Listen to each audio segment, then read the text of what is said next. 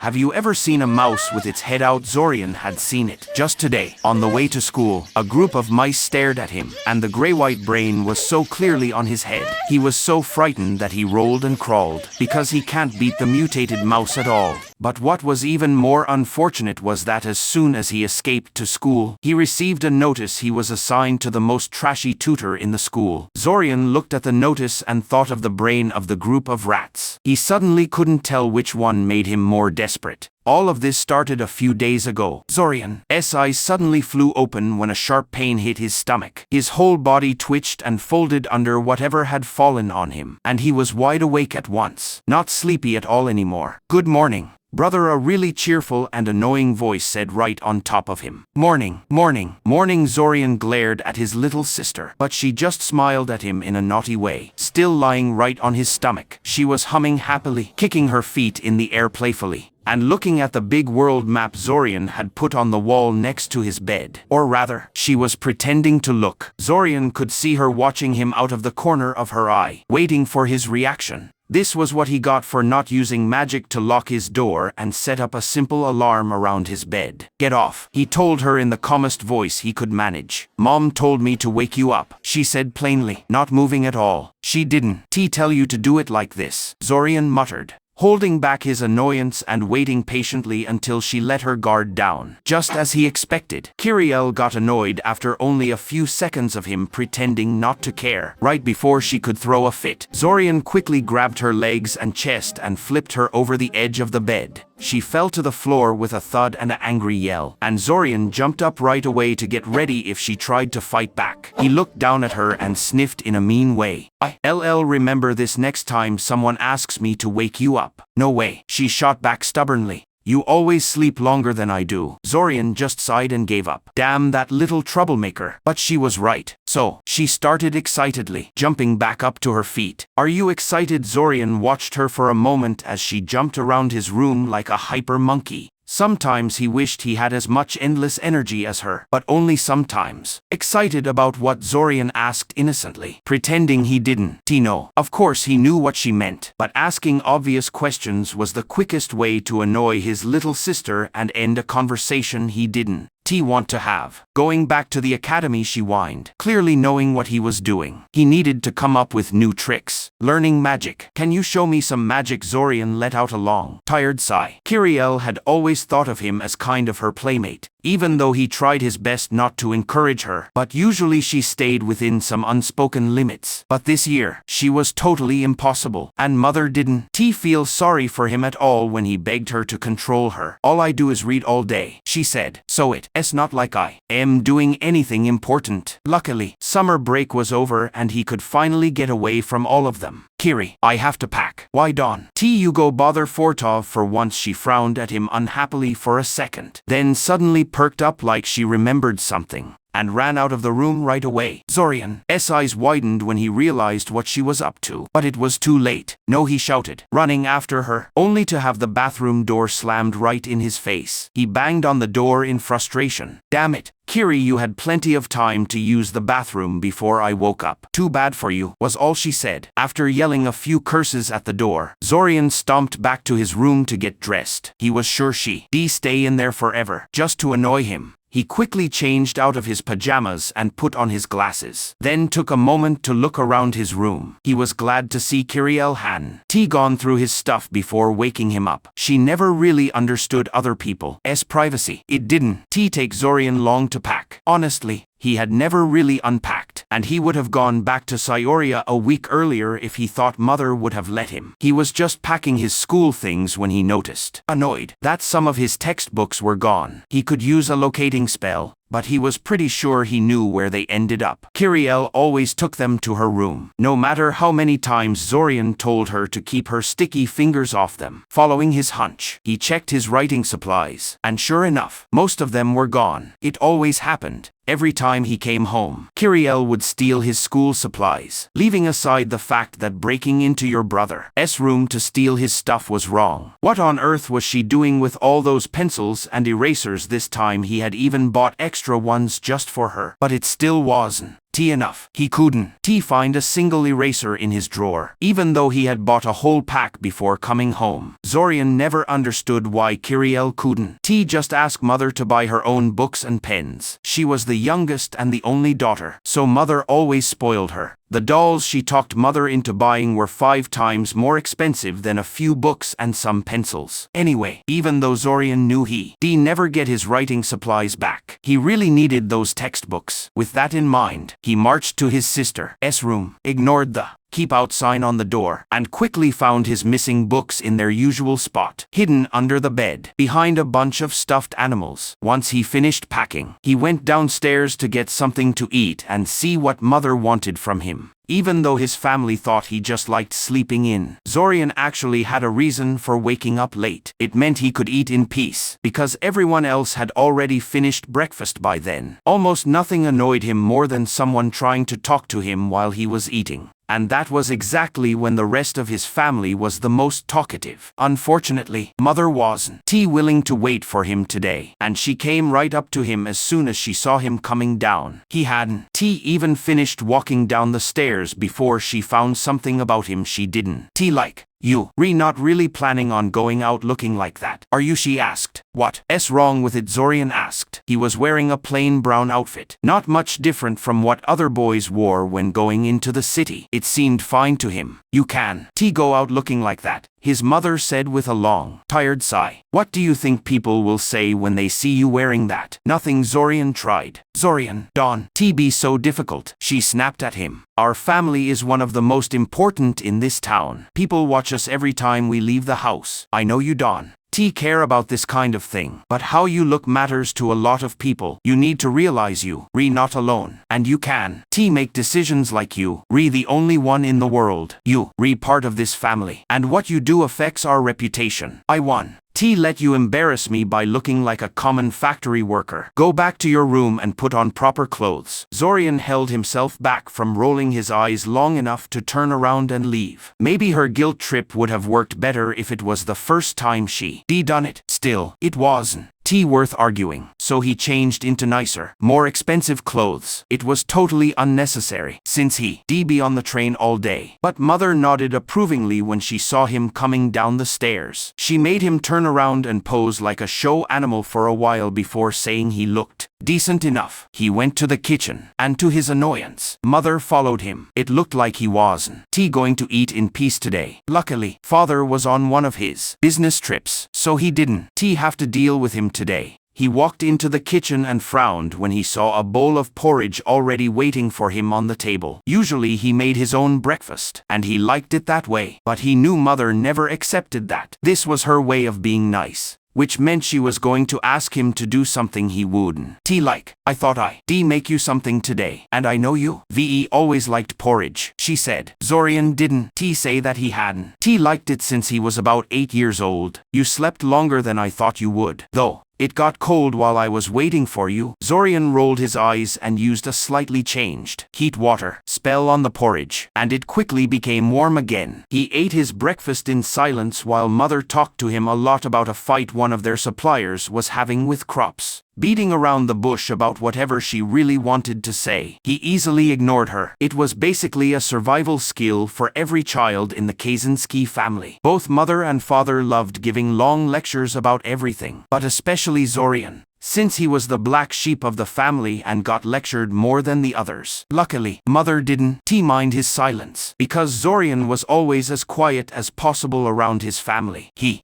learned years ago that this was the easiest way to get along with them. Mother, he interrupted her. I just woke up because Kiri jumped on me. I haven't had a chance to go to the bathroom, and now you bothering me while I am eating. Either say what you want or wait a few minutes until I finish breakfast. She did that again, his mother asked, clearly amused. Zorian rubbed his eyes and didn't say anything, then quietly put an apple from the bowl on the table into his pocket while mother wasn't looking. Kiriel did a lot of annoying things over and over, but complaining to mother about it was a waste of time. No one in this family was on his side. Oh, don't be like that, mother said. Noticing he was upset, She's just bored and playing with you. You take things way too seriously, just like your father. I am nothing like my father, Zorian insisted, raising his voice and glaring at her. That was why he hated eating with other people. He started eating his breakfast again faster, eager to finish as soon as possible. Of course you not, Mother said casually, then suddenly changed the subject. Actually, this reminds me, your father and I are going to Koth to visit Daimen. Zorian bit his spoon to keep from saying something rude. It was always Daimen this, Daimen that. Some days Zorian wondered why his parents had 3 other kids when they clearly loved their oldest son the most. Really, traveling to another continent just to visit him, what? Were they going to die if they didn't see him for a year? What does that have to do with me? Zorian asked. It's going to be a long visit, she said. We'll be there for about 6 months, traveling most of the time. You and Fortov will be at the academy, of course. But I am worried about Kiriel. She's only 9, and I don't feel comfortable taking her with us. Zorian turned pale, finally understanding what she wanted from him. Hell no, Mother, I am 15, he protested. So she asked, your father and I were already married when we were your age. Times are different. Besides, I am at the academy most of the day, Zorian answered. Why don't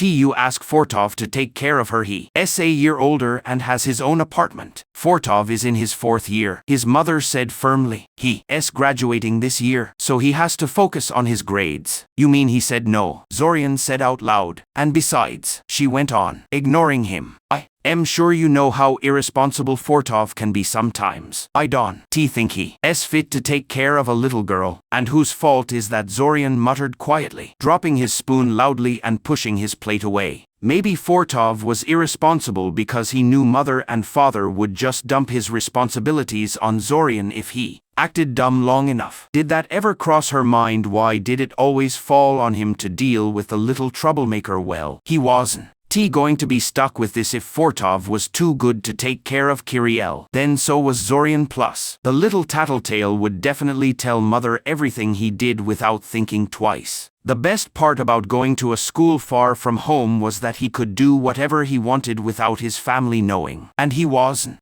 going to give that up. Honestly, this was just Mother's way of spying on him so she could lecture him more about family pride and good manners. I don't think I am fit for it either, Zorian said a little louder. You said just a few minutes ago that I embarrassed the family. We wouldn't want to corrupt little Kiri with my careless attitude, would we? I didn't no, Zorian shouted. Oh, fine, have it your way, she huffed, giving up. But really, I wasn't suggesting. What are you talking about? Kiriel called from behind him. We were talking about what a spoiled brat you are. Zorian shot back right away. No you weren't. Zorian just rolled his eyes and stood up, planning to go to the bathroom, only to find an angry little sister blocking his way. Then there was a knock at the door.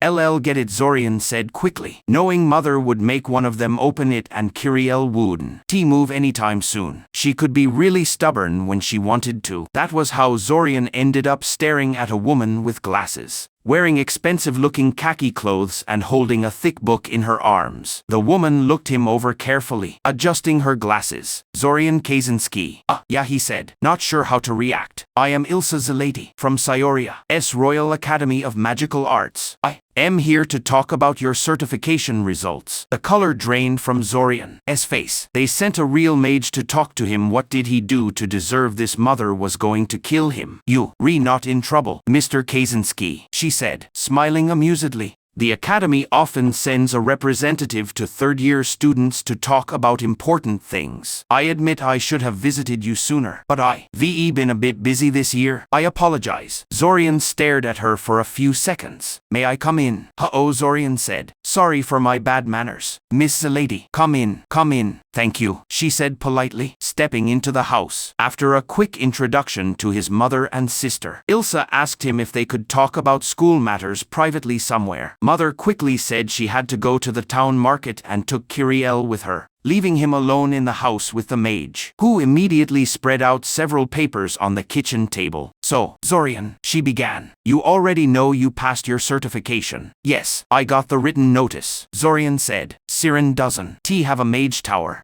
so I was going to pick up my badge when I got back to Syoria. Ilsa just handed him a sealed scroll. Zorian looked at the scroll for a few seconds, then tried to break the seal to read it. Unfortunately, the seal was really hard to break. Unnaturally hard. Even, he frowned. Ilsa wouldn't have given him the scroll like this if she didn't think he could open it. Was it some kind of test he wasn't anyone special, so it had to be something easy. What skill did every new mage have that would? Oh, he almost rolled his eyes when he realized what it was. He put some mana into the seal, and it broke right away, letting Zorian unroll the scroll. It was written in neat handwriting and was some kind of proof that he was a first circle mage. He looked back at Ilsa, who nodded approvingly, confirming that he had just passed some kind of test. You don't really have to pick up your badge until you finish school, she said. The badge is quite expensive, and no one will bother you about it unless you plan to open a shop or sell your magic skills. If anyone does bother you, just tell them to contact the academy and we'll sort it out. Zorian shrugged. While he did plan to leave his family, he preferred to wait until graduation, which was 2 years away. He motioned for her to continue. All right, then. The records say you lived in the academy dorms for the past 2 years. I assume you want to keep doing that. Zorian nodded, and she reached into her pocket and handed him a strange key. Zorian knew how locks normally worked, and could even pick simple ones if he had time. But he couldn't figure out how this key worked. It didn't have any teeth to fit into the lock. On a hunch, he put some mana into it, and faint golden lines lit up on the metal. He looked at Ilsa silently, asking a question. Third-year dorms work differently from what you used to, she told him. As you probably know, now that you a certified first circle mage, the academy can teach you first circle and higher spells. Since you'll be dealing with important things, better security is needed. So you'll be moving to a different building. The lock on your door is connected to your mana, so you have to put some of your personal mana into the key like you just did before it will unlock. Ah, Zorian said. He twirled the key in his hand, wondering how they had gotten his mana signature.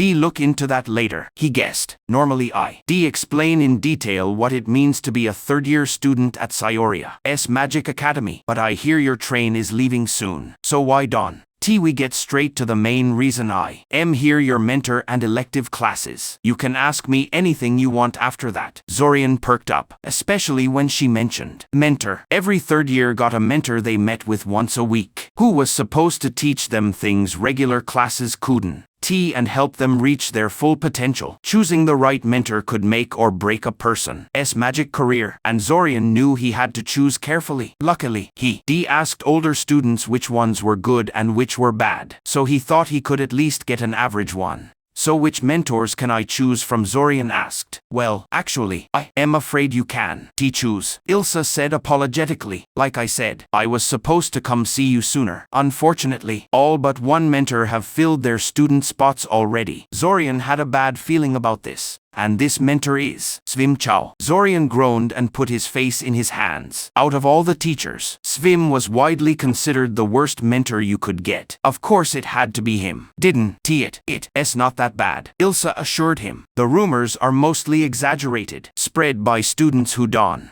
want to do the work Professor Svim makes them do. I am sure a talented, hardworking student like you won't have any problems with him. Zorian snorted. There's no way I can switch to another mentor, is there? Not really. We had a really good graduation rate last year, and all the mentors are full of students. Professor Svim is the least busy one available. Wow, I wonder why. Zorian mumbled. All right, fine. What about electives? Ilsa handed him another scroll. This one open, with a list of all the elective classes the academy offered. It was long, really long. You could sign up for almost anything, even things that weren't exactly magic-related. Advanced math, classic literature, and architecture. It made sense, really, because Icosian magic had always been tied to other intellectual subjects. You can choose up to 5, but no less than 3 electives this year. It would be easier for us if you did it now, so we can finish the schedules over the weekend before classes start. Don't be intimidated by how long the list is, even if you choose something you don't like. You can switch to a different elective during the first month of school. Zorian frowned. There were a lot of electives, and he wasn't sure which ones he wanted. He already gotten stuck with a bad mentor, so he really couldn't mess this up. This would take a while. Please don't T take this the wrong way, Miss Lady. But do you mind if we take a short break before we keep going? Of course not, she said. Is something wrong? Not at all, Zorian assured her. It's just that I really need to use the bathroom. Probably not the best way to make a good first impression. Kiriel was definitely going to pay for putting him in this situation. Zorian followed his family quietly into Siren's train station, ignoring Fortov's loud greeting to some of his friends. He looked through the crowd at the station for any familiar faces, but predictably, didn't see any. He didn't really know many people in his hometown, as his parents loved reminding him. He felt mother staring at him as he tried to find an empty bench, but refused to look back. She take that as a chance to start talking, and he already knew what she say. Why Don? You join Fortov and his friends, Zorian, because they immature idiots, just like Fortov. That's why, he sighed, looking at the empty train tracks annoyed. The train was late. He didn't mind waiting, but waiting in the crowd was torture. His family would never understand, but Zorian hated crowds. It wasn't anything specific. More like big groups of people gave off a feeling that weighed on him non-stop. Most of the time it was annoying, though it did have its uses. His parents stopped taking him to church when they realized dragging him into a crowded hall made him dizzy and pass out in minutes. Luckily, the train station wasn't crowded enough right now to have that strong an effect, but Zorian knew being there too long would tire him out. He hoped the train wouldn't take too long, because he didn't want to have a headache for the rest of the day. Fortov's loud laughter pulled him out of his gloomy thoughts. His older brother definitely didn't have that problem. As always, he was cheerful, friendly, and had a smile that could light up the whole world. The people around him were clearly fascinated by him, and he stood out right away. Even though he had the same thin build as Zorian, he just had that kind of presence. He was like Daimen in that way, except Daimen actually had skills to back up his charm. He scoffed and shook his head. Zorian didn't know for sure how Fortov had gotten into a supposedly elite school like Sayoria's Magic Academy, but he strongly suspected father had paid some people to get Fortov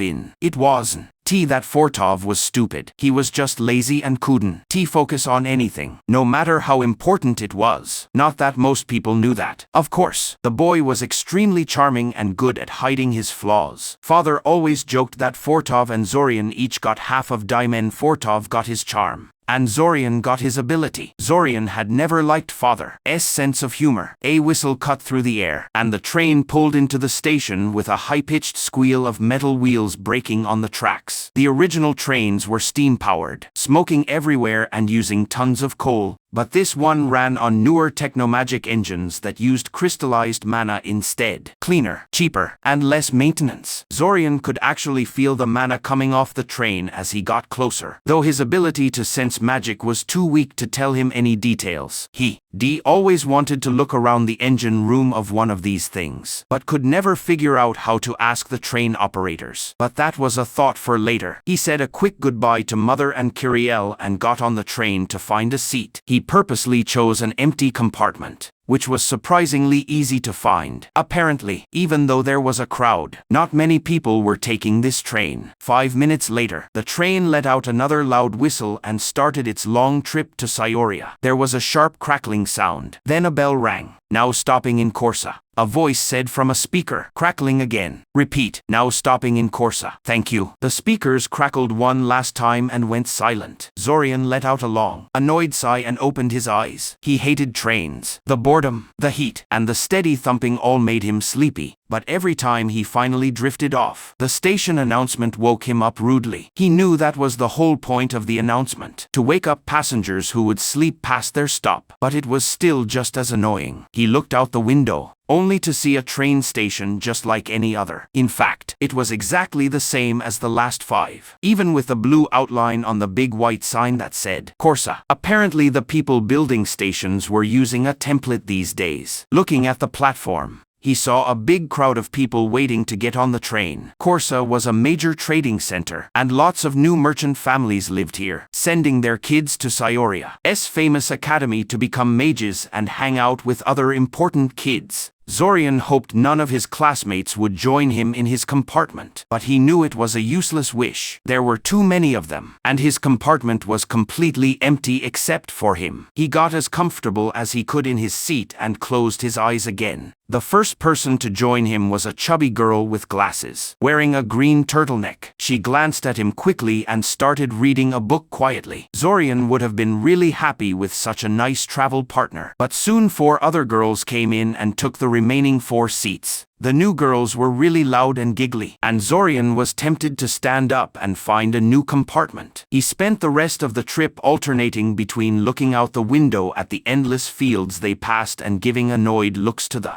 green turtleneck girl, who seemed just as annoyed by the other girls' behavior as he was. He knew they were getting close to Syoria when he saw trees on the horizon. There was only one city on this route that close to the big northern forest, and the trains usually avoided going near that famous, dangerous place. Zorian picked up his bag and went to stand by the exit. His plan was to be one of the first off the train to avoid the usual crowding when they got to Syoria. But he was too late. There was already a crowd at the exit when he got there. He leaned against a nearby window and waited, listening to 3 first-year students next to him talking excitedly about learning magic and stuff. Boy, were they going to be disappointed. First year was all theory, meditation exercises, and learning how to use your mana steadily. Hey, you, an upperclassman. Aaron. Zorian looked at the girl talking to him and held back an annoyed groan. He really didn't want to talk to these people. He'd been on the train since early morning. Mother had yelled at him for not offering Ilsa a drink while she was at the house, and he wasn't in the mood for anything.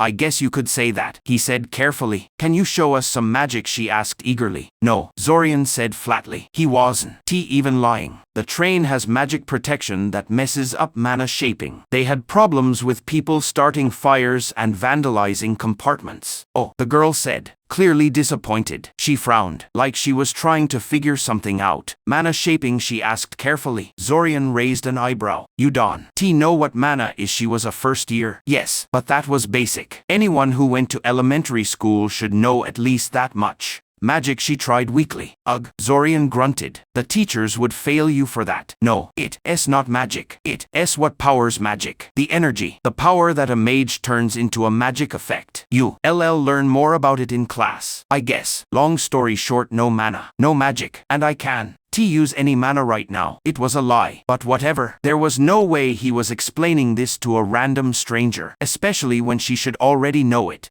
Okay, sorry to bother you then. With a lot of squealing and steam, the train stopped at Syoria's train station, and Zorian got off as fast as he could, pushing past the amazed first years staring at everything. Syoria's train station was huge. Obviously huge because it was enclosed, looking more like a giant tunnel. Actually, the whole station was even bigger, because there were 4 more tunnels, like this one, plus all the support buildings. There was nothing like it anywhere in the world, and almost everyone was shocked the first time they saw it. Zorian had been too, when he first arrived. The feeling of being lost was even worse because of the huge number of people passing through the terminal, passengers getting on and off the train, workers checking the train and unloading bags, newsboys shouting headlines, and homeless people asking for change. As far as he knew, this huge flow of people never really stopped, even at night, and today was especially busy. He looked at the big clock hanging from the ceiling, saw he had plenty of time, bought some bread from a nearby bakery, then headed to Syoria's Central Plaza, planning to eat while sitting on the edge of the fountain there. It was a nice place to relax. Syoria was a strange city. It was one of the most developed and largest cities in the world, which was weird at first glance, because Syoria was dangerously close to monster-filled wilderness and wasn't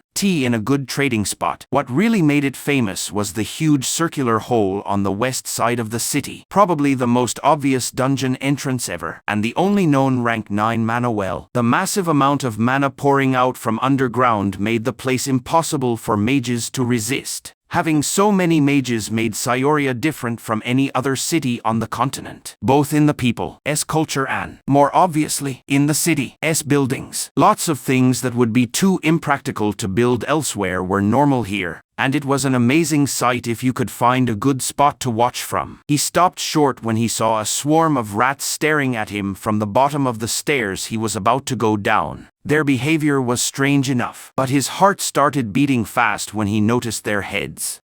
Were their brains exposed? He swallowed hard and stepped back, slowly moving away from the stairs before turning and running as fast as he could. He didn't know what they were, but they definitely weren't normal rats. He guessed he shouldn't be that surprised, though. A place like Xianxia attracted more than just mages. All kinds of magical creatures found it just as appealing. He was just glad the rats didn't chase him, because he didn't know any combat spells. The only spell he knew that might help in a situation like this was the spook animals spell, and he had no idea how well it would work against those clearly magical rats. A little shaken but still determined to get to the fountain, he tried to go around the rats through a nearby park. But he just wasn't lucky today. He immediately ran into a little girl crying hard on the bridge he had to cross, and it took him 5 minutes just to calm her down enough to understand what was wrong. He supposed he could have just walked past her and left her there crying, but even he wasn't that cold-hearted. "The bike," she finally said, hiccuping badly. "It fell," and she wailed. Zorian blinked, trying to understand what she was saying, realizing she wasn't making sense. The girl pointed at the small river under the bridge. Zorian looked over the edge, and sure enough, a kid's bicycle was half submerged in the muddy water. "Huh," Zorian said. "Wonder how that happened." "It fell in," the girl repeated, like she was going to cry again. All right, no need to cry. I'll get it out." "Okay," Zorian said, looking at the bike thoughtfully. "You'll get dirty," she warned quietly. Zorian could tell from her voice that she hoped he'd get it out anyway. "Don't worry, I am not going to walk through that mud," Zorian said. "Watch." He made a few hand gestures and cast a levitate object spell, making the bike slowly rise out of the water and into the air. The bike was much heavier than the things he usually practiced with, and he had to levitate it higher than he was used to, but it was well within his ability. He grabbed the bike by the seat when it was close enough and set it on the bridge. "There," Zorian said. "It's muddy and wet, but I can help with that. I don't know any cleaning spells." "Okay." She nodded slowly, holding onto her bike like it would fly away the second she let go. He said goodbye and left, deciding he wasn't meant to relax at the fountain today. The weather was also getting worse fast. Dark clouds were gathering on the horizon, meaning it was going to rain. He decided to just join the group of students walking slowly to the academy and get it over with. It was a long way from the train station to the academy, since the station was on the edge of the city and the academy was right next to the hole. Depending on how fit you were and how much luggage you had, it could take an hour or two. Zorian wasn't very fit, with his skinny body and staying inside all the time, but he purposely packed light for the trip. He joined the line of students still walking from the train station to the academy, ignoring the occasional first-year struggling with too much luggage. He felt sorry for them because his stupid brothers hadn't warned him to pack light either, and he'd been just like them the first time he arrived at the train station. But there was nothing he could do to help. The threat of rain and bad luck aside, he felt pumped up as he got closer to the academy. He was using the ambient mana around the hole to refill the mana he used to levitate that girl's bike. Mage academies are almost always built on top of mana wells just for this reason. Areas with high ambient mana are perfect for new mages to practice spells. Whenever they run out of mana, they can top up from their surroundings instead of just relying on their own natural regeneration. Zorian pulled the apple out of his pocket and made it float over his palm. It wasn't really a spell, more like just messing with raw mana. A mana-shaping exercise to help mages get better at controlling and directing magical energy. It looked super simple, but it took Zorian 2 whole years to get it right. Sometimes he wondered if his family was right and he was too focused on studying. He knew for a fact most of his classmates had way worse control over their magic, and it didn't seem to hold them back much. He stopped using the mana to hold the apple and let it drop into his hand. He wished he knew a rain protection spell. Little raindrops were already starting to fall, or an umbrella. Either would work, honestly, except an umbrella doesn't take years of training to use. Magic can be such a rip-off sometimes, Zorian muttered glumly. He took a deep breath and started running.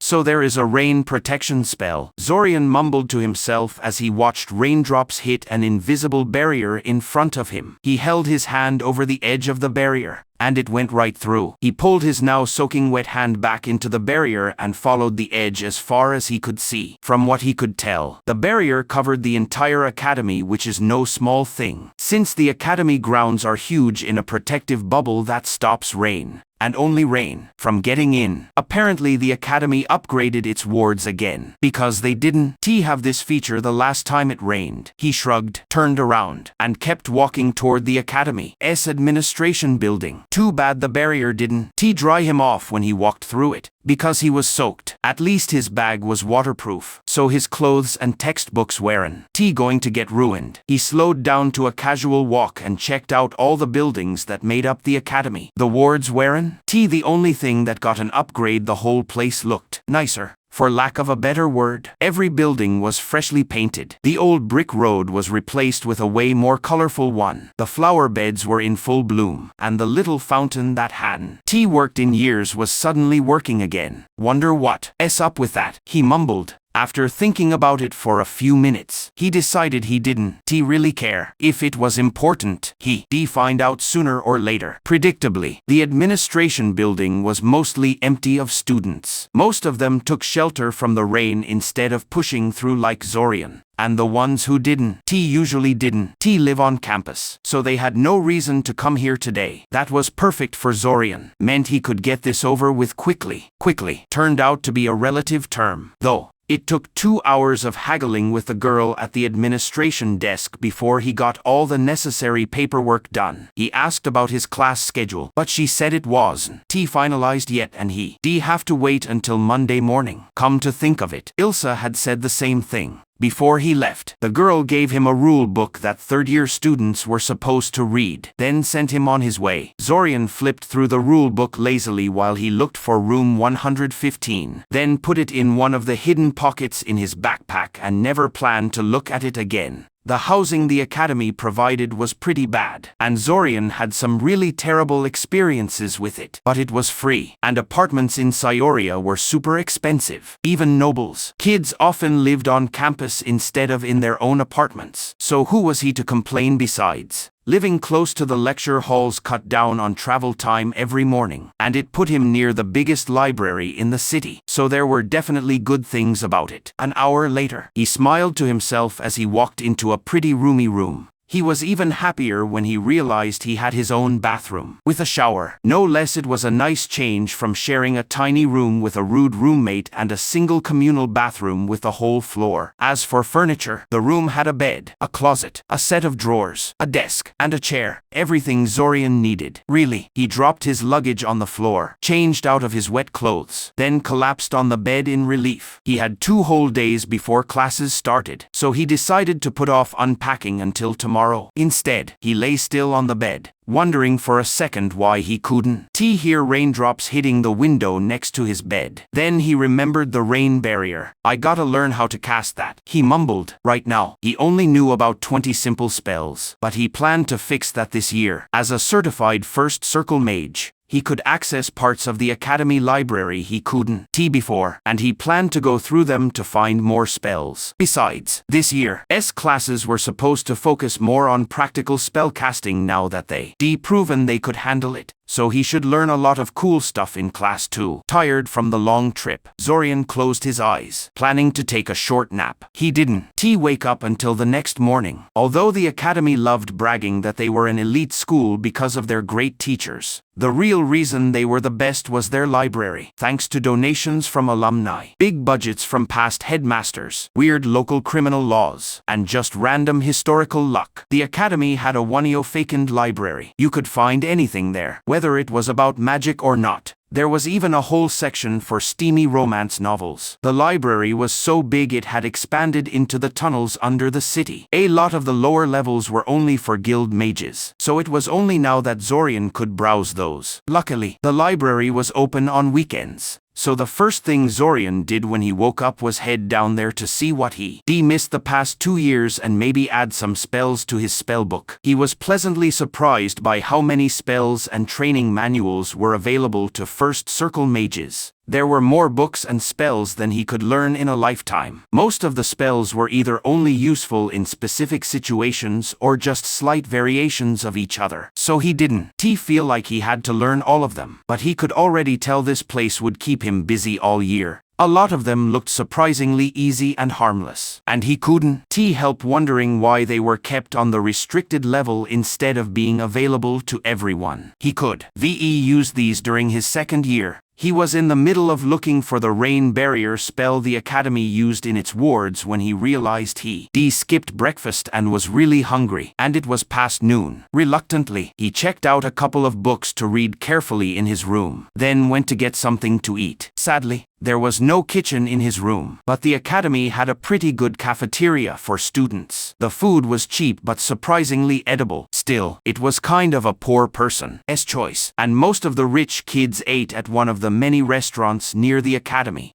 Zorian was a little shocked when he walked into the cafeteria and saw that the changes to the Academy weren't just outside. The cafeteria was spotless, and all the tables and chairs were brand new. It was weird seeing the place so clean. He shook his head, quickly loaded a couple of plates onto his tray, noticing that the cooks were suddenly way more generous with the meat and other expensive parts of the meal. Then started looking for familiar faces among the students eating. Clearly something was going on, and he hated being out of the loop. Zorian over here, lucky him. Zorian immediately walked toward the chubby boy, waving him over. Over the years, Zorian had learned that his energetic classmate was totally plugged into the Academy's gossip network and knew pretty much everything and everyone. If anyone knew what was going on, it was Benesek. Hey Ben, Zorian said. I am surprised to see you in Syoria so early. Dawn, you usually come on the last train. I should be asking you that, Benesek half shouted. Zorian never got why the boy had to be so loud all the time. I came here this early, and you already here. Ben, you came back 2 days before classes start, Zorian said, trying not to roll his eyes. Only Benesek would think coming a couple of days early was some big achievement worth talking about.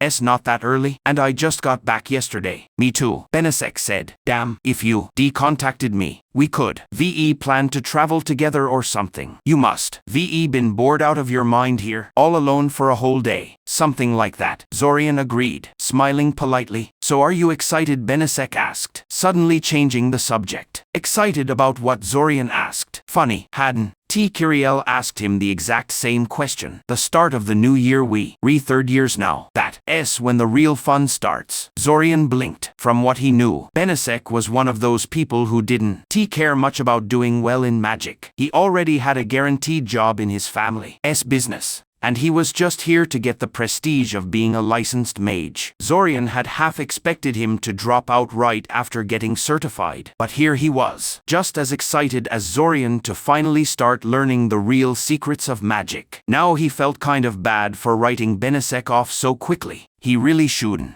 be so judgmental. Oh, yeah, of course I am excited. Though I have to admit, I never knew you actually cared about your classes. What are you talking about? Benesek asked, eyeing him suspiciously. The girls, man, I am talking about the girls. The younger ones love upperclassmen like us. The new first years will be all over us. Zorian groaned. He should known. Anyway, Zorian said, recovering quickly, since I know you, always gossiping around, informing myself about what's going on. Benesek cut in, putting on a fake teacher voice. Right, why?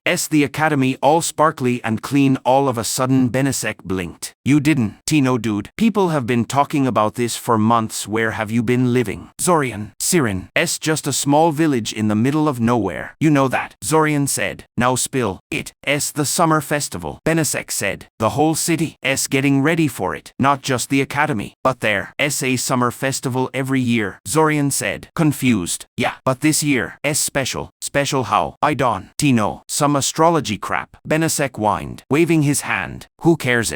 An excuse for an even bigger party than usual. Dawn, look a gift horse in the mouth. I say, Astro. Zorian started, raising an eyebrow. Then something hit him. Wait, do you mean planar alignment? Yeah, that It. Benasek agreed. What even is that? Do you have a couple of hours? Never mind. I don't want to know. Benasek quickly backtracked, laughing nervously. Zorian snorted. So easy to scare. The truth was, Zorian didn't know much about planar alignments either. He probably couldn't talk about them for more than 30 seconds. It's a pretty obscure topic. Zorian was pretty sure Benasek was right, and it was just an excuse for a bigger party. So what did you do over the summer? Benasek asked. Zorian groaned. Ben, you sound like my elementary school literature teacher. Now, kids, for homework, write a short essay about what you did over summer break. I am just being polite, Benasek said defensively. No need to snap at me because you wasted your summer. Oh, and you spent yours being productive, Zorian challenged. Well, not by choice, Benasek admitted sheepishly. Dad decided it was time I start learning the family business. So I spent the whole summer helping him and being his assistant. Oh, yeah, Benasek said, clicking his tongue. He also made me pick estate management as one of my electives. I heard it. It's a really hard class too. My summer wasn't too stressful. I mostly read fiction and avoided my family, Zorian admitted. Mom tried to make me take care of my little sister this year, but I talked her out of it. I feel for you, Benasek said, shuddering. I have 2 little sisters, and I'd die if they came to live with me here. They both total nightmares anyway. What electives did you take? Engineering, mineral alchemy, and advanced mathematics.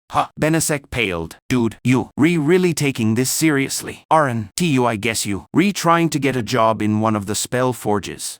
Yeah, Zorian said. Why? Benasek asked, confused. Designing magic items. That's a tough, tiring job. Can your parents get you a spot in their business? Zorian gave him a forced smile. Yeah, no doubt his parents already had a spot planned out for him. I'd rather starve on the streets, Zorian told him honestly. Benasek raised an eyebrow but just shook his head sadly. Personally, I think you crazy. Who did you pick as your mentor? I didn't get to pick, Zorian scoffed. There was only one left when it was my turn. I am stuck with Svim. Benasek actually dropped his spoon, staring at him in shock. Svim, but that guy. A nightmare. I know, Zorian said, letting out a long, frustrated sigh. Man, I'd probably transfer if I got stuck with that jerk, Benasek said. You way braver than me. That's for sure. So who did you pick? Zorian asked curiously. Karabira Aope, Benasek said, perking up right away. Please Don. Tell me you picked your mentor because of how she looks, Zorian begged. Well, not just because of that, Benasek said defensively. They say she's pretty lenient. You Don want to do any extra work? Zorian guessed. This whole thing's like a vacation for me, Benasek admitted sheepishly. I get to put off getting a job for 2 years and have some fun in the meantime. You only young once. You know, Zorian shrugged. Personally, he thought learning about magic and gathering knowledge was fun on its own, but he knew very few people felt the same way. I guess, Zorian said, not really agreeing. Is there anything else everyone knows that I should? He spent another hour or so talking to Benasek, covering all kinds of topics. It was especially interesting to hear which of their classmates would be coming back this year and which wouldn't. Zorian had thought the certification exam was kind of easy, but apparently he was wrong. About a quarter of their classmates wouldn't be joining them. He noticed most of the students who failed were from non-mage families, but that wasn't unusual. Mage-born kids had parental support when learning magic and a reputation to live up to. He was happy to hear that one particular jerk wouldn't be coming back. Apparently Veyers Boranova lost his temper at his disciplinary hearing and got expelled. He wouldn't be missed. Honestly, that kid was a troublemaker, and it was a shame they didn't expel him sooner. Luckily, it seemed some things couldn't be ignored, even if you were a noble heir. He left when Benasek started talking about the pros and cons of different girls in their class. He didn't want to get dragged into that, and went back to his room to read. He hadn't even opened the first book properly when someone knocked on his door. Very few people bothered to find his room, so he had a pretty good idea who it was before he opened the door. Hi, Roach. Zorian stared at the grinning girl in front of him, debating whether to get mad about the mean nickname before letting her in. In the past, when he had a crush on her, the nickname kind of hurt. Now it was just a little annoying. Taven walked right in and jumped on his bed like a kid. Really? What had he ever seen in her other than a beautiful older girl who was nice to him and liked to wear tight clothes? That is, I thought you graduated, he said. I did, she answered, picking up one of the spell books he borrowed from the library and flipping through it. Since she already taken over his bed, he sat down on the chair at his desk. But you know how it is. There are way too many young mages and not enough masters willing to teach them. I am working as a class assistant for Nurthak. Hey, if you took non-magical combat, you'll see me all the time. Yeah, right. Zorian snorted. Nurthak blacklisted me beforehand, just in case I tried to sign up. Really? Yeah, not that I would ever sign up for a class like that anyway, Zorian said, except maybe to watch Taven all sweaty and out of breath in that tight outfit she wore when she trained. Too bad, she said, seeming focused on his book. You really should build some muscle someday. Girls like guys who work out. I don't care what girls like. Zorian snapped irritably. She was starting to sound like his mom. Why are you here anyway? Oh, calm down. It was just a thought, she said with a dramatic sigh. Boys and their fragile egos. Taven, I like you, but you pushing it, Zorian warned. I came to ask if you join me and a couple of others on a job tomorrow, she said, throwing the book aside and finally getting to the point. A job? Zorian asked suspiciously. Yeah, well, more like a mission. You know those job postings people put on the big board inside the administration building? Zorian nodded. Whenever a mage in the city wanted something done cheaply, they posted a job offer there for students. The pay was usually terrible, but students had to earn points by doing them. So everyone had to do a few. Most people didn't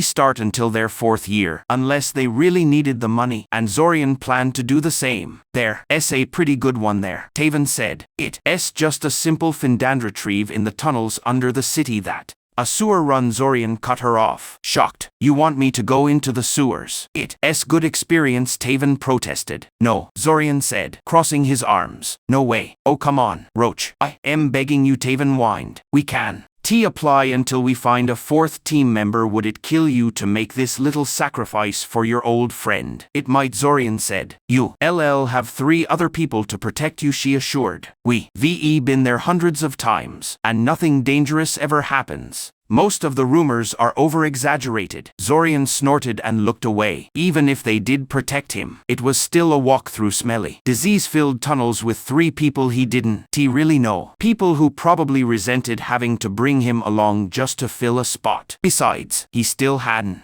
forgiven her for that fake date she invited him on. She might not have known he had a crush on her then, but it was still a really thoughtless thing to do. Also, he might be more willing to help if she stopped calling him Roach. It wasn't nearly as cute as she thought. Okay, how about a bet? She tried. No, Zorian said right away. She let out an annoyed yell. You didn't even hear me out. You want to fight? Zorian said. You always want to fight. So what? She pouted. Are you chicken admitting you lose to a girl? Absolutely, Zorian said flatly. Both of Taven's parents were martial artists, and they taught her to fight since she was little. Zorian wouldn't last 5 seconds against her in a hand-to-hand fight. Hell, he doubted anyone in school would do much better. Taven threw her hands up in frustration and flopped onto his bed. For a second, Zorian thought she was giving up. Then she sat up, crossed her legs into a lotus position, and smiled. A smile that made Zorian feel uneasy. So, she said cheerfully, how have you been? Zorian sighed. This wasn't how he planned to spend his weekend. 2 days later, Zorian was all settled into his new room, and it was Monday morning. Getting up early was pure torture after getting used to sleeping in. But he managed. He had a lot of flaws, but lack of self-discipline wasn't one of them. He managed to get rid of Taven after 3 hours of arguing. But he was in a bad mood afterward and put off reading for another day. In the end, he spent the whole weekend lazing around, actually kind of looking forward to classes starting. The first class of the day was Essential Invocations, and Zorian wasn't sure what it was supposed to teach. Most of his other classes had clear topics from their names, but invocation was a general term. Invocations are what most people think of when they hear magic. A few arcane words, weird hand gestures, and poof, magic happens. It's actually way more complicated than that, but that's the part people see, so that's what they focus on. Clearly the academy thought the class was important, because they had it every day of the week. As he walked toward the classroom, he saw a familiar person standing in front of the door with a clipboard. At least that was familiar. Akoja Strohs had been the class rep for their group since first year, and she took the job super seriously. She gave him a mean look when she saw him, and Zorian wondered what he'd done to tick her off this time. "You late," she said when he got close enough. Zorian raised an eyebrow. "Class doesn't start for at least 10 more minutes. How am I late?" "Students are supposed to be in the classroom and ready 15 minutes before class starts," she said. Zorian rolled his eyes. This was ridiculous, even for Akoja. "Am I the last one here?" "No," she admitted after a short pause. Zorian walked past her and into the classroom. "You can always tell when you in a room full of mages. Their looks and style give them away, especially in Syoria, where mages from all over the world send their kids." A lot of his classmates were from established magic families, if not actual noble houses, and many mage lineages have kids with obvious quirks, either from their parents' bloodlines or secret enhancement rituals they do. Things like green hair, always having soul-bonded twins, or tattoo-like marks on their cheeks and forehead. And those are real examples from his classmates. He shook his head to clear his thoughts, walked toward the front of the classroom, and gave polite greetings to the few classmates he knew a little better. No one really tried to talk to him, even though he didn't have any bad blood with anyone. He wasn't particularly close to anyone either. He was about to sit down when he heard frantic hissing. He looked to his left and saw his classmate whispering calmly to the orange-eared lizard in his lap. The animal stared at him intently with bright yellow eyes, nervously flicking its tongue, but didn't hiss again when Zorian carefully sat down. "Sorry about that," the boy said. He's still a little nervous around strangers. "Don't worry about it," Zorian said, waving off the apology. He didn't know Briam very well, but he knew Briam's family bred fire drakes for a living, so it wasn't unusual for him to have one. "I see your family gave you your own fire drake." A familiar Briam nodded happily, scratching the lizard's head without thinking, making the creature close its eyes in contentment. "I bonded with him over summer break," he said. "The familiar bond is a little weird at first, but I think I am getting the hang of it. At least I got him to stop breathing fire at people without permission. Otherwise I have to put a fire suppressant collar on him, and he hates that thing." The school get mad at you for bringing him to class?" Zorian asked curiously. "Him," Briam corrected. "And no, they won. You can bring a familiar to class if you report them to the academy and can get them to behave. And, of course, as long as they not too big." "I heard fire drakes get pretty big," Zorian said thoughtfully. "They do," Briam agreed. "That's why I couldn't have one until now. In a few years, he'll be way too big to bring to class. But by then I'll be done with school and back at the ranch." Sure, the creature wouldn't try to bite him during class. Zorian let his attention wander. He mostly spent his time secretly checking out the girls. He blamed Benesek. He usually didn't stare at his classmates like that, no matter how cute some of them were. "Hot, isn'." Zorian jumped in surprise at the voice behind him and kicked himself for getting caught. "I don't know what you talking about," he said quickly, turning around calmly to face Zack. His classmate's cheerful, smiling face told him he wasn't fooling anyone. "Don't be so flustered," Zack said happily. "I don't think there's a single guy in class who doesn't daydream about our red-headed goddess sometimes." Zorian snorted. Actually, he wasn't looking at Rainy at all. He was looking at the girl she was talking to. Not that he was going to correct Zack or anything, really. Zorian had mixed feelings about Zack. On one hand, the black-haired boy was charming, confident, handsome, and popular, which reminded Zorian uncomfortably of his brothers. But on the other hand, Zack was never mean or rude to Zorian, and he often chat with him when everyone else ignored him. Because of that, Zorian never knew how to act around him. Besides, Zorian never talked to other guys about what kind of girls he liked. The academy gossip mill was always spreading rumors about who liked who, and Zorian knew all too well how even harmless rumors could make your life miserable for years. "From your dreamy tone, I guess she's still not into you," Zorian said, trying to change the subject. "She's tricky," Zack agreed. "But I've got all the time in the world." Zorian raised an eyebrow, not sure what the other boy meant. All the time in the world. Luckily, he was saved from further conversation when the door slammed open and the teacher walked in. Zorian was surprised to see Ilsa walk into class with a big green book all teachers carried, though he shouldn't have been. He already knew Ilsa was a teacher at the academy, so it was normal for her to teach this class. She smiled at him before putting the book on her desk and clapping her hands to quiet the students who were too busy talking to notice her. "Settle down, everyone. Class has started," Ilsa said, taking the attendance list from a koja, who stood next to her at attention, like a soldier in front of a superior. "Welcome, students, to your first class of the new school year. I am Ilsa Zalati, and I'll be your teacher for this class. You, third-year students now, which means you, passed your certification and joined our distinguished mage community. You, proven you, smart, motivated, and able to control mana, the lifeblood of magic. But your journey is just beginning, as all of you have noticed, and many of you have complained about. You, only been taught a handful of spells so far, and all of them are just simple cantrips. You'll be happy to know this unfairness ends now." The students cheered, and Ilsa let them celebrate for a second before gesturing for them to be quiet. She definitely knew how to be dramatic, just like the students. Really, that cheer wasn't because they were actually excited. "But what exactly are spells?" she asked. "Can anyone tell me?" "Oh great," Zorian mumbled. "A review session." The classroom filled with hesitant murmurs until Ilsa pointed to a girl, who answered, "Structured magic." "Exactly. Spells are structured magic. Casting a spell means invoking a specific mana construct. A construct that is limited in what it can do by its very nature.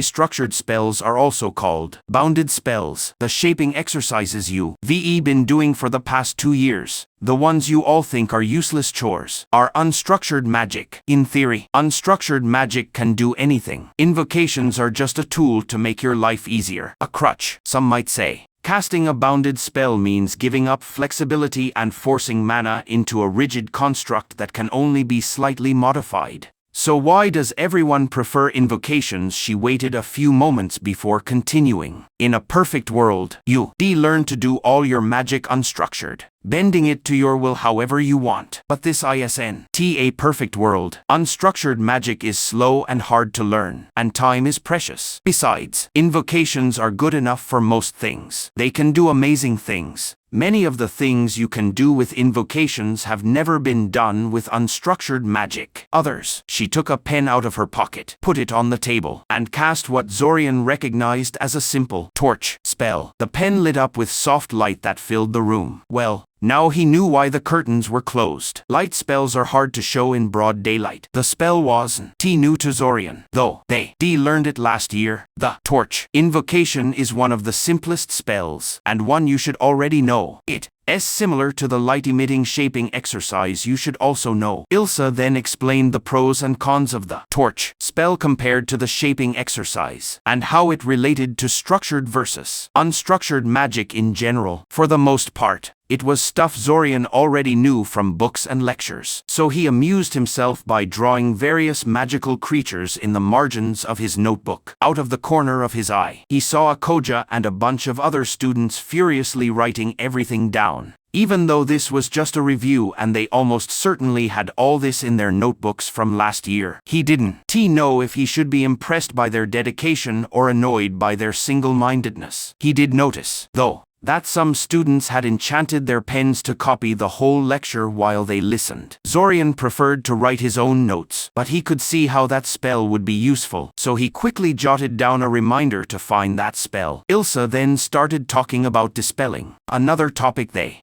covered a lot last year, and one of the key things they needed to be good at to pass the certification. To be fair, it's a complex and important topic. There's no one way to dispel a structured spell, and if you don't know how to dispel your own spells, experimenting with structured magic can be dangerous. Still, you think the Academy would assume they knew it by now and move on. At some point, Ilsa decided to make her explanation more interesting with examples and cast a summoning spell that made several stacks of ceramic bowls appear on her desk. She told a koja to pass the bowls out to everyone, then had them use the levitate object spell to make the bowls float over their tables. Compared to levitating that little girl's bike out of the river, this was way too easy. I see you all managed to levitate your bowls, Ilsa said. Very good. Now I want you to cast the de-illuminator spell on it. Zorian raised an eyebrow. What would that do? Go on, Ilsa urged. Tell me you VE already forgotten how to cast it. Zorian quickly made a couple of hand gestures and whispered a short chant while focusing on the bowl. The bowl wobbled for a second, then dropped to the table like any normal heavy object. A bunch of clattering sounds told him everyone else's bowls did the same. He looked at Ilsa for an explanation. As you can see, the levitate object spell can be dispelled by the de-illuminator spell. Interesting. ISNT. What does a spell meant to put out magical light have to do with floating objects? The truth, my young students, is that de-illuminator is just a specialized version of a general disruptor spell, which breaks down a spell's structure to make it disappear. Even though it's not meant for levitate object, it can still affect it if you put enough power into it. Why didn't you just tell us to dispel it normally? One of the girls asked. A topic for another day, Ilsa said without hesitation. For now, I want you to notice what happened when you dispelled the spell on the bowl. It dropped like a rock, and if it hadn't been magically strengthened, it would VE probably broken when it hit the table. This is the main problem with all disruptor spells. Disruptor spells are the simplest way to dispel magic, and almost any spell can be disrupted if you put enough power into the disruptor. But sometimes disrupting a spell is worse than letting it finish. This is especially true for higher-level spells, which almost always explode if you disrupt them because of the huge amount of mana used to cast them. Not to mention that enough power can be more than any mage can provide. Put your bowls on the table and put a few torn notebook pages in them. Zorian was a little surprised by Ilsa's request, but he did what she said. He always found tearing paper kind of satisfying, so he put a little more paper in the bowl than needed, then waited for more instructions. I want all of you to cast the ignite spell on the paper. Then immediately cast the illuminator on the fire to dispel it, Ilsa said. Zorian sighed. This time he figured out what she was doing. He knew the de-illuminator wouldn't put out the fire, but he did it anyway. The flames didn't even flicker, and they died out on their own when they ran out of fuel. I see all of you can cast the ignite spell perfectly, Ilsa said. I shouldn't be surprised. Heating things is really easy with magic. That and explosions. None of you managed to dispel the flames, though. Why do you think that is? Zorian snorted as he listened to other students trying to guess the answer. Guess being the key word. They were just throwing out random answers hoping one was right. Normally, Zorian never volunteered in class. He hated the attention, but he was tired of the guessing game. And Ilsa didn't seem willing to give the answer until someone figured it out. Because there's nothing to dispel, he called out. It's just regular fire, started by magic, but not fueled by it. Correct, Ilsa said. This is another weakness of disruptor spells. They break down mana constructs, but any non-magical effects caused by the spell aren't affected. With that in mind, let's get back to our main topic. 2 hours later, Zorian walked out of the classroom with his classmates, feeling a little disappointed. He learned almost nothing during the lecture, and Ilsa said she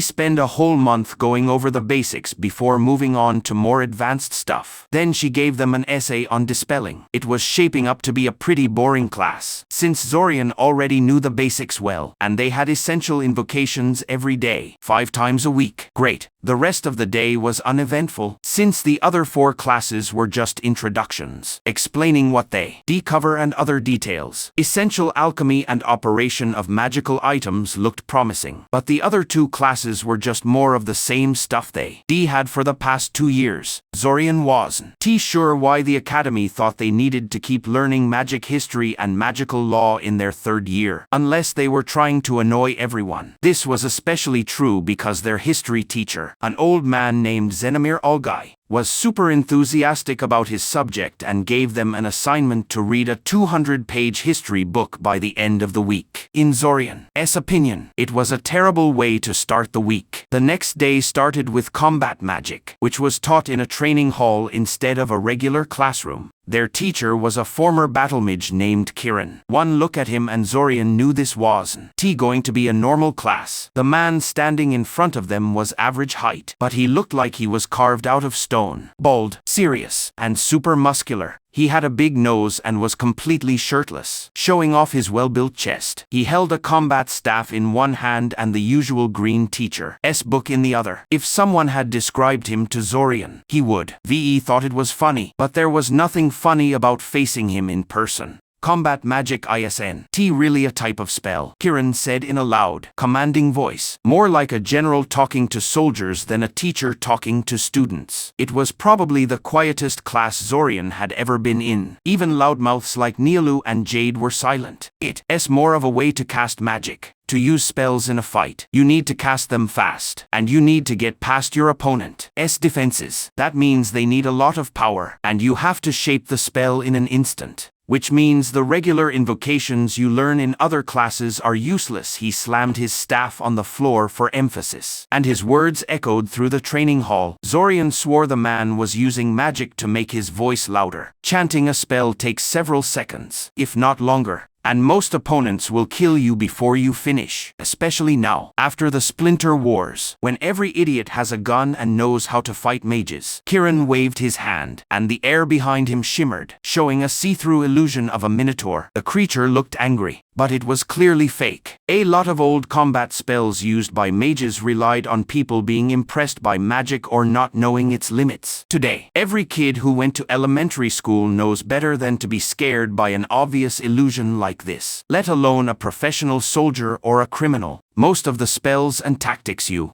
find in the library are totally outdated. Kiran stopped and scratched his chin. Also, it's kind of hard to focus on casting a spell when someone's trying to kill you, he said casually. He shook his head. Because of all this, no one casts combat spells as regular invocations anymore. Instead, people use spell formulas, like the one on my staff, to cast specific spells faster and easier. I even teach you how to cast combat spells without these items, because teaching you to use regular invocations in a fight would take years. If you really curious, you can look up the chants and gestures in the library and practice on your own. Then he handed each of them a magic missile rod and had them practice firing the spell at the clay dolls on the other end of the training hall until they ran out of mana. While he waited for the girl in front of him to use up her mana, Zorian examined the rod in his hand. It was a perfectly straight piece of wood that fit comfortably in his hand. You could hold it from either end and it worked the same way a bolt of force shot out of the tip pointing away from him. When it was finally his turn, he realized casting with a spell formula was almost too easy. He didn't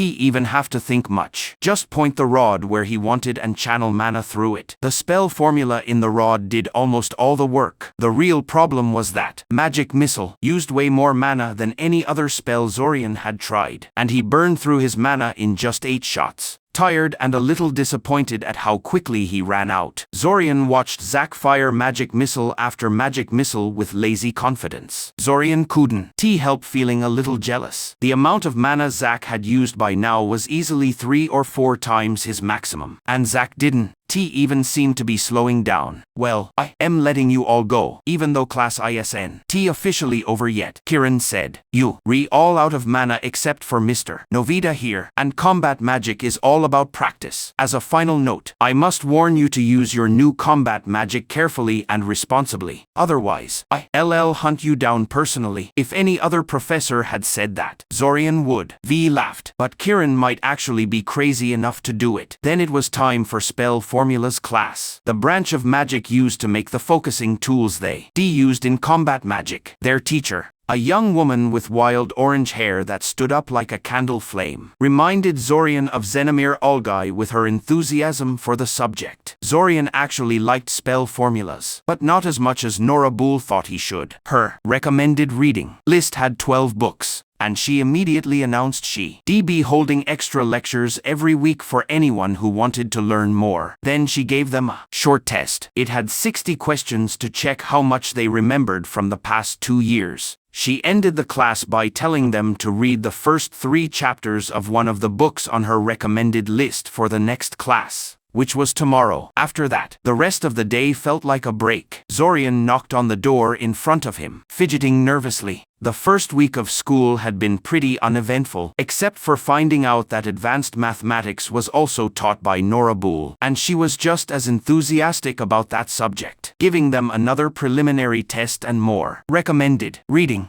Still, it was Friday now, and it was time to meet his mentor. "Come in," a voice said from inside the room. Zorian swore he could feel the impatience in the voice, like the man thought Zorian was wasting his time before even seeing him. He opened the door and came face to face with xianxia, the infamous mentor from hell. Zorian could tell from his face right away that Svim didn't think much of him. "Zorian Kaczynski, sit down," Svim ordered, not even waiting for an answer. Zorian barely caught the pen the man threw at him as soon as he sat down. "Show me your basic 3, his mentor said, referring to the shaping exercises they learned in second year. He heard about this part. No one had ever mastered the basic 3 well enough to impress Svim. Sure enough, Zorian had barely started levitating the pen when he was interrupted. "Slow," Svim said. "It took you a full second to focus properly. You need to be faster. Start over, start over, start over, start over." He kept saying it over and over until Zorian realized an hour had passed. He completely lost track of time, trying to focus on the exercise instead of his growing urge to stab the pen into Svim.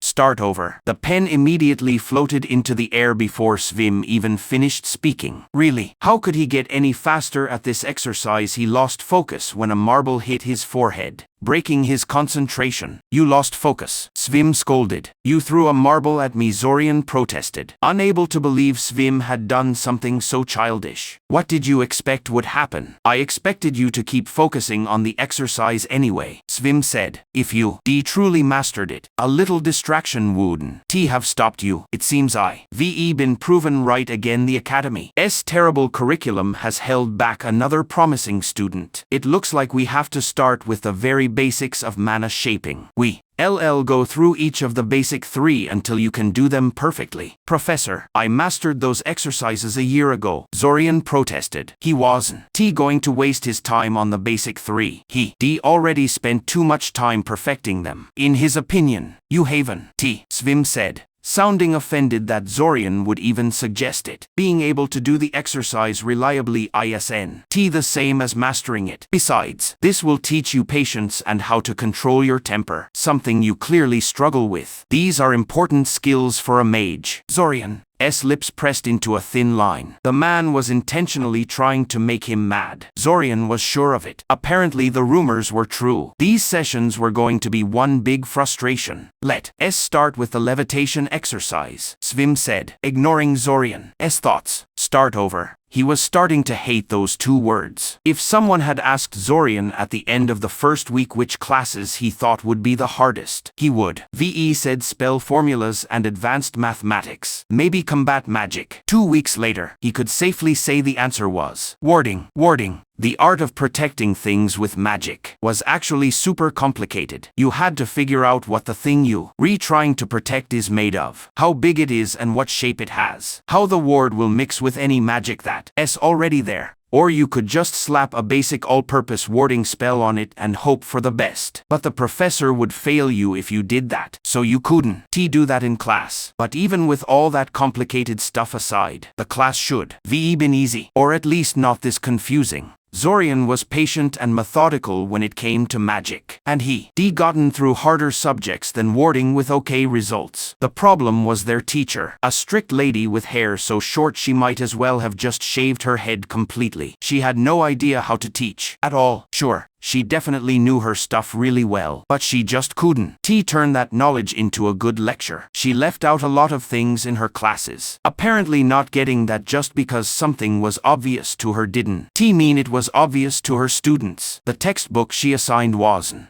any better, and it read more like a guide for a professional warder than a student's book. Question 6. You got to build a research outpost on a first-degree mana well in the Sorokian Highlands. The building needs to hold 4 people at any time, and the prospectors are worried about lots of winter wolf packs and a bunch of borer wasps around the area. You have 25,000 pieces to spend, and you a certified second circle warder, assuming you can only use mana from the mana well to power the wards. Which combination of wards do you think is best for the outpost? Explain why. Draw a basic floor plan of the outpost and explain how the room layout and the building S-shape affect how well the wards work. Do you think the borer wasp problem is better fixed with a vermin repellent ward or by picking the right building materials? Explain your answer. Now assume you re-ask to build 5 outposts instead of 1, and the budget stays the same. How does that change your answer? Is it better to make all the wards the same for all 5 outposts? Or should there be some differences? Explain the good and bad parts of each way. Zorian rubbed his eyes in frustration. How was he supposed to answer a question like that? He didn't take the architecture class, and he had no idea he needed to take it to do well in warding. Not to mention the question assumed they knew how much the materials cost, or where the Sorokian highlands even were. Zorian was pretty good at geography, and he had no clue. But since there were winter wolves there, he guessed it was somewhere in the northern forest. At least he knew how to answer the third part. The right answer was definitely wards. Even if the outpost was made so borer wasp larvae couldn't eat it, it would still be a perfect spot for them to build a nest. And since those bugs are super territorial, you don't want them anywhere near you. Yeah, technically picking the right materials would save the mana you used to keep the vermin repellent ward going. But those wards don't need much mana to stay active, especially if you set them specifically for borer wasps. His thoughts got cut off by a girlish laugh from the back of the classroom. Zorian didn't even have to turn around to know what was going on. Zack was entertaining the kids around him again. He wished the teacher would punish Zack for disrupting class, especially during an exam. But Zack was kind of the teacher's favorite because he was the only student acing her tests. No doubt the guy already finished the test with a perfect score, which, by the way, made no sense at all. During their first 2 years, Zack was a below-average student who was more known for being charming than good at magic. Kinda like a nicer version of Fortov, actually. But this year he was acing everything. He had way more knowledge and worked way harder than he did at the end of their second year. Way more than you could get just from time passing. How do you get that much better in just one summer? 15 minutes later, he threw his pencil down on the table and gave up. He only answered 8 out of 10 questions, and he wasn't even sure if those 8 were right, but it would have to do. He'd have to set aside a couple of days to study warding on his own because the lectures were making less and less sense every day. The only other student who stayed as long as he did was Akoja, and she turned in her paper just a few seconds after him and followed him outside. Of course, they stayed that long for totally different reasons. He stayed to scrape together a few extra points. She stayed because she's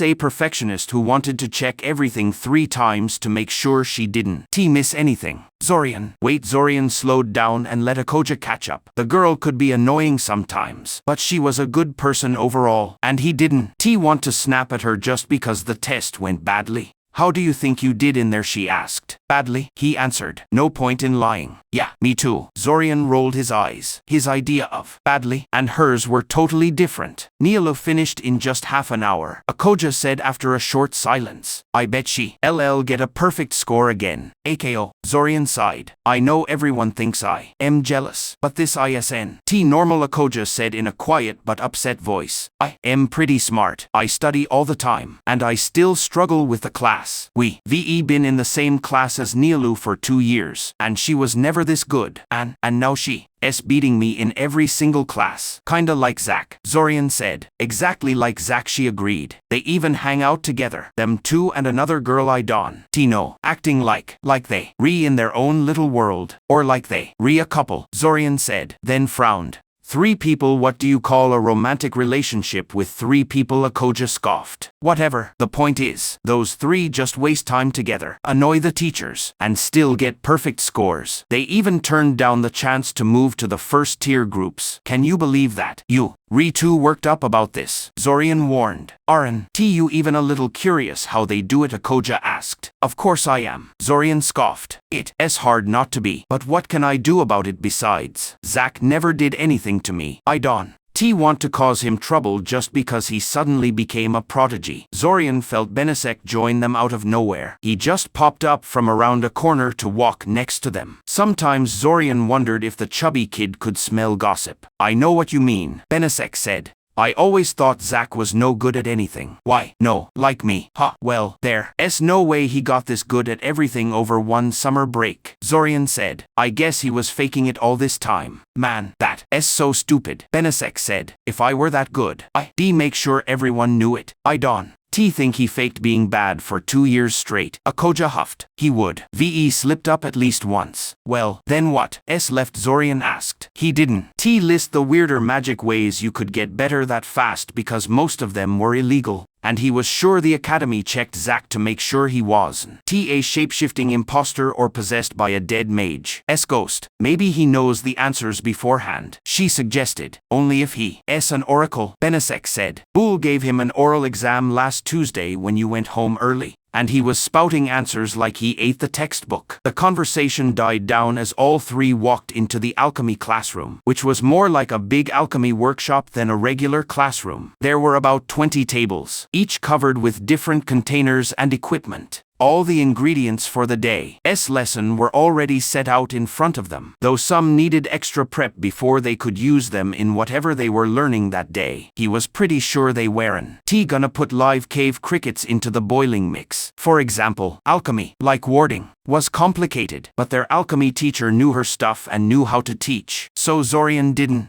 have any trouble with the class. Technically, they had to work in groups of 2 or 3 because there weren't enough tables and equipment, but Zorian always paired with Benesek, which basically meant working alone. The only problem was getting Benesek to shut up and stop distracting him during class. Hey Zorian, Benesek whispered, not very quietly. I never noticed before, but our teacher is kinda hot. Zorian gritted his teeth. That stupid idiot couldn't keep his voice down even if his life depended on it. No way she didn't hear that, Benesek, he whispered back. I need good grades in alchemy to get my dream job after I graduate. If you mess this up for me, I'll never talk to you again. Benesek grumbled angrily but went back to staring. Zorian focused on grinding borer wasp husks into a fine powder. They needed it for the type of glue they were supposed to make. Admittedly, Aslan Merivosky did look surprisingly good for a 50-year-old woman. Probably some kind of cosmetic treatment. She was their alchemy teacher, after all. Maybe even a real youth potion, though those are super rare and usually have some flaws. I don't get why you like this class so much, Benesek grumbled. I am not even sure it's magic. You don't need mana for it. It's all find herbs this. Cut roots the right way that. It's like cooking. Hell, we remaking glue of all things. You should let girls do that. Benesek. It's true, he protested. Even our teacher is a girl, a hot girl, but still. I read somewhere that alchemy comes from witches. Covens, with their potions and stuff. Even now, the best alchemy families are descended from witches. Bet you didn't know that. Actually, he did know that. After all, he was tutored in alchemy by a real traditional witch before he came to the academy. She was so traditional, she scoffed at the word alchemy and only called her skill potion making. But that's not the kind of thing you want people to know, for a lot of reasons. If you don't shut up right now, I won't let you partner with me anymore, Zorian told him seriously. Hey, Benesek protested. Then who's gonna help me with this stuff? I am bad at it. I don't know, Zorian said innocently. Maybe you should find a girl to help you. Luckily, the teacher was too busy gushing over Zach's latest project to pay attention to Zorian's table. Somehow the kid made an enhancement potion from the ingredients they were given, and that was apparently really impressive. Aslan didn't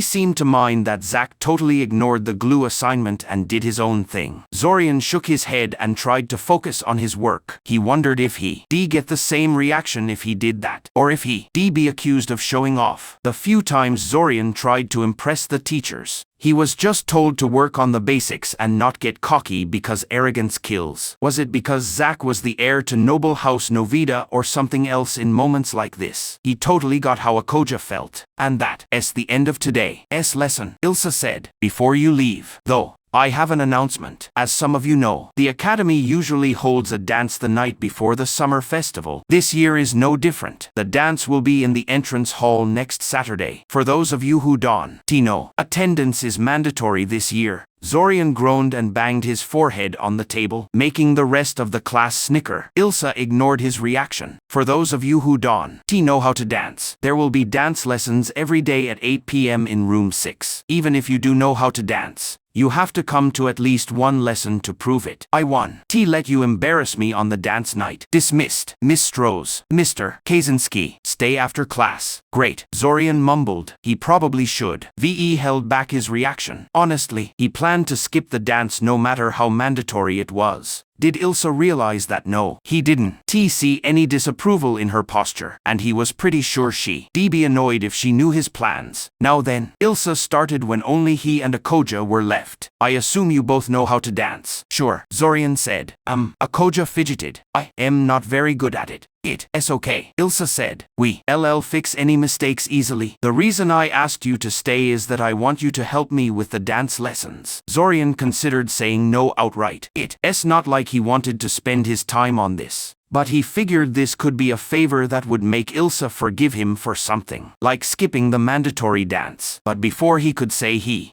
help, Akoja answered for him. How can we help, she said, clearly happy they were chosen for this honor. Zorian raised an eyebrow at her speaking for him, but let it go for now. We only have 5 days to teach everyone how to dance. Ilsa said. That's why we gonna use magic to help. Animation spells, Zorian guessed. Yes, Ilsa said, then explained for Akoja. There's a spell that guides a person's arms and body through whatever dance it's set for. It's not a substitute for actual dancing skill, but if you practice while under the spell, you'll learn way faster than normal. How does that work? Akoja asked curiously. The spell moves you like a puppet on strings until you learn to move along with it, if only to make the jerking feeling stop, Zorian said. Eventually, you won. Need the spell to dance right. I see you. VE used this method before, Ilsa said with a smile. Zorian fought the urge to scowl. Being put under that spell by Daimen was one of his childhood traumas. It wasn't funny at all. I really hope you let students refuse this, Zorian said. Of course, Ilsa agreed, but those who refuse have to come to at least 3 sessions instead of 1. So I think most will choose the spell over the traditional way. Anyway, I want you two to help me cast the spell on people during the lessons. I'll have to undo and redo the spell a lot, and I could use some help. Why did you pick us specifically? Zorian asked. You both have good control over your magic, and you seem responsible enough to learn this spell. Animation spells that target people are restricted. They're not usually available to students.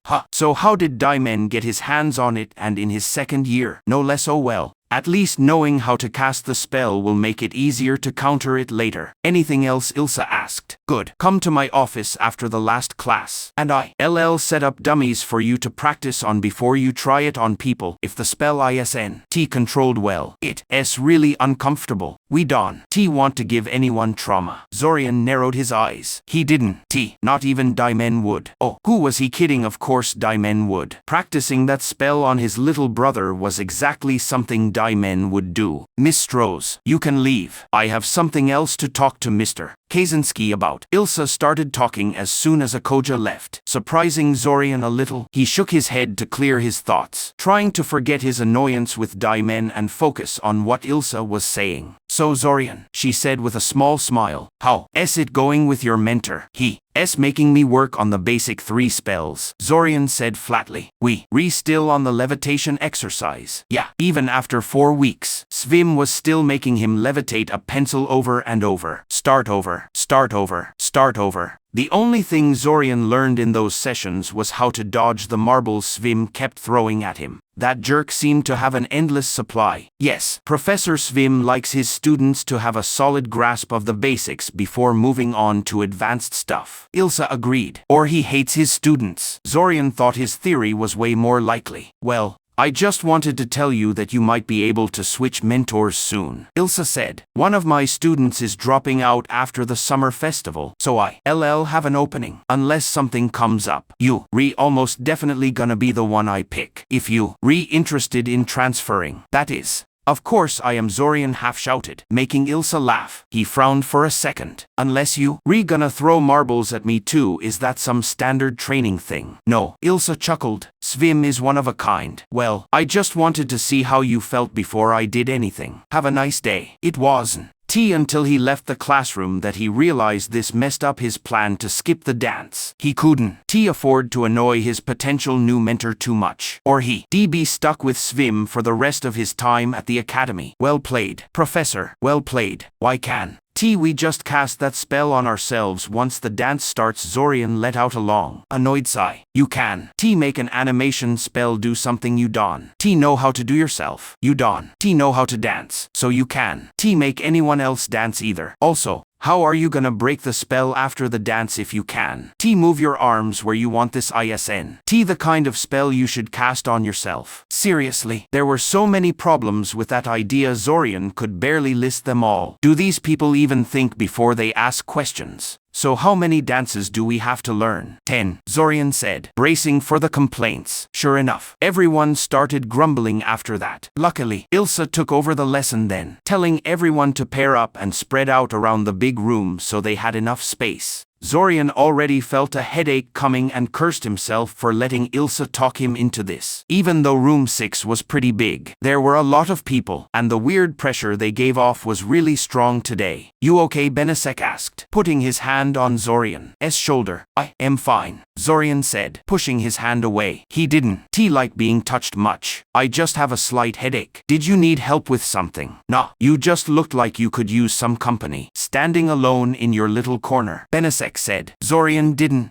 tell him he was intentionally standing on the sidelines unless he was needed. Benesek wasn't the type to get needing some space. Hey, who's your date for the dance anyway? Zorian held back a groan. Of course Benesek wanted to talk about that. Zorian didn't think about relationships much. The chance that any of his classmates would agree to date him was tiny. For one, that kind of relationship would get noticed by everyone else, and the teasing would be so bad most relationships couldn't last. Second, and more importantly, all teenage girls like older guys. Dating a guy 2 or 3 years older seemed like a status symbol for girls, and most of them made fun of guys their own age for being crass and immature. When they were first years, all the girls wanted to date third years. Now that they third years, all the girls want to date graduated apprentices. And since there are plenty of guys willing to go along with that, the chance a girl in his class would even talk to him is practically zero. And the girls who aren't his classmates, to most of them, he's not Zorian Kaczynski. He's Daimen and Fortov Kaczynski's little brother. They have an idea of what he should be like, and when they see he's not, they get upset. Besides, all this romantic stuff. Well, Benesek pressed. I am not going, Zorian said. What do you mean? I am not going, Benesek said carefully.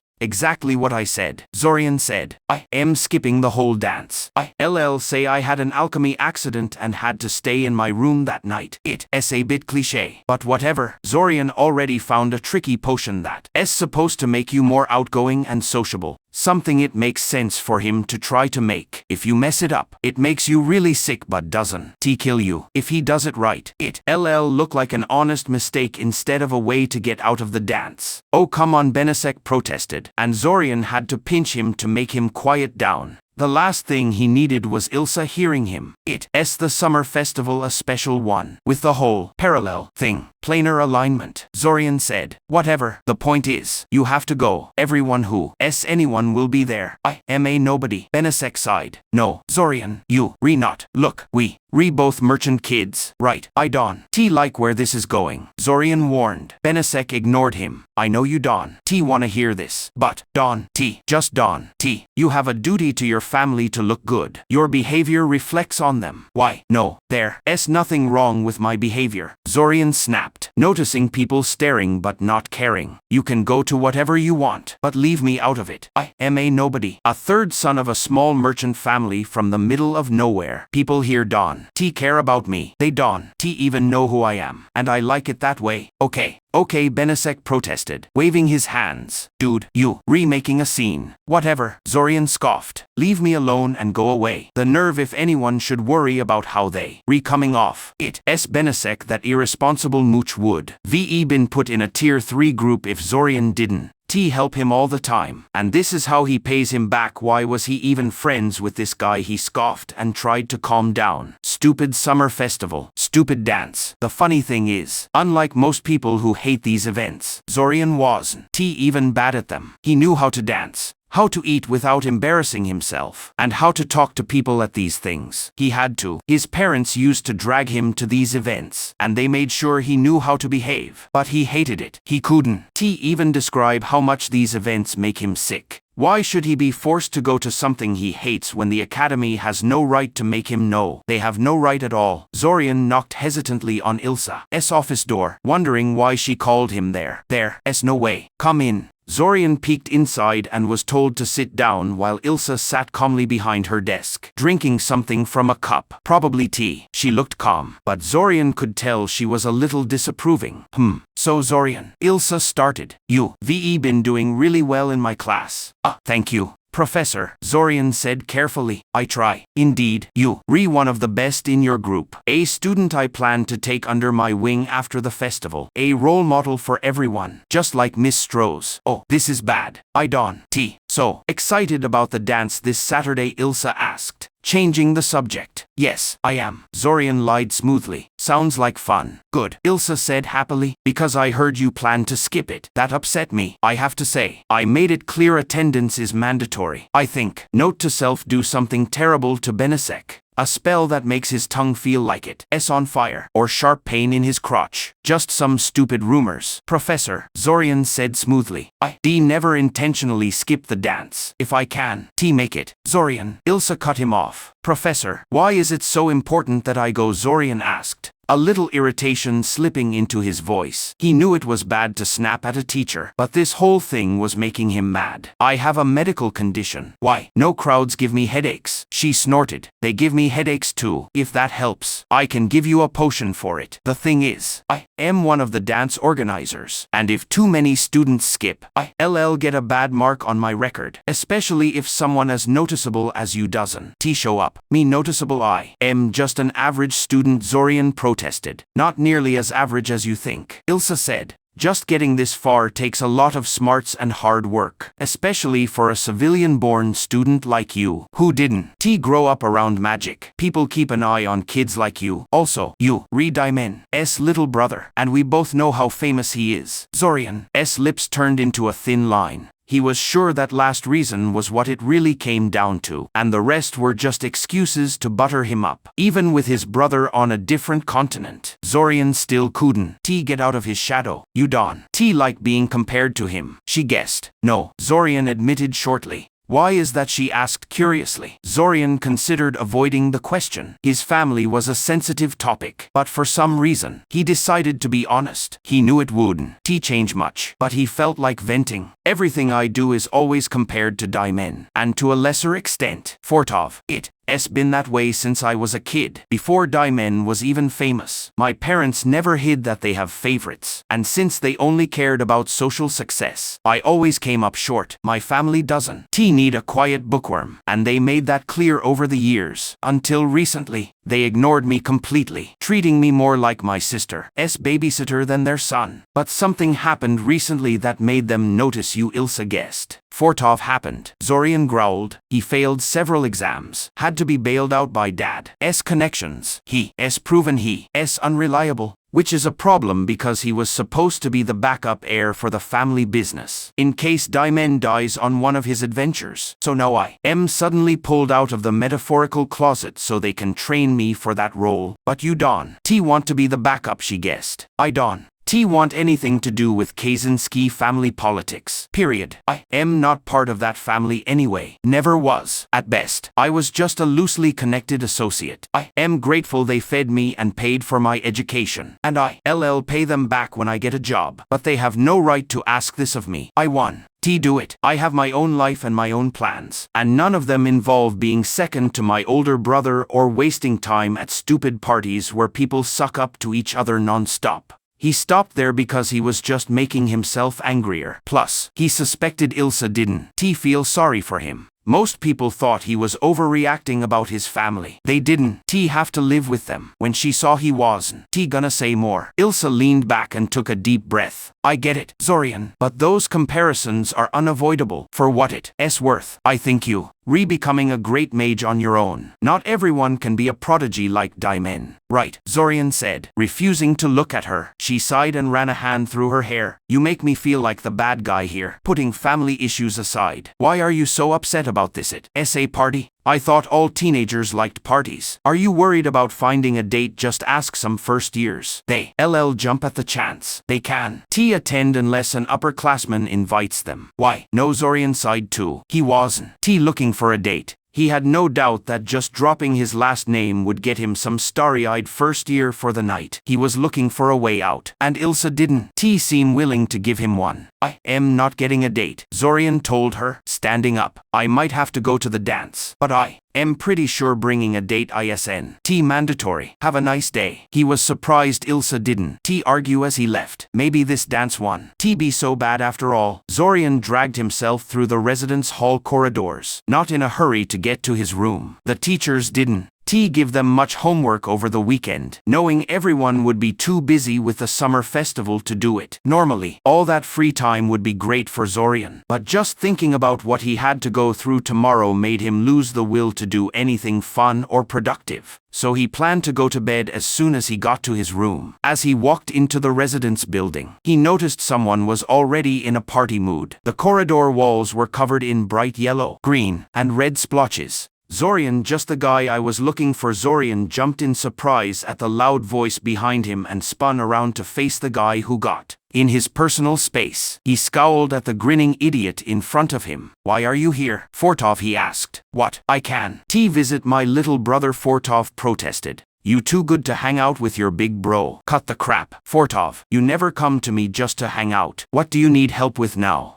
That's not true at all, Fortov huffed. You my favorite brother. Why? No, Zorian stared at him blankly for a few seconds. Daimen's not here, so you settling for me? Huh? Daimen's an asshole, Fortov snapped. Ever since he got famous, he's always too busy to help his little brother. I swear, that guy only thinks about himself. The hypocrisy is strong with this one. Zorian mumbled. Sorry, I didn't catch that, Fortov said. Nothing. Zorian waved it off. So what kind of trouble are you in now?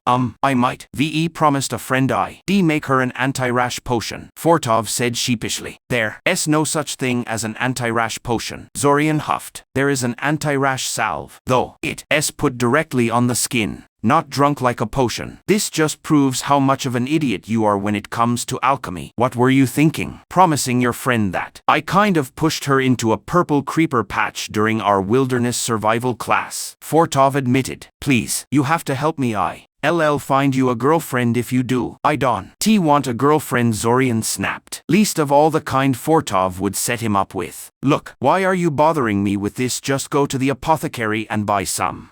It's Friday evening. All the stores are closed for the celebration tomorrow. Well, that's too bad, because I can help you, Zorian said. The first 2 years are all theory and lab safety, and I just started my 3rd year. We haven't done any real alchemy in class yet. That was true, but also a total lie. He hadn't done much alchemy in class, but he studied a lot on his own in his free time. He could make the purple creeper rash antidote easily, but why should he use his expensive alchemy ingredients? Oh man, come on. You can speak 3 languages and you know all those stupid shaping exercises they make us do, but you can do something this basic. What do you even do in your room all day if not learn stuff like this? Look who's talking, Zorian snapped. You a year older than me. You should be able to do this yourself. You know I never cared about alchemy. It's too fussy and boring, Fortov said, waving it off. Besides, I can even make vegetable soup without ruining Mom's pots. Do you really want me near alchemy equipment? Well, when he put it that way, I am tired, Zorian said. I'll make it tomorrow. Are you crazy? Tomorrow? It's too late. Oh come on. It's not like she'll die from a stupid rash, Zorian said irritably. Please, Zorian, I know you don't care about this stuff, but she has a crush on this guy and Zorian groaned and tuned him out. That's all he needed to know about this emergency, and if her rash isn't gone by then, she can go, and she'll never forgive me. Please, stop it. Please.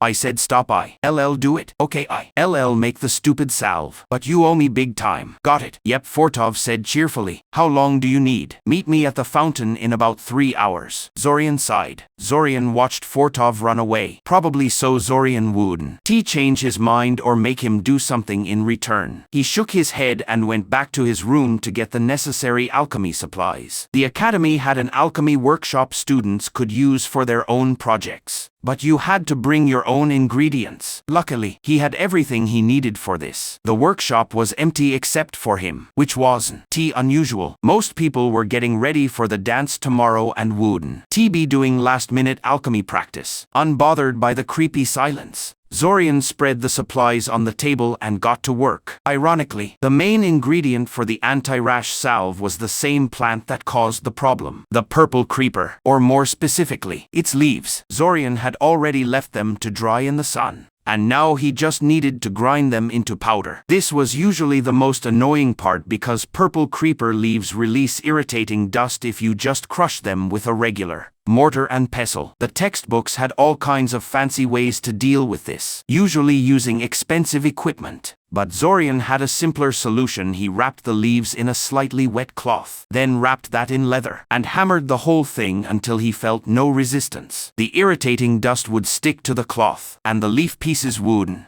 After mixing the leaf powder with 10 drops of honey and a spoonful of oblia berry juice, he put the bowl over a low fire, stirring until it was all the same color and texture. Then he took the bowl off the fire and sat down to wait for it to cool. That was really impressive work, a feminine voice said behind him. Nice trick with the creeper leaves. I'll have to remember that. Zorian recognized the voice, but Kale wasn't really female. Despite some mean rumors, he turned around to face the Morlock boy, staring at his bone-white hair and intense blue eyes for a second before going back to cleaning the alchemy equipment he used. No reason to get banned from the workshop for not cleaning up. He struggled to think of something to say while Kale inspected the salve with a trained eye. The boy was pretty mysterious. He transferred to their group this year from who knows where, and he didn't talk much. Plus, he was a Morlock. How long had the boy been watching him sadly? He tended to zone out when he worked, so he had no idea. It's nothing special, Zorian finally said. But your work, that's impressive. I get the feeling you're way better at alchemy than the rest of us. Even Zack can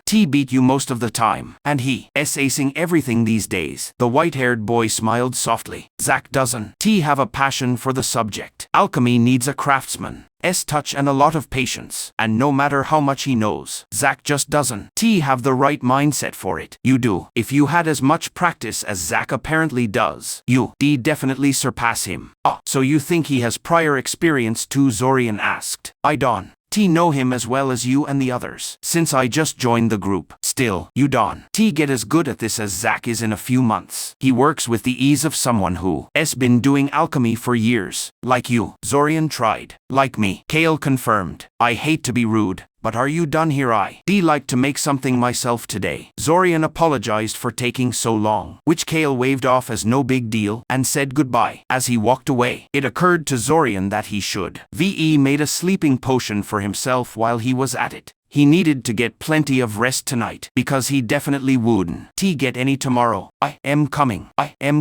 Zorian grumbled, stomping to the door. Seriously, why all the frantic knocking? Who was so desperate to get into his room? He pulled the door open and saw Akoja's disapproving face. AKO, what are you doing here? I should be asking you that, she said. Why are you still at home? The dance is 2 hours away. Zorian cut her off. I can get to the dance hall in 10 minutes. Honestly, Zorian, why do you always wait until the last minute to do things? Dawn. You realize you resetting a bad example. Time is precious, Zorian said. And I'll ask again, what are you doing here? I don't think you usually go out of your way to find people who aren't early enough for you. Miss the lady told me to get you, Akoja admitted. Zorian blinked. So Ilsa wanted to make sure he didn't forget.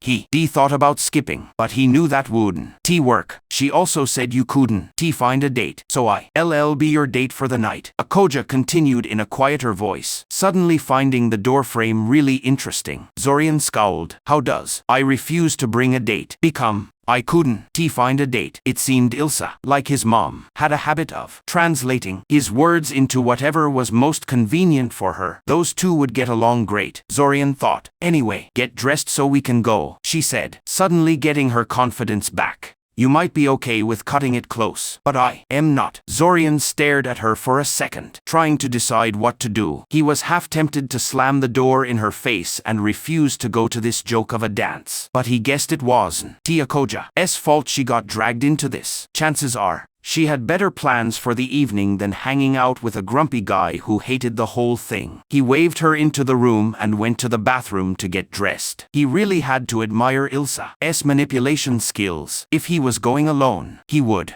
worn casual clothes, stayed the minimum time possible, and avoided people like the plague the whole night. But now he didn't want to ruin a Koja's evening, which meant he'd have to make at least a little effort. Yeah, Ilsa and his mom would be two peas in a pod. The walk to the dance hall was quiet. Zorian refused to start a conversation. Even though he could tell Akoja found the silence awkward, the silence was fine with him, and he knew there wouldn't be many things he'd be comfortable with that evening. He'd enjoy the peace while it lasted, which wasn't long. The hall the academy used for the dance was about 10 minutes from his residence. As soon as they got close, they saw a big crowd in front of the entrance, full of excited students talking loudly. Zorian paled a little at the dense crowd. Just looking at them gave him a headache. Sadly, no matter how much he begged Akoja, she refused to let them wait on the edge of the crowd until the dance started. To get back at her, Zorian accidentally got separated from her when they were let inside and got lost in the crowd. He chuckled to himself, wondering how long it would take her to find him. He'd be shocked if it was less than 30 minutes. He was really good at avoiding someone's notice at a party without drawing attention from everyone else. For a supposed school dance, the whole thing was surprisingly fancy. The tables were loaded with food, most of it so exotic Zorian couldn't name it, and the hall was decorated with high-quality paintings and moving carvings that followed a set pattern. Even the tablecloths had complicated lace and were so soft they must been super expensive. A lot of his classmates were staring at their surroundings, and even Zorian, who'd been to these events before, was a little shocked. Then he shrugged and did his best to blend into the crowd so Akoja couldn't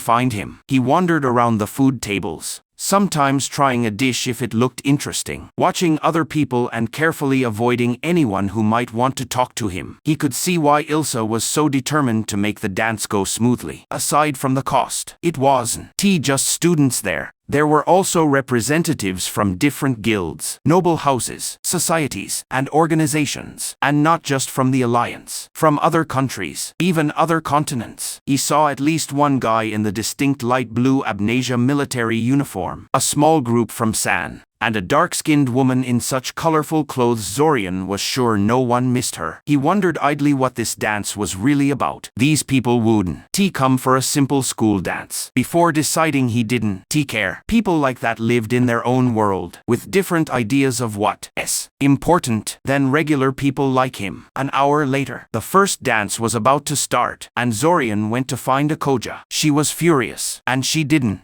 believe him when he said he'd honestly gotten lost and couldn't find her until then. But she held back from yelling at him. He led her to the dance floor and didn't complain when she accidentally stepped on his toes a couple of times. People were asking for you, she finally said, tired of stepping on his toes. Well, I was around, Zorian said with a small smirk. All they had to do was look for me, but there's no reason you can go talk to them now, Akoja said. But AKO, re-dancing. I'd never leave a beautiful girl like you for anything. I've already left you alone too long, Zorian said, no hint of mockery in his voice. It was a skill he practiced. She glared at him, but Zorian could see she liked the compliment. Sadly, it didn't stop her from dragging him off to meet one group of people after another soon afterwards. Zorian hated being put on display like that, but he suspected Akoja was under orders from Ilsa, so he didn't snap at her. He was surprised his stalling had worked for as long as it did. Really, Zorian found himself memorizing various faces, names, and titles. Despite not caring much, it was instinctive to him by now, and he did it even when he didn't mean to the legacy of his family. Failed attempt to turn him into a party animal. Kaczynski, are you by chance related to Daimen and Fortov Kaczynski? Yes, Zorian said, doing his best to keep the annoyance out of his voice. Oh my, how fortunate, she said. I must say your brother isn't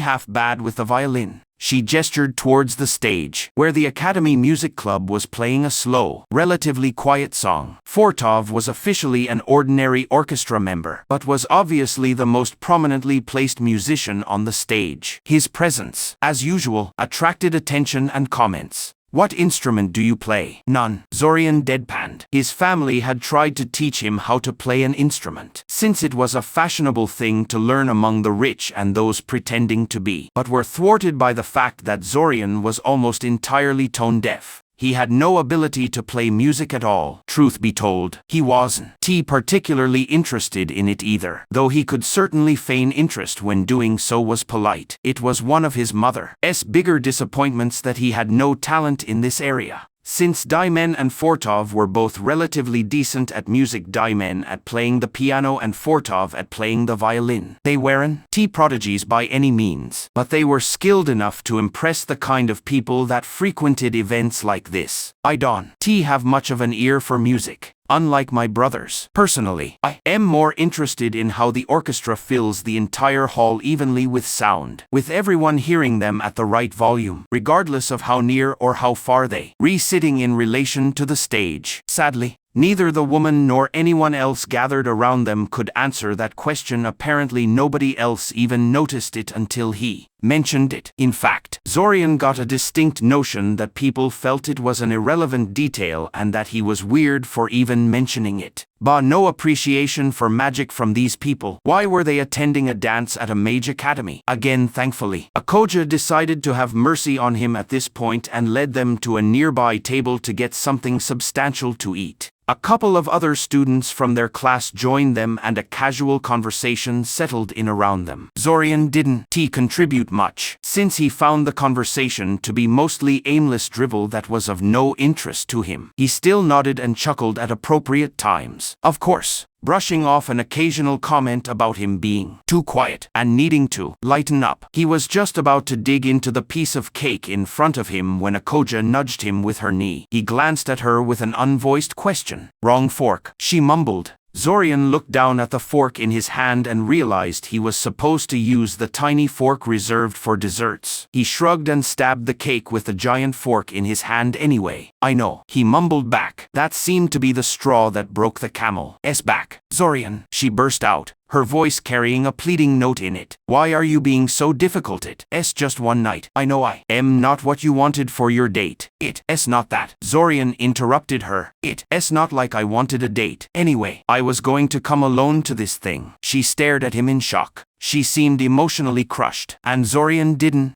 understand why. Why you'd rather go alone than with Madame, she asked. Oh crap. All this time he thought Akoja was roped into this to keep an eye on him. But what if she had wanted to go with him? That she fled before he could figure out something to say. He swore under his breath and buried his face in his hands. This is why he hated these kind of events. An hour later he was pretty sure Akoja was no longer in the dance hall and that she wasn't going to come back. He didn't really want to chase her through the streets in the middle of the night, so he refrained from following her outside. Besides, what was he supposed to say to her? He wouldn't know where to even start. He thought about going home himself, but in the end he simply climbed up onto the roof of the dance hall and observed the stars. He wasn't going to get much sleep tonight. Anyway, to keep his mind occupied, he silently named all the stars and constellations he could see. Due to his interest in the topic as a child and the astronomy class they had in their first year at the academy, he knew quite a bit. It was a full hour before he ran out of things to name and describe. Monday was going to be awkward. Zorian had no doubt their little drama was overheard and would be the topic of conversation for several weeks to come. Considering that Akoja was a bit of a teacher's pet in most of the subjects, the teachers could very well decide to make his life more difficult in the days to come as well. Damn it all. It was the sound of fireworks that broke him out of his thoughts. It was midnight apparently, and the festival had officially started. Zorian relaxed a little as he watched various fireworks blossom against the night sky, each exploding in its own unique way. It was beautiful. Most of them dissolved into quickly fading motes of light after the initial explosion, but a couple of them remained whole and consistently bright. More like flares than fireworks. They arced through the sky before dipping down and falling back to earth like falling stars. He frowned. Weird. Shouldn't they be exploding by now? The flare falling closest to him slammed into the nearby academy residence building and detonated. The explosion was so loud and so bright that Zorian was momentarily blinded and deafened, stumbling back and collapsing to his knees as the entire building shook beneath his feet, blinking spots out of his vision, his ears still ringing from the sound of the explosion. Zorian scrambled back to his feet. He stared at the spot where the stricken residence building once stood. Virtually the entire building had been leveled to the ground. Everything flammable in the vicinity of the impact site was burning, and strange flaming shapes were emerging from the epicenter of the destruction. Wait a minute, that's his residence building. He collapsed to his knees again as the implications of this hit him. If he had opted to stay in his room like he had originally planned, he'd have been dead right now. It was a sobering thought. But what the hell was happening here? That was no firework. That's for sure. It looked and sounded more like a high-level artillery spell. It was hard to tell if it was simply a consequence of his hearing being damaged, but he noticed the faint sounds of celebration had stopped. Looking over the city, he noticed that what happened to the residence building wasn't an isolated occurrence wherever one of the flares hit. It left devastation in its wake. He only had a few seconds to ponder this before he noticed another batch of flares start ascending into the sky from the distance. This particular barrage was not masked by fireworks, so it was pretty obvious that they were artillery spells. They were under attack. As the flares started dropping back to Earth, Zorian began to panic. What the hell was he supposed to do? Running away would be pointless since he didn't know what the flares were targeting. He could very well be running straight into the area of effect if he ran blindly. Wait a minute. Why does he have to do anything? There are a bunch of capable mages in the building. He should just notify them and have them handle it. He rushed down into the dance hall. He had barely stepped onto the stairway when he ran into Ilsa and Kiran. Zorian, what are you doing here? Ilsa demanded.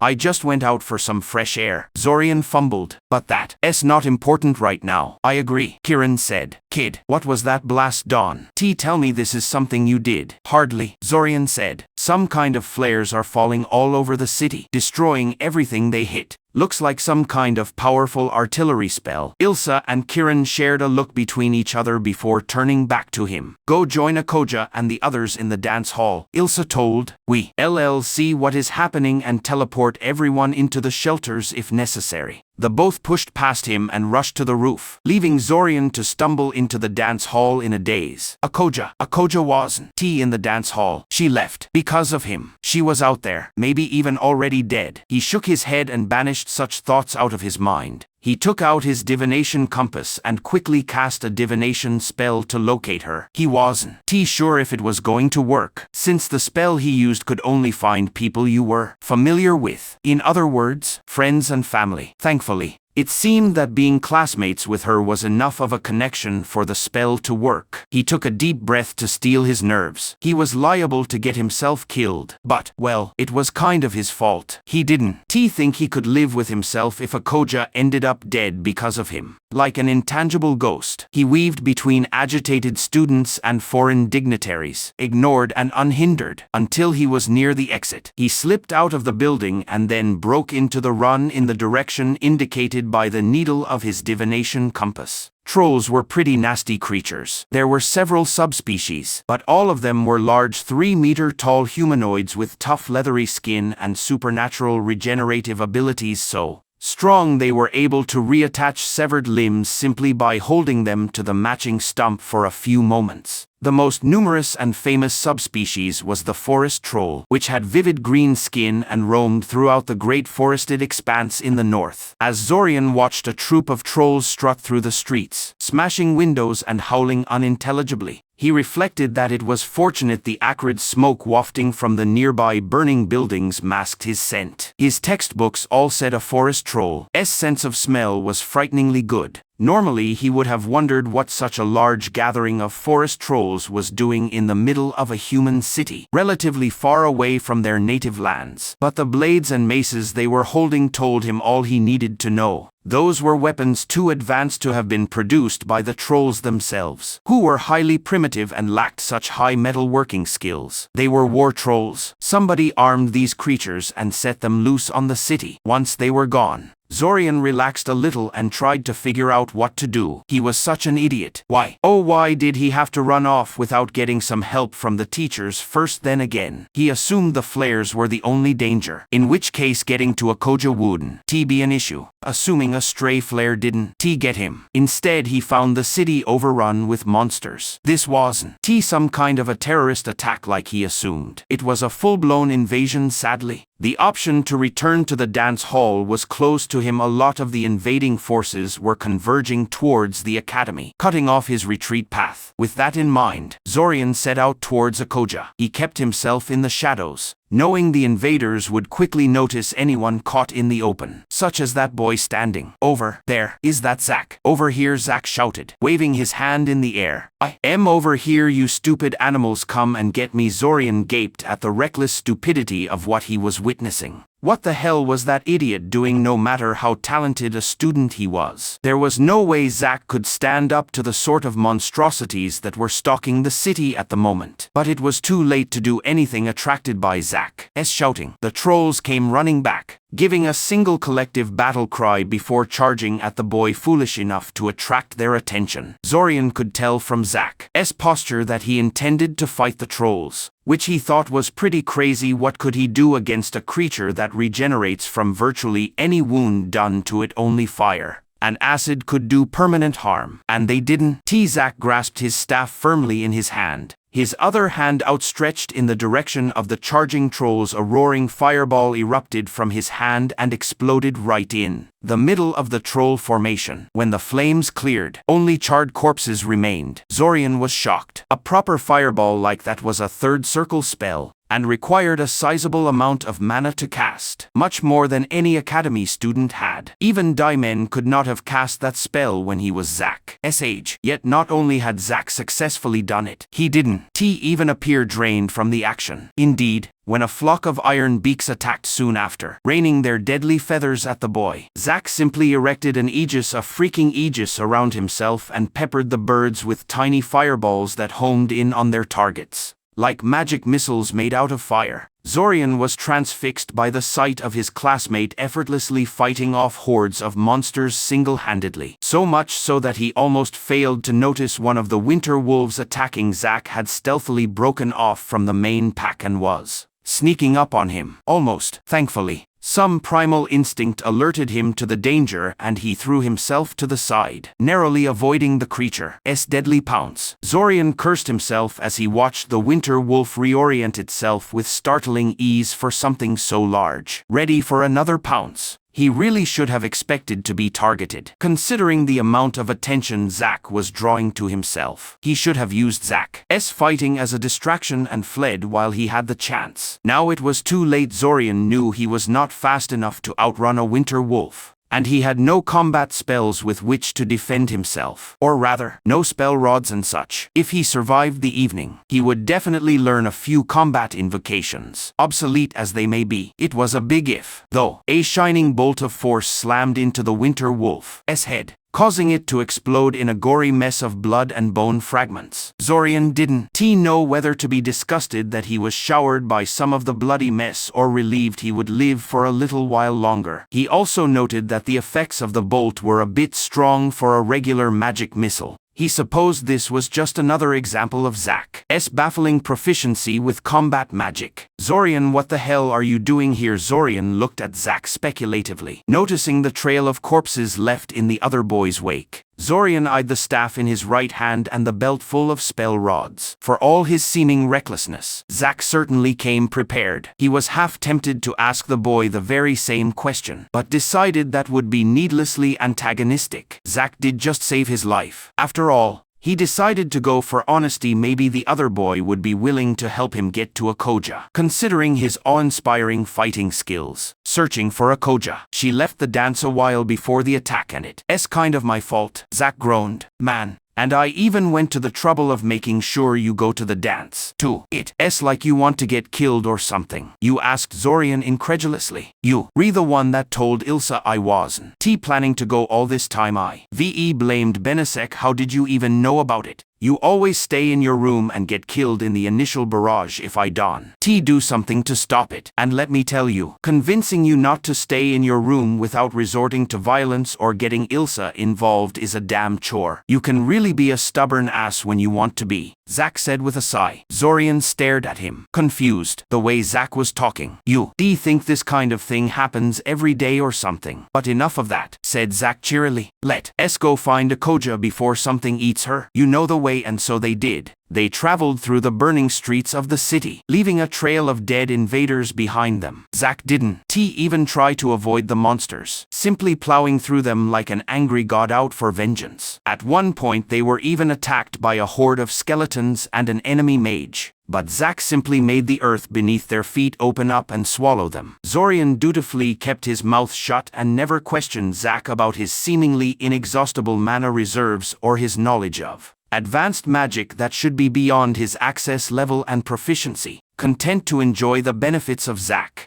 skill and talent. He would never have come this far without Zack's help, and he was honestly grateful for the boy's assistance. Zack could keep his secrets, whatever they were. They eventually found a Koja barricaded in the upper floor of one of the houses. Apparently she was chased there by a pack of winter wolves and then refused to leave for fear that the creatures were waiting for her to come out. Smart, really, smarter than what Zorian had done. That's for sure. Fortunately, there was no trace of winter wolves around the house at this point, not that Zack was likely to have had any trouble with them if they were present, so they moved to the slightly frustrating task of convincing a Koja that it was safe to unbarricade the door. Apparently her experience with the winter wolves had shaken her up pretty badly. Zorian was certain she would blame him for causing her to leave the safety of the dance hall, so he was quite surprised when a Koja immediately latched onto him when she finally opened the door, hugging him and sobbing into his shoulder. I thought I was going to die, she wailed. There were these huge birds flinging iron feathers everywhere and the winter wolves and Zorian opened his mouth in confusion, unsure how to deal with such an emotional outburst. He shot Zack a pleading look, but the boy merely grinned at him cheekily, apparently amused by the reaction. "Ah, young love." Zack nodded to himself knowingly. "But I am afraid you have to continue your heartfelt reunion back in the shelters." "Yes," a Koja shouted immediately, raising her face out of Zorian's shoulder. She totally ignored Zack's jab about them being in love, though Zorian suspected it was because she hadn't even heard that part. She was still clutching his torso with an iron grip, as if afraid he'd disappear if she let go. It was kind of painful, but he refrained from telling her so. "The shelters, we'll be safe there." Zack flinched back for a moment before catching himself. It was so quick a Koja didn't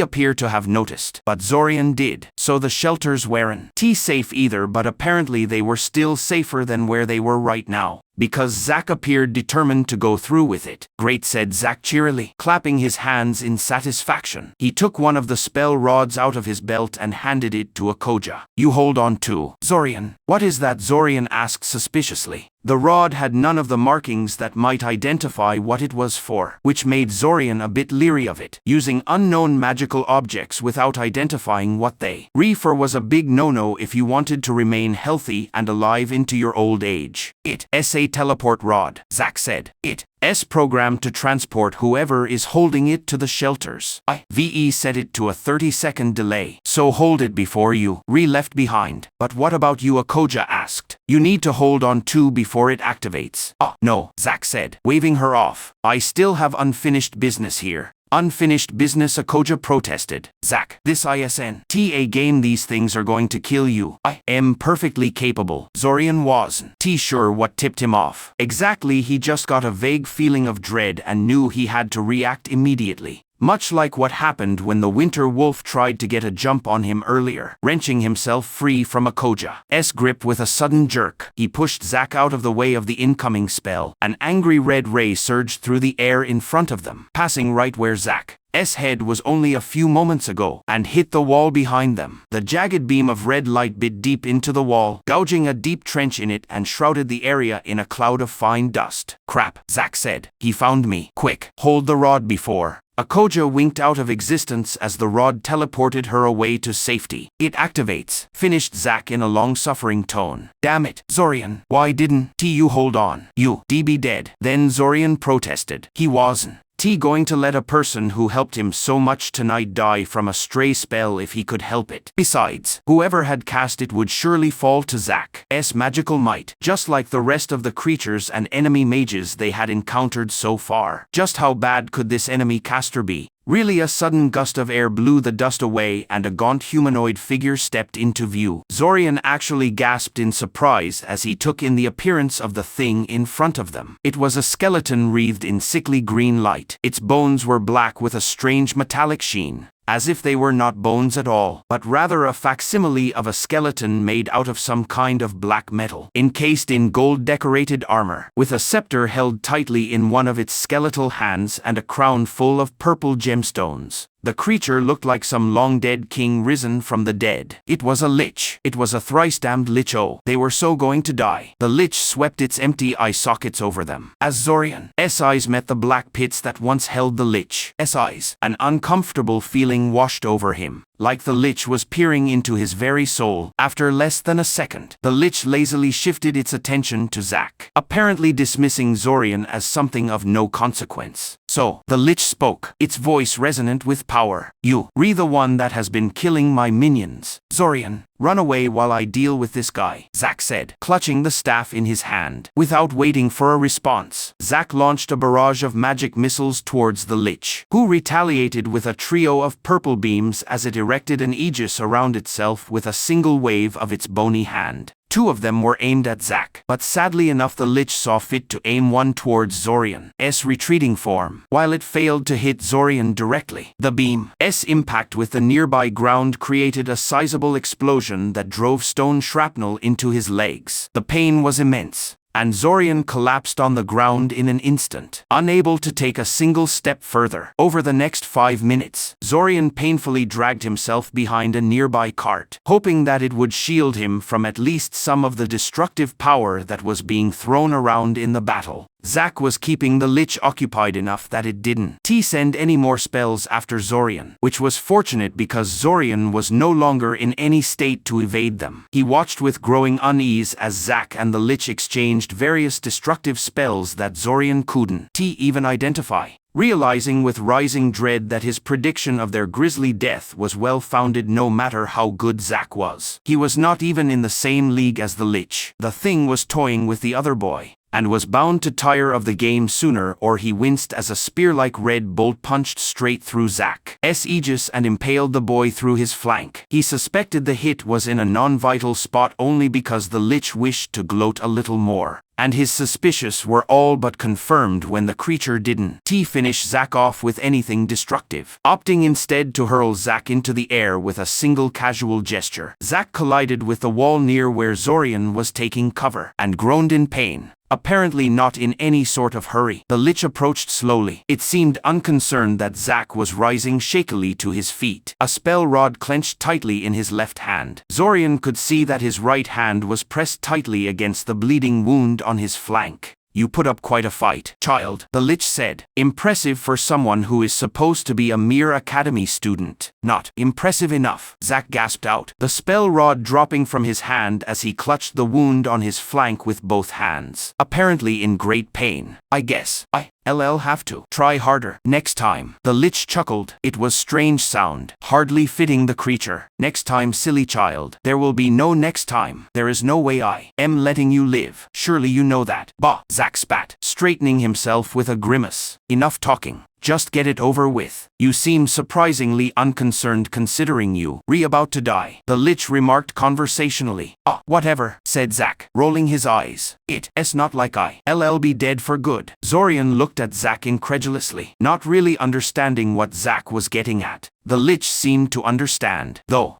I see, the lich said. You must be new to soul magic if you think this makes you invulnerable. I could just trap your soul in a soul jar, but I have a much better idea. The lich casually gestured towards Zorian, and he suddenly felt his entire body freeze up as if it was encased in some alien force. Another wave and Zorian was hurled with great speed towards the shocked Zack, where he painfully slammed into the other boy. They both ended up on the ground in a tangle of limbs, and Zorian was relieved that at least the unknown force paralyzing him was gone. It doesn't matter if your soul can be reincarnated elsewhere if someone mutilates it beyond recognition before it gets there, the lich said. After all, the soul may be immortal, but no one said it cannot be altered or added to. Dimly, Zorian could hear the lich chanting in some strange language that definitely wasn't standard Icosian used in traditional invocations. But any curiosity about this was washed away by a wave of pain and unidentifiable wrongness that suddenly slammed into him. He opened his mouth to scream, but then his world suddenly erupted into bright light before suddenly going completely black. Zorian's eyes abruptly shot open as sharp pain erupted from his stomach. His whole body convulsed, buckling against the object that fell on him, and suddenly he was wide awake, not a trace of drowsiness in his mind. "Good morning, brother," an annoyingly cheerful voice sounded right on top of him. "Morning. Morning."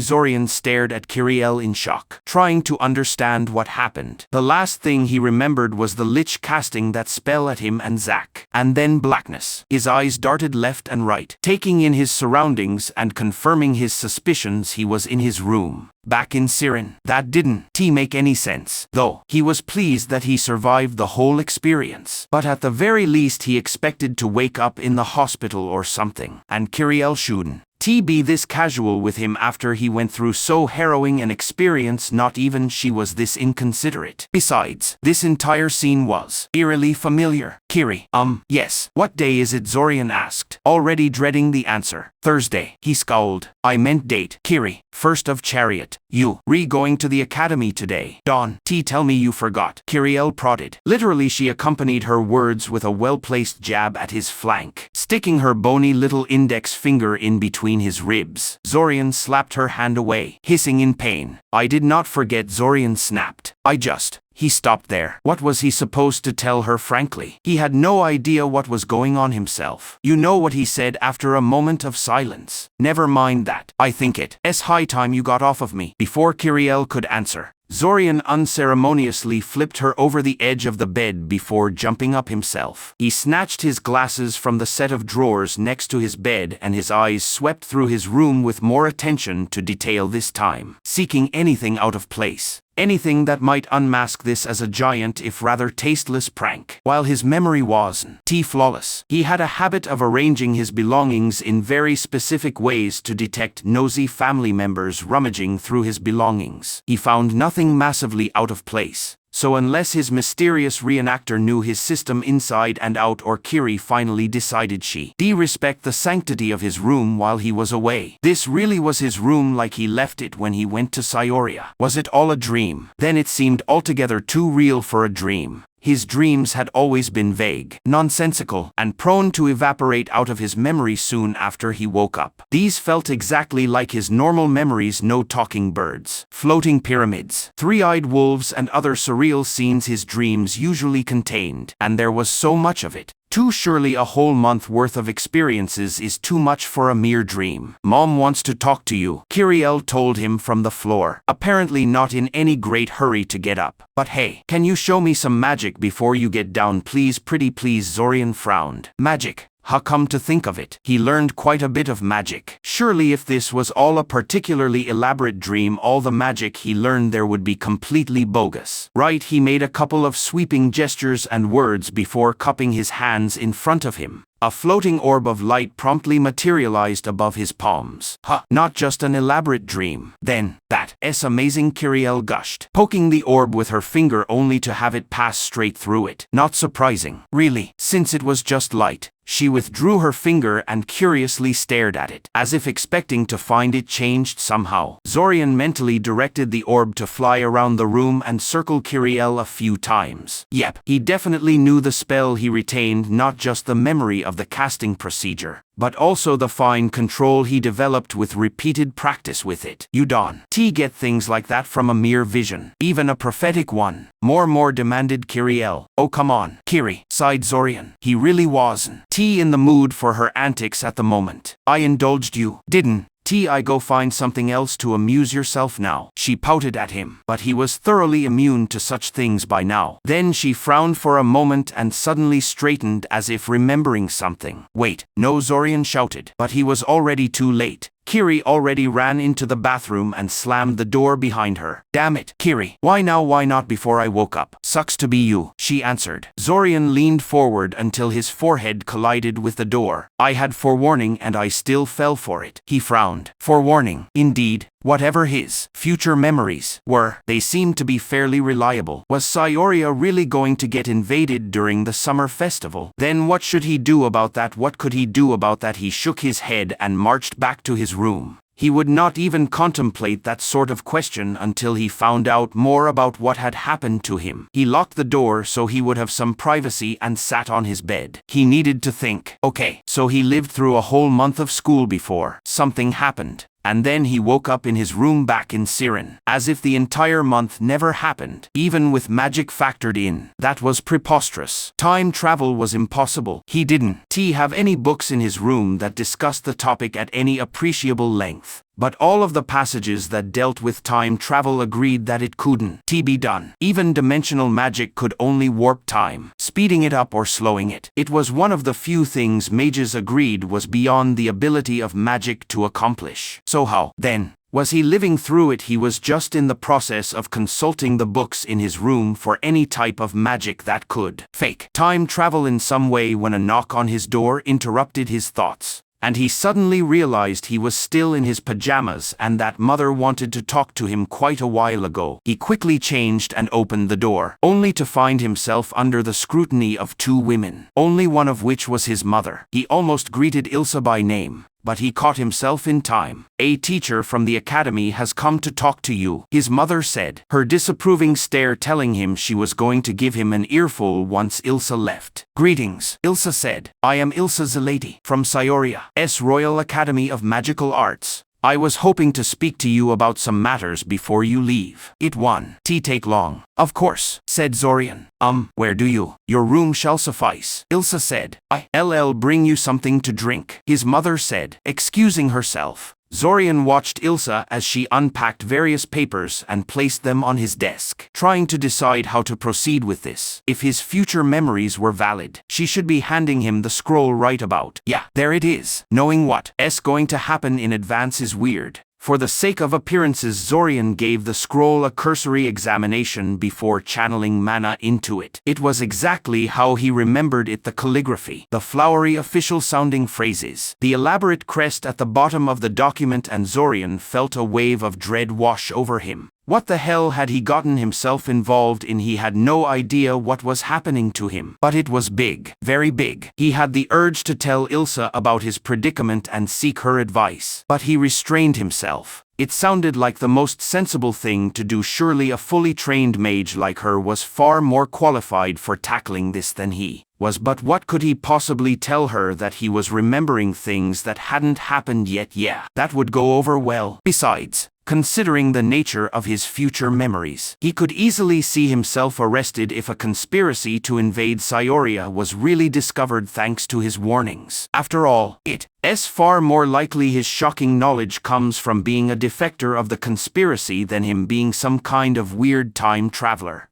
An image of a couple of government agents torturing him for information briefly flittered through his mind and he shuddered. No, best to keep all this to himself for now. So for the next 10 minutes, Zorian basically reenacted his memories of his initial interaction with Ilsa. Not seeing the point in choosing differently this time, all of his choices were made for reasons that were currently every bit as valid as they were in his future memories. He didn't argue with Ilsa about Svim this time around, though, since he already knew arguing over that topic was pointless. And he didn't request a bathroom break, since he already knew what electives he wished to take. Ilsa seemed completely indifferent to his strange decisiveness, apparently just as eager as he was to get this whole thing out of the way. Then again, Why would she be surprised at his decisiveness? She had no future memories to compare this entire encounter to. Unlike him. Hell, she didn't even know him up until now. Zorian sighed and shook his head. They really did feel just like normal memories, and it was hard to ignore them. This is going to be a one long month. Are you all right, Mr. Kaczynski? Zorian glanced at Ilsa curiously, trying to divine why she asked him that. She glanced towards his hands only for a moment, but Zorian caught it. His hands were shaking. He balled them into fists and took a deep breath. I am fine, he said. A second or so of uncomfortable silence ensued. Ilsa apparently unwilling to continue with her closing speech while she continued to study him. Can I ask you a question? Of course, Ilsa said.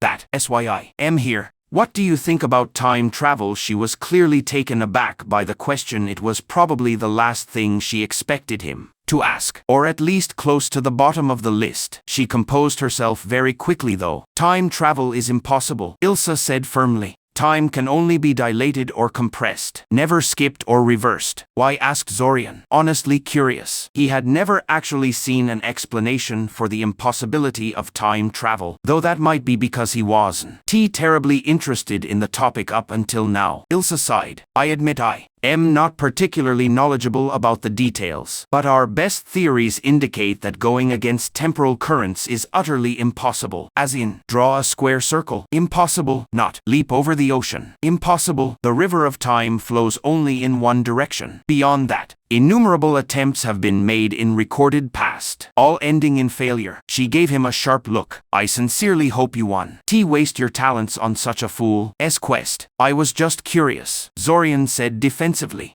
I was just reading a chapter discussing limitations of magic and wondered why the author was so certain time travel is impossible. Well, now you know, Ilsa said, getting up. Now if that's all, I really should be going. I'll be happy to answer any further questions on Monday after class. Have a nice day. Zorian watched her leave and shut the door behind her before collapsing back on his bed. Definitely a long month. For once the train ride didn't put Zorian to sleep. He had subtly prodded Mother with some sensitive topics when she tried to scold him, and he was pretty sure this wasn't some kind of elaborate illusion, unless the illusionist was aware of some very closely kept family secrets. And he seemed far too lucid for this to be some kind of induced hallucination. As far as he could tell at the moment, he really did travel back in time. He had spent most of the train ride writing down everything of importance he could think of in one of his notebooks. He didn't really think the memories were going to fade anytime soon, but it helped him organize his thoughts and notice details he might have otherwise missed. He noted that he forgot to retrieve his books from under the Kiri's bed in all the confusion, but decided it didn't matter. If the classes were anything like they were the last time around, he wouldn't need them for the duration of the first month. It was that last spell the Lich performed on him and Zack. Zorian was sure of it. The trouble was, Zorian had no idea what the spell was. Even the words were unfamiliar. Standard incantations used Icosian words as their base, and Zorian knew enough of Icosian to get a general feel of a spell just by listening to what the caster's chanting. But the Lich used a different language for his incantation. Fortunately, Zorian had a really good memory and remembered most of the chant, so he wrote it down in his trusty notebook in phonetic form. He was pretty sure he wouldn't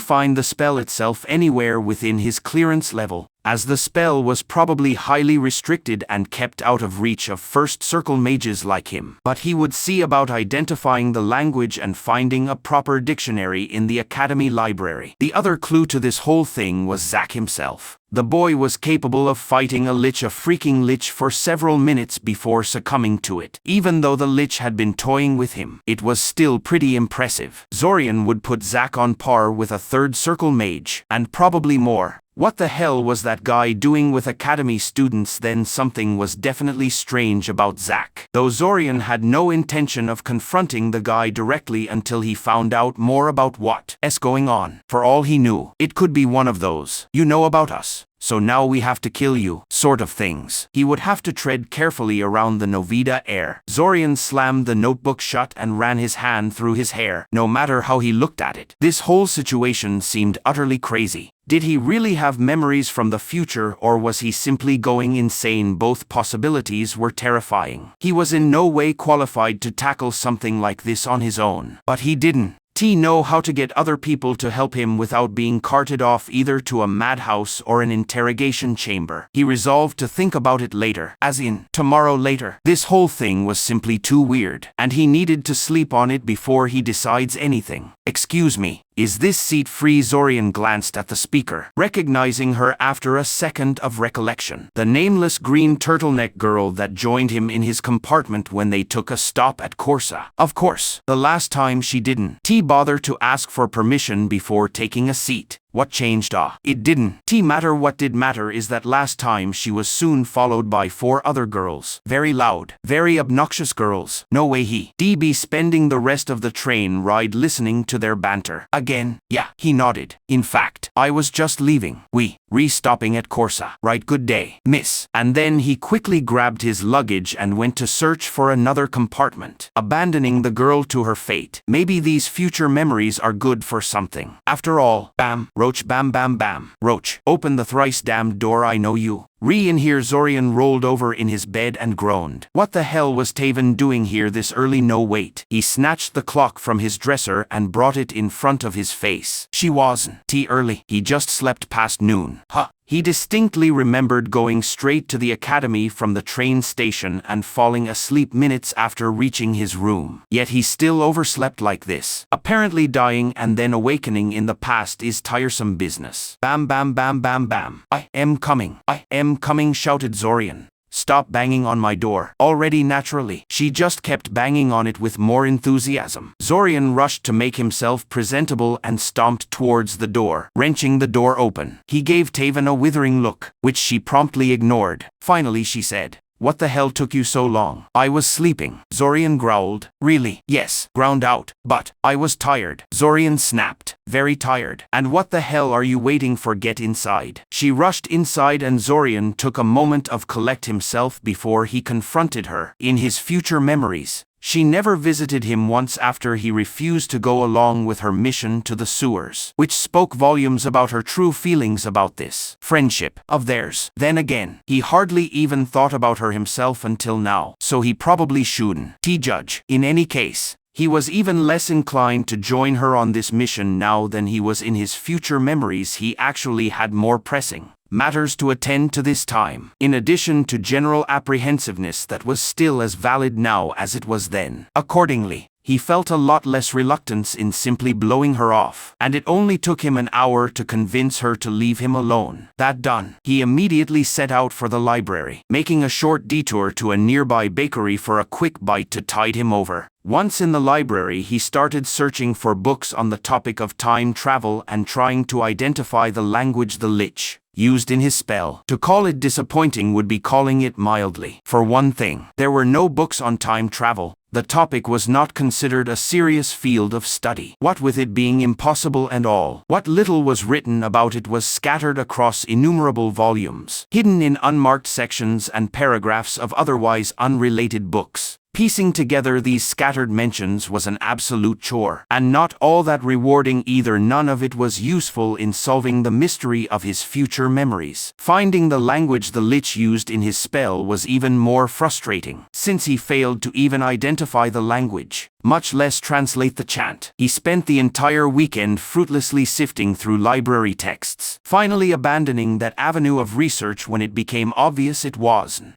producing any results. Plus, the library workers were starting to give him weird looks at his choice of literature, and he didn't want to create any unfortunate rumors. Hopefully, he would be able to trick Zack into revealing what the hell was going on when school started. "You relate." Zorian stared at Akoja's stern face in quiet contemplation. He was glad he wouldn't have to deal with any drama because of his disastrous evening with her, almost as glad as he was about the fact that he wasn't dead, but he couldn't help but wonder what her outburst had been about. She didn't T really looked like she had a crush on him. So why did his comment hit her so heavily? What, she asked, and Zorian realized he had been staring at her a little too long. Oops, AKO, why are you telling me this when more than half the class isn't even here yet, he asked. Because there is at least a chance you will listen. Unlike them, Akoja admitted. Also, someone like you should be an example to other students, not descend to their level. Someone like me, inquired Zorian. Just get inside, she snapped irritably. He sighed and went inside. It was probably for the best to leave things be. He had other problems to deal with, and she was far too rule-bound for his tastes anyway. He didn't know what he was expecting to happen when he walked into the class. Everyone to stop what they were doing and stare at him.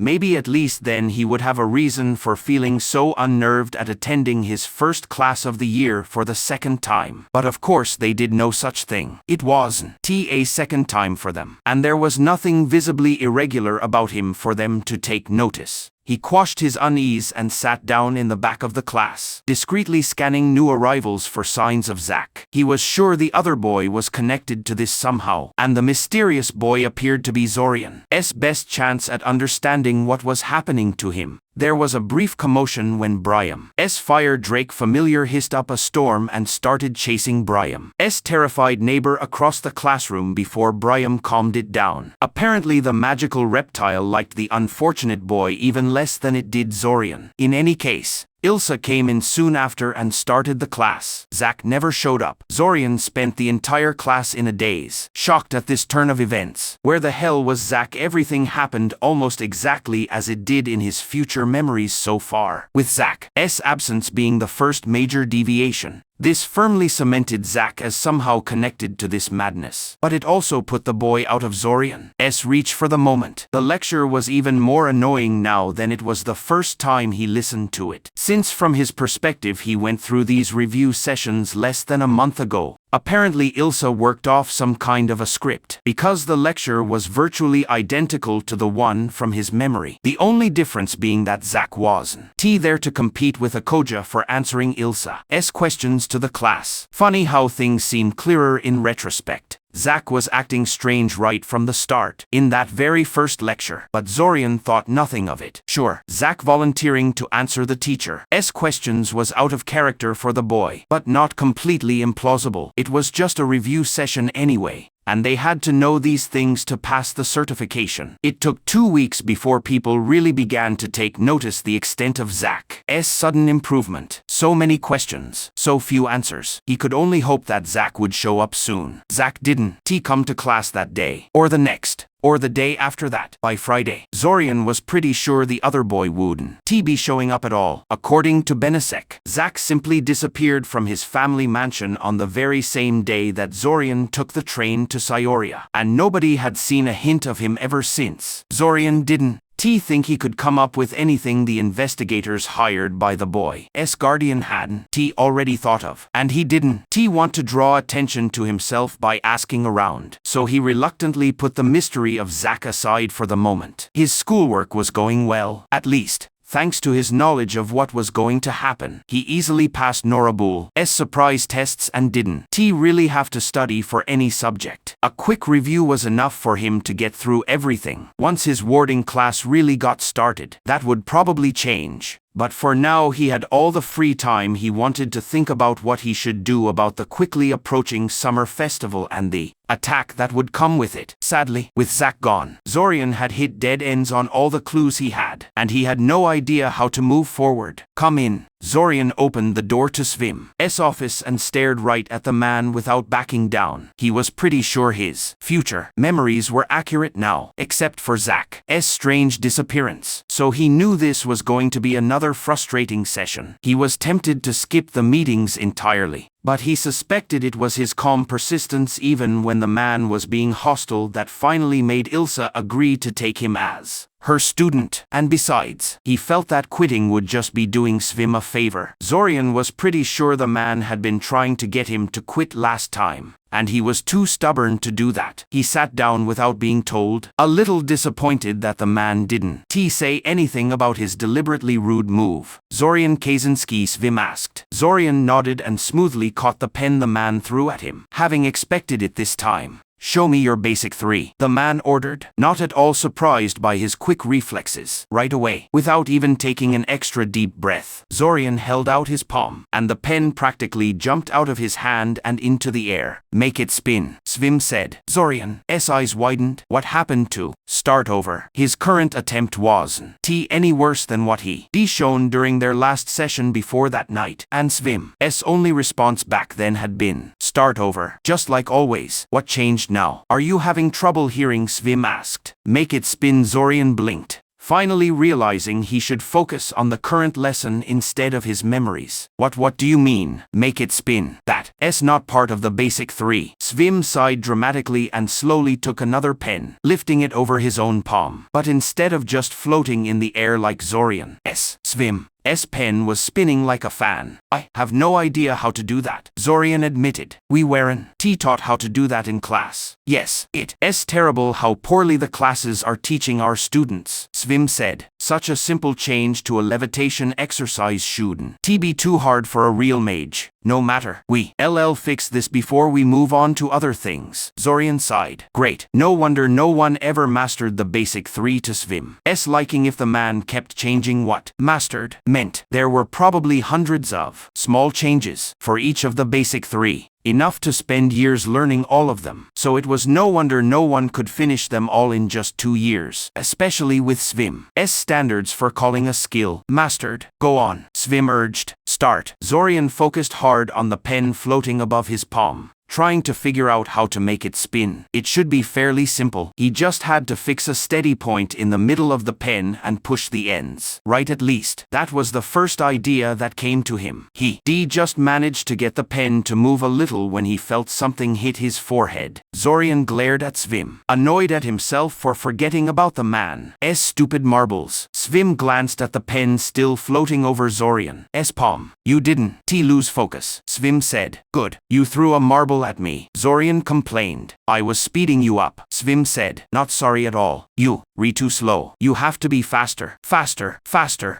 Start over. Zorian sighed and went back to work. Yep, this was definitely going to be frustrating. Between not being used to the exercise and Svim interrupting him non-stop, Zorian only managed to make the pen wobble a little by the end of the session, which was actually a bit embarrassing. His above-average magic control was one of the few things that made him stand out from other mages, and he felt he should have done much better, even with Svim trying to mess him up. Luckily, he easily found a book that explained the exercise in detail in the academy library, so he hoped to master it by next week. Well, not master it, not the way Svim wanted, but he at least wanted to know what he was doing before his next session with Svim. Of course, normally he wouldn't put that much work into a stupid magic control exercise, but he needed something to take his mind off things. At first, the whole time travel thing was so ridiculous that he found it easy to stay calm. Part of him kept thinking it was all just a weird dream, and that he'd wake up one day and not remember anything. But now that it was clear the situation was real, that part of him was starting to panic. What on earth was he supposed to do? Zach's strange disappearance weighed on him a lot, making him paranoid and unwilling to tell anyone about the coming attack. Zorian wasn't a completely selfless person, and he didn't want to save people only to ruin himself in the end. Whatever his future memories really were, they were basically his second chance at life. He was pretty sure he died at the end of those memories, and he had no intention of wasting it. He did think it was his responsibility to warn people about the danger coming to the city, but there had to be a way to do it without ruining his own life or reputation. The easiest idea would be to warn as many people as possible to make sure at least some of them took it seriously and do it in person.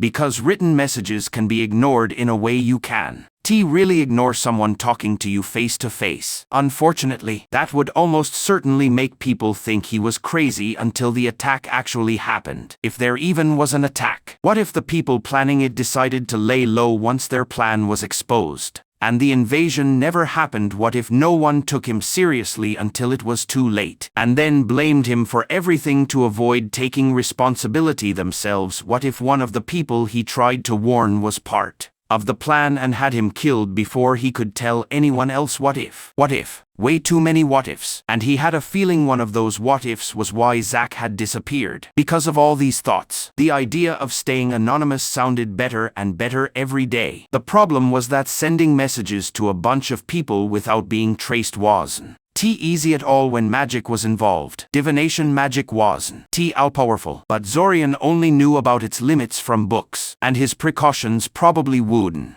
hold up against a skilled magic user trying to find him. Zorian sighed and started writing a rough plan in his notebook. Completely ignoring his history teacher's excited lecture. He had to figure out who to contact, what to write in the letters, and how to make sure no one could trace them back to him. He doubted the government let people publish guides on how to avoid being caught by law enforcement. But he still checked the library to see what they had. He was so focused on his plan that he barely noticed when class ended, writing furiously while everyone else packed up and left. He definitely didn't notice Benesek looking over his shoulder. "What are you doing?" Zorian slammed his notebook shut automatically as soon as Benesek spoke and gave the other boy an angry look. "It's rude to look over someone's shoulder," Zorian said. "You really jumpy, aren't you?" Benesek smiled, loudly pulling a chair from a nearby table so he could sit across from Zorian. "Relax. I didn't see anything. Not for lack of trying," Zorian said. Benesek just grinned wider. "What do you want? Anyway, just wanted to talk for a bit." Benesek shrugged. "You've been really quiet this year. You look frustrated all the time. And you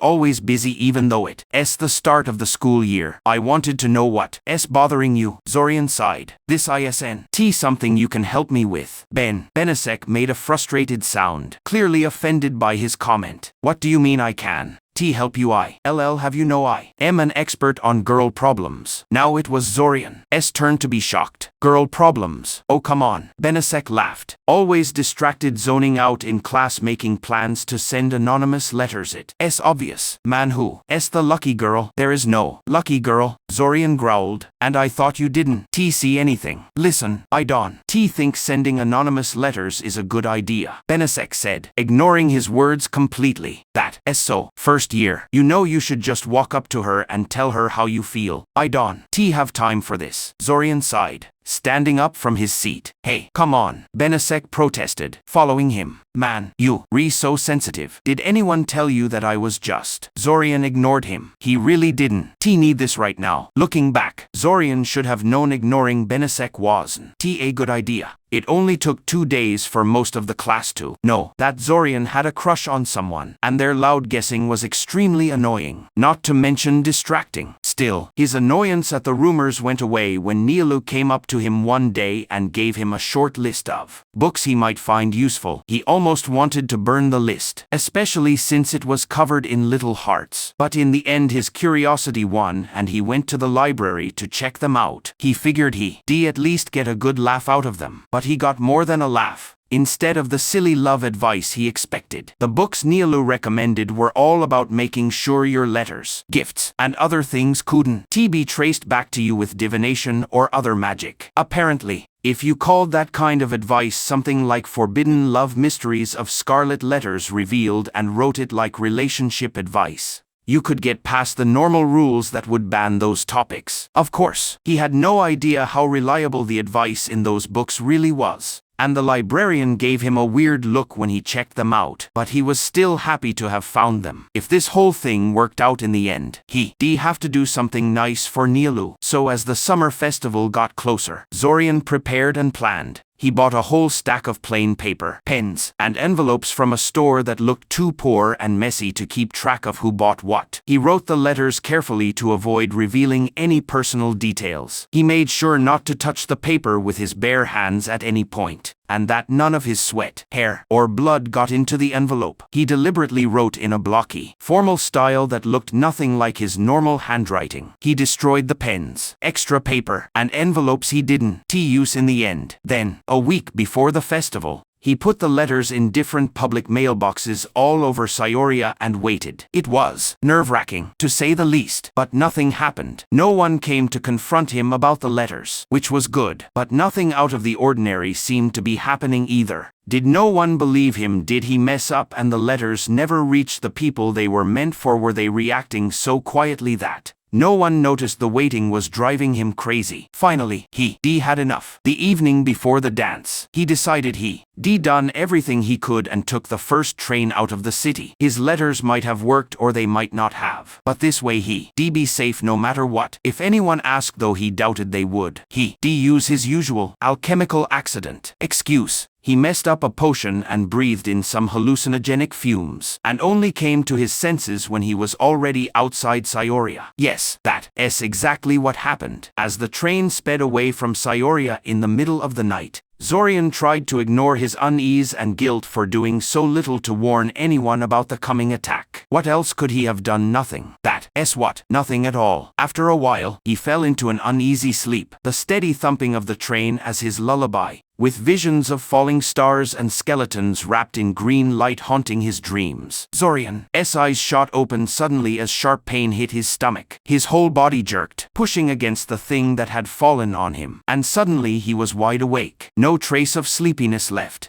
"Good morning, brother," an annoyingly cheerful voice said right on top of him. "Morning, morning, morning." Zorian stared at his little sister in disbelief, his mouth opening and closing. "What, again? Oh, you've got to be kidding me," Zorian growled, and Kiriel quickly got off him and moved away in fear. She obviously thought he was mad at her. "Not you, Kiri. I just had a nightmare. That's all." He couldn't believe it. It happened again. What the hell? He was happy it happened last time, because it meant he wasn't, dead. But now it was just creepy. Why was this happening to him? Oh. And while he was complaining to himself, Kiriel locked herself in the bathroom again. God damn it all. Zorian stared at the endless fields passing by quickly, the silence of the empty train car only broken by the steady thumping of the train's engine. He looked calm and relaxed. But it was just a fake act, nothing more. His calm face might have seemed silly, since there was no one around to see him. But over the years Zorian had found that acting calm on the outside helped him feel calm on the inside too. He needed all the help he could get right now, because he was about to panic like crazy. Why was this happening again? The first time it happened, he was completely sure the Lich was responsible. The spell hit him, and then he woke up in the past. Cause and effect. But this time, he hadn't been hit by any strange spell. Not unless someone snuck into his train car while he was sleeping, which he thought was very unlikely. No, he'd just fallen asleep and woken up in the past again, like it was the most normal thing in the world. Then again, it did explain some things that had been bothering him. After all, why would the Lich cast a time travel spell on him? It didn't make sense for their secret invasion plan. Time travel seemed too planned and complicated to be an accident, and he seriously doubted the Lich used a spell it didn't understand. Even a beginner like him knew how stupid it was to use a spell you didn't understand in an uncontrolled situation, and the undead magic user wouldn't be that powerful if it did something so foolish just to beat a couple of kids it had already defeated. No. There was a simpler explanation. The Lich wasn't the one sending him back in time. It had really been trying to kill them, plural, because Zack had also been a target. The same Zack who had suddenly become amazing at all his classes. The same Zack who was walking around the city with powerful combat magic that no academy student should have. The same Zack who had been making really strange comments all month. Maybe it was Zack, not the Lich, who had cast the time travel spell. Zack, being a time traveler, would explain his huge skills and sudden improvement in school perfectly, since this kind of time travel just sent a person's mind back into their younger body. He could be any age. And what Zorian remembered of Zack's comments made him think the boy had lived through this month many times already. A mage with years of experience and knowing exactly what was going to happen would obviously find the third-year curriculum ridiculously easy. But even if Zack was the one who cast the time travel spell, there was still the question of why Zorian was sent back too. It could have easily been an accident. He knew that grabbing a mage while they recasting a teleport spell could pull you along with them, and they been right next to each other. But that didn't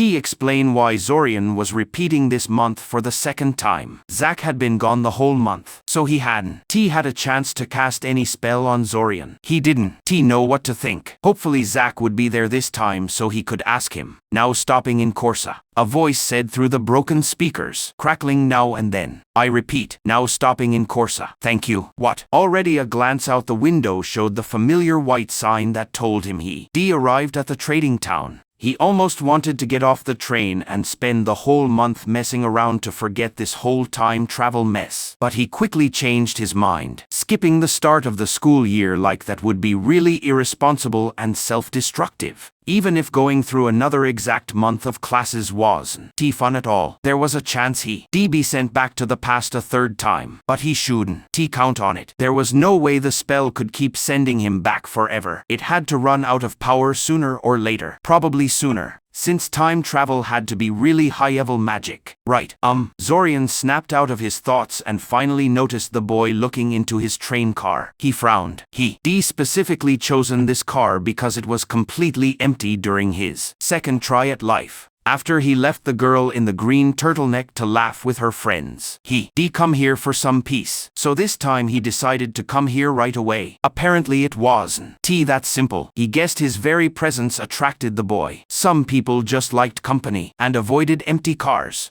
Yes, Zorian said politely, hoping the boy just wanted to ask him something instead of trying to sit down. He was wrong. Do you mind if I sit here? No, go right ahead, Zorian said, forcing a smile. Damn. The boy smiled brightly at him and quickly dragged his luggage in. A lot of luggage. First year, right? Zorian asked, unable to help himself. So much for his plan to stay quiet and scare the boy into leaving. Oh well, yeah, the boy agreed. How did you know? Your luggage, Zorian said. You do realize the academy is pretty far from the main station. Your arms will be killing you by the time you get there. The boy blinked. He obviously hadn't known.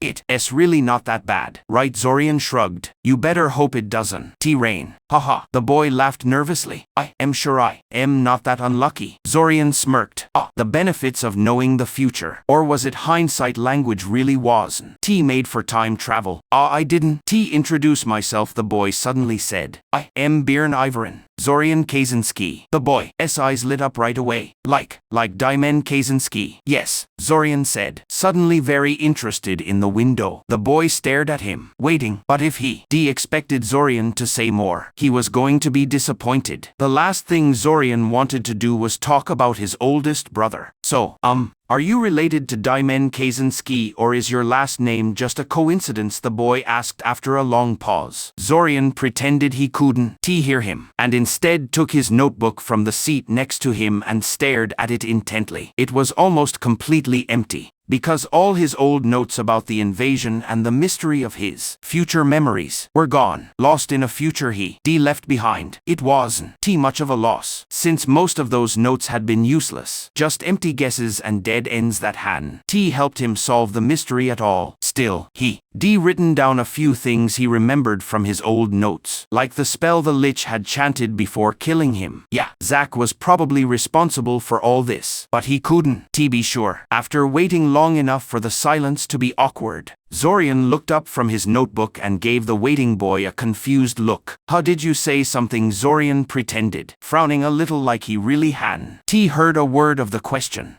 Never mind. The boy backed off. It's not important. Zorian gave the boy a real smile. At least he could take a hint. He talked to the boy for a while, mostly just answering his questions about the first-year classes, before getting bored and pretending to be interested in his notebook again, hoping the boy would get the hint. What's so interesting about that notebook? Anyway, the boy asked, either not noticing Zorian didn't want to keep talking or deliberately ignoring it. Dawn, tell me, you restudying already? No, these are just notes for some personal research, Zorian said. It's not going very well, so I am a bit frustrated. My mind keeps wandering to it, especially when the other option was talking to an overly curious first year. The academy library. First thing I tried. Zorian sighed. I am not stupid. You know, the boy rolled his eyes at him. Did you look for the books yourself, or did you ask the librarian to help you? My mom works as a librarian, and they have special divination spells that let them find things in minutes that would take you years if you just look at titles and skim. Zorian opened his mouth before closing it. Ask the librarian for help. Okay, maybe he was stupid. Well, it's not really a topic I want to bother the librarian with, Zorian said, which was true, but he knew he'd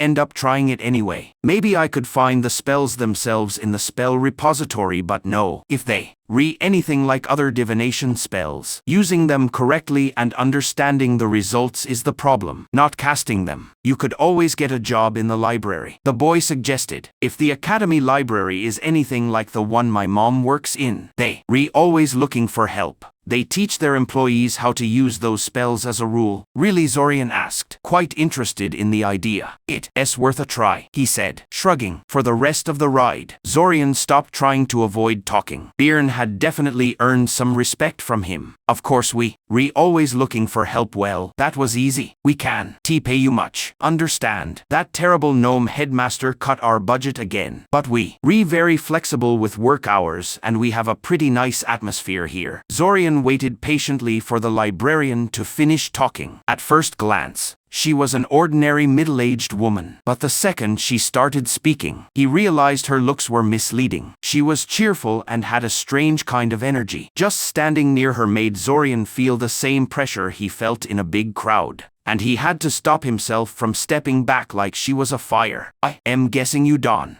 get many people wanting to work here. Then Zorian asked, why is that shouldn't people be fighting to work in a place like this? It's a pretty famous library. She snorted. And Zorian could swear he felt the dislike and a little bitterness in that simple sound. Academy rules say we can only hire employees who are first circle mages or higher. Most graduates have better paying and more exciting jobs than this. She waved her hand at the rows of bookshelves around them. So we have to hire students who are. She suddenly stopped and blinked, like she remembered something. But anyway, enough of that, she said, clapping her hands and smiling at him. From today on, you one of the library assistants. Congratulations. If you have any questions, I'll be happy to answer them. Only with extreme willpower did Zorian stop himself from rolling his eyes. He never agreed to anything. He just asked about getting a job, and she definitely knew that. But oh well, he did want the job. And not just because he hoped to learn some new spells and figure out the Lich's chant. He suspected library employees got access to parts of the library that were normally off limits to him as a first circle mage.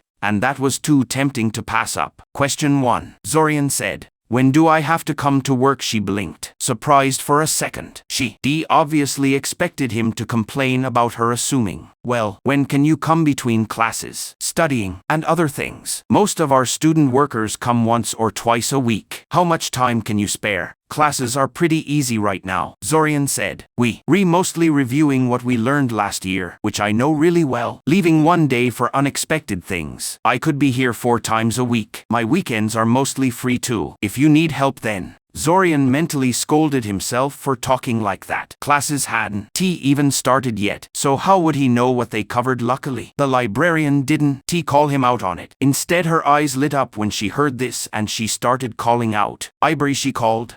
VE got a new partner for you. A girl with glasses carrying a pile of books popped out of the small room next to the information desk to see what was going on. Oh, it was the girl in the green turtleneck. She was wearing it even now that he shared a train car with. Except he chosen a different seat on the train this time. So they never met. Oh well, it probably wouldn't have mattered anyway. Anyway, I think we should introduce everyone. The librarian said. I am Kirathishli Korisova, one of the few real librarians here. This lovely girl, she gestured to the turtleneck girl, who blushed at the praise and shifted uncomfortably, holding her stack of books tighter, is our hardworking Ivory Ambercombe. Ivory has worked here since last year, and I don't know what I do without her. Ivory, this is Zorian Kaczynski. The girl suddenly perked up at this. Kaczynski as in, younger brother of Dimen Kaczynski, Zorian said, unable to hold back a small sigh. Actually, I am pretty sure she meant your other brother, Kirathishli said with a sly smile. She's in class with Fortov and has a bit of a crush. Her and a dozen other girls. Fortov never had a shortage of girls liking him. Miss Korisova, Ivory protested. Oh, lighten up, Kirathishli said. Anyway, Zorian will be working with us a lot from now on. Go show him what to do. And just like that, he had a job at the library. Only time would tell if he was wasting his time. Just like last time, Zach hadn't come to class. Zorian had half expected it, but it was no less annoying. It confirmed his suspicion that Zach was deeply involved in this mess. But the boy T's absence made it impossible for Zorian to confront him about it. What was he supposed to do now, for that matter? Was he supposed to do anything at all? Last time D thought that if he didn't do something about the invasion, no one would. No one else had the strange future memories he had. After all, but if his guesses were right, Zack had probably traveled through time specifically to stop the invasion. What other reason would he have to be here at this time besides D been wandering the city during the attack, fighting the invaders? So all in all, there might already be an experienced time-traveling mage handling it, and he would only get in the way. The problem with that idea was that he was only guessing, and had no idea if it was true. He could be letting himself and the city get destroyed by doing nothing, relying on a boy who, honestly, didn't make him feel very confident. Zack reminded him a little too much of his brothers. And besides, hadn't Zack lost to the xianxia, not knowing how to solve the mystery, or even where to start? Zorian threw himself into schoolwork and his library job. Of course, since he been through this 3 times now. The only problem he had with school was Svim's annoying insistence that his pen spinning, as Zorian called it, was terrible and that he had to do it over and over and over again. His time at the library, though, was interesting, though not really in the way he hoped. He hadn't learned any spells yet, though he suspected it was because there were so many other, more important things he had to learn before Kirathishli and Ivory decided to spend that much effort on him. Simply put, he wasn't very good at his job. The seemingly easy job of moving books around was made much more complicated by all the library rules and the important book classification system. Zorian had hoped to show he could do his job well before asking for favors. But 2 weeks had passed and he was starting to realize it would take him a couple of months to get that good. And he didn't have that kind of time. The summer festival was getting closer. That's why he cornered Kirathishli after she sent him home for the day to ask about the coveted bookfinding divination spells. Ivory stayed nearby, pretending to be busy so she could listen in. She was really nosy for such a shy girl. Say, I wanted to ask you a small favor, Zorian began. Go ahead, Kirathishli said. You helped us a lot, so I'll be happy to help if I can. It's not often we get such a hard worker, Zorian said. Hard worker? I barely know what I am doing. If it weren't for you and Ivory helping me, I'd be running around like a headless chicken. That's why I put you with Ivory, to learn, and you relearning really fast, faster than I did when I first started this job. That's for sure. To be honest, I usually only give the simplest and most boring jobs to student workers. But since you more dedicated than them, I've given you the advanced lessons. Zorian said after a short silence. I am flattered, and he really was. Anyway, I was wondering about the bookfinding divination spells. I've been looking for a really obscure topic and I am not getting anywhere, Kirathishli said, hitting her forehead. How could I forget about that? Of course I'll teach you. We teach all our long-term workers those. They a bit tricky to use, though, so it will take a while to learn how to use them properly. Ivory will show you how, though you can always tell me exactly what you looking for and I'll do my best to help you. I know this library like the back of my hand. You know, Zorian thought about whether he should show her the lich chant, since he suspected it could get him into a lot of trouble just for asking about it. But he saw no other way. No doubt learning those divination spells would take months. Months he didn't have. He took out his notebook and tore out the page with the chant, handing it to her. Kirathishli raised an eyebrow at the writing, and Ivory stopped pretending she wasn't listening and looked over her shoulder to see what was on the paper. It's an unknown language, Zorian explained. I don't even know which one. Tricky, Kirathishli said, finding a written reference from just how a word sounds that you don't even understand is hard. Even with divination spells, you should just find a language expert to help you. If it's that important, you should try Xenomir, Ivory suggested. Our history teacher, Zorian asked in disbelief. He also teaches linguistics, Ivory said. He knows many languages, speaks 37 languages. Whoa, yeah, Ivory agreed. He should at least know what language that is, even if he can read it. He's pretty helpful if you talk to him nicely. I doubt he'll turn you away. Interesting. Mr. Kaczynski, what can I do for you? Xenomir Olgai was old, really old. He wore blue robes, real robes, robes, like old mages, and had a carefully trimmed white beard. Despite his age, he moved quickly and his eyes were sharper than most people half his age. Zorian hadn't taken the linguistics class, but he knew from history that Xenomir cared about his subject almost as much as Nora Boole cared about runes and math. Though at least he understood most students didn't share his passion. "I was told you could help me with some translation," Zorian said. "I have a broken recording of an unknown language written down by how it sounds, and I was hoping you could at least tell me what kind of language it is. It's nothing like any language I've ever seen." Xenomir perked up at the idea of an unknown language and carefully took the paper with the lich chant from Zorian's hand. His eyes widened barely a second later. "Where did you get this?" he asked quietly. Zorian thought about it and then decided to tell a little bit of the truth. "I was attacked by someone a while ago. They used a spell with that chant. I just wanted to know what it does." Xenomir took a deep breath and leaned back. "You lucky it didn't hit you. It's some kind of soul magic spell." "Soul magic? Necromancy," Xenomir explained. Zorian blinked. Necromancy? Well, it made sense for a lich to use that kind of magic. But what did necromancy have to do with time travel? Nothing. This pretty much confirmed that Zack was the main reason he was in this mess. "So, wait, what language is this anyway?" Zorian asked. "Oh yes, the language. It's Old Majera, spoken by many of the cultures that lived on the Mycena continent with the Icosians before they became powerful. Many of the ruins in Koth are written in it, and sadly, it's the language used for many of the darkest rituals and necromancy spells. You won. Find any books about it in public libraries. I am afraid. But let's get back to this attacker. They use the darkest kind of magic, and they can be up to any good if they recasting spells like that on academy students." Deciding he couldn't back out now, Zorian still chose not to mention time travel at all and made up a story instead. He told Xenomir he overheard a plan to invade the city during the summer festival. At first he thought it was a joke because it sounded so ridiculous. But when two people in cloaks noticed him listening and started casting strange spells at him, he got worried. Xenomir took him much more seriously than Zorian expected, and told him to go home and leave everything to him from now on.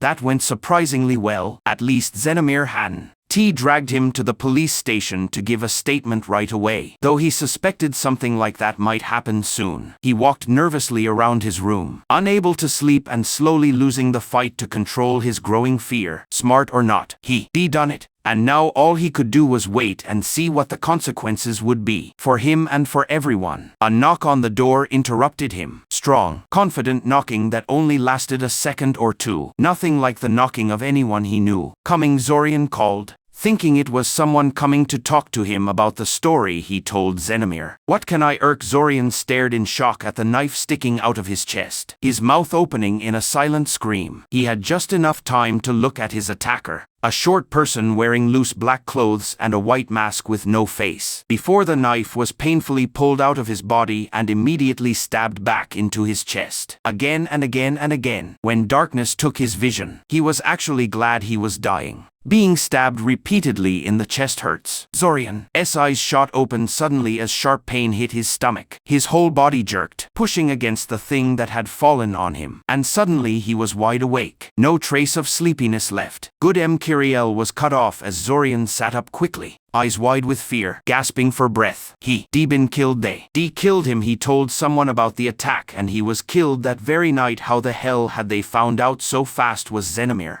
part of the attack, or were they just that well informed? Nightmare? Kiriel asked. Zorian breathed deeply, ignoring the imaginary pain in his chest. Yeah, definitely a nightmare. Zorian knew he should focus on what Ilsa was saying, but he couldn't. Stop thinking about what had happened. Looking back, he shouldn't have been surprised at how things turned out. An invasion that big can be kept secret without help from the inside. So of course they find out about anyone warning people, and besides, if stopping the invasion was as easy as telling the police, Zack would have already done it, and Zorian wouldn't be repeating this month for the third time. Although he was starting to respect these resets. This was the second time he died, and he only gone through this month 3 times. He seemed to die a lot, didn't Zack say something about him always getting blown up in the first attack unless he did something about it? He snapped back to reality. When he realized Ilsa had stopped talking and was looking at him closely, he gave her a confused look. "Are you quite all right?" she asked. And Zorian noticed her glancing at his hands. Why would she? Oh, his hands were shaking. He was probably very pale too, if the skin on his hands was anything to go by. He rubbed his hands together a few times and then clenched them into fists to get control back. "Not quite," Zorian admitted. "But I will be. You don't have to worry about it." She stared at him for a second longer and then nodded. "Very well," she said. "Do you want me to teleport you to the academy?" "I can." Imagine riding the train in your state will be very pleasant for you." Zorian blinked, not knowing what to say. He hated train travel on a good day, so an offer like this was a blessing right now. "But why? I don't want to inconvenience you," he said. "Don't worry. I was going there anyway," she said. "It's the least I can do for being so late to you and taking away your choice of mentor." Well, that was true.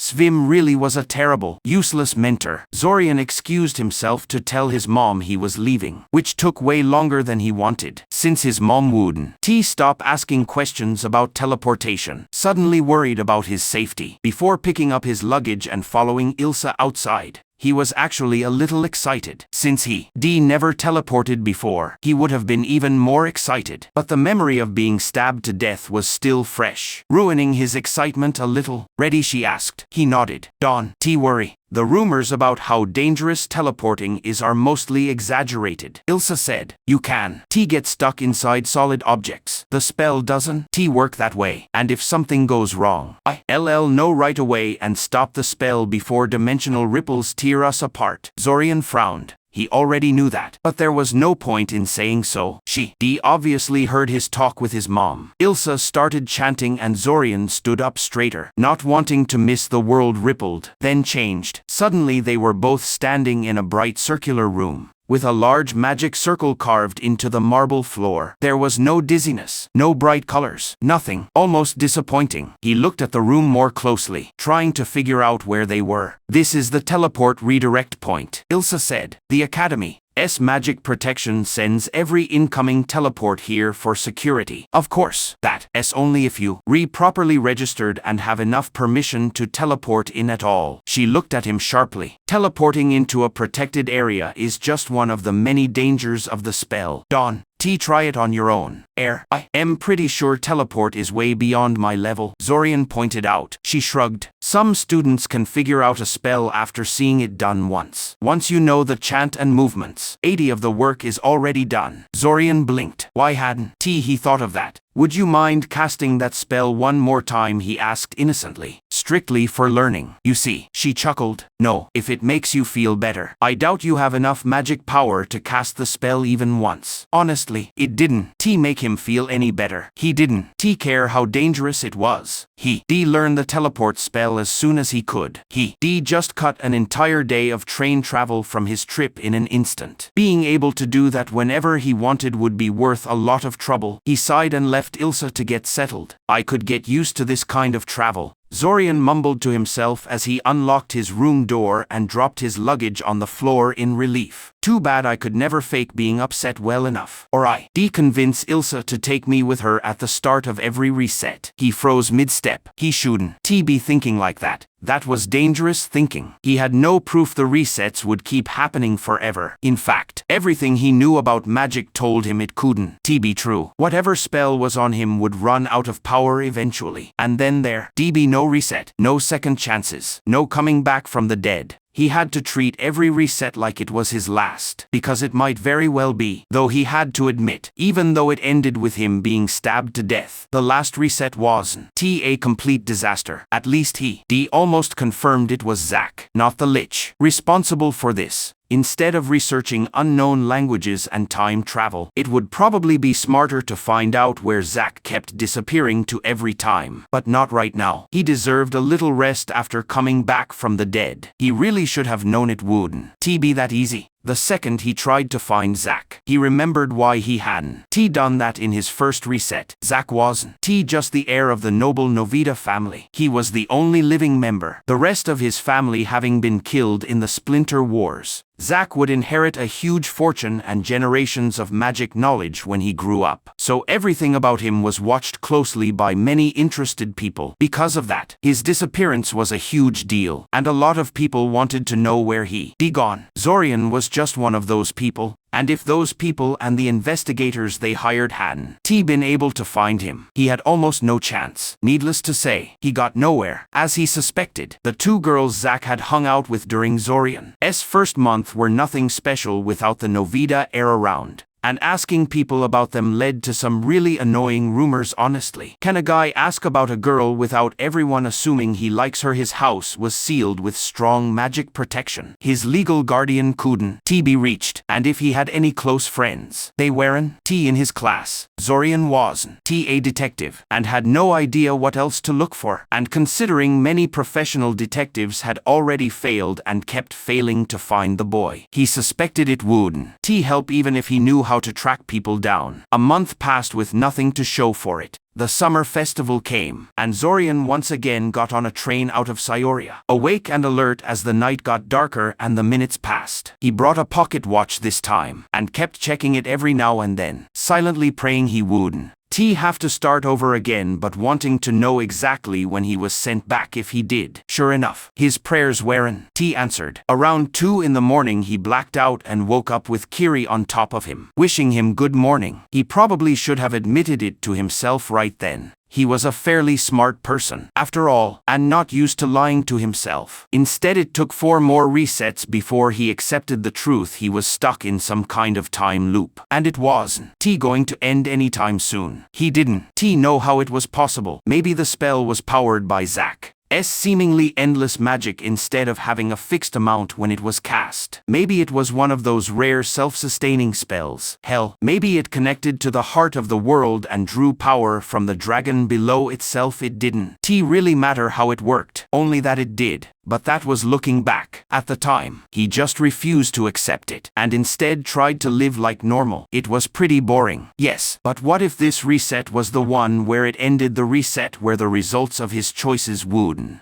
magically disappear at 2 in the morning on festival night? He checked, and yes, it was the same every time. But he was done with that now. He couldn't keep going like this, even ignoring the invasion. The month had been boring the first time, and he lived through it 8 times already. He knew the first month curriculum well enough to get almost perfect scores in all subjects, even warding. It didn't change how people treated him much. As he found out, people knew he was capable, and his grades had always been very good, so they weren't really surprised if he aced all exams or did a perfect magic missile on their first day of combat magic class. It was within what people expected. Unlike Zack's sudden improvement, the only people who acted differently because of his good grades were Akoja and Svim. Akoja had gotten twice as annoying now that she apparently found someone like her, always insisting they check each other's work and asking him for help whenever she didn't understand something. Zorian had thought she'd be jealous that he was getting better scores than her, but it seemed she didn't mind being beaten by him as much as by Zack and Nialu. Svim took his perfect scores as a sign he should be held to an even higher standard. Because of that, not only didn't he say Zorian's pen spinning was good enough to move on, he made him go back to the regular levitation exercise. Honestly, Zorian wasn't really bothered by that. Even if he mastered the pen spinning to Svim's liking, he'd no doubt just get another small change of the basic 3 to practice. So all in all, going through another boring month like that was out of the question. He chose different optional classes this time: astronomy, architecture, and geography of the global mana flow, and he fully planned to bring his grades back to normal so Svim and Akoja would stay their normal, more tolerable selves. He also planned to skip quite a few time-consuming homework projects to focus on his own studies, and he was going to spend a lot of his savings on magic potion supplies. If this reset was the last one, he'd be in a bit of trouble, but it wouldn't be the end of the world.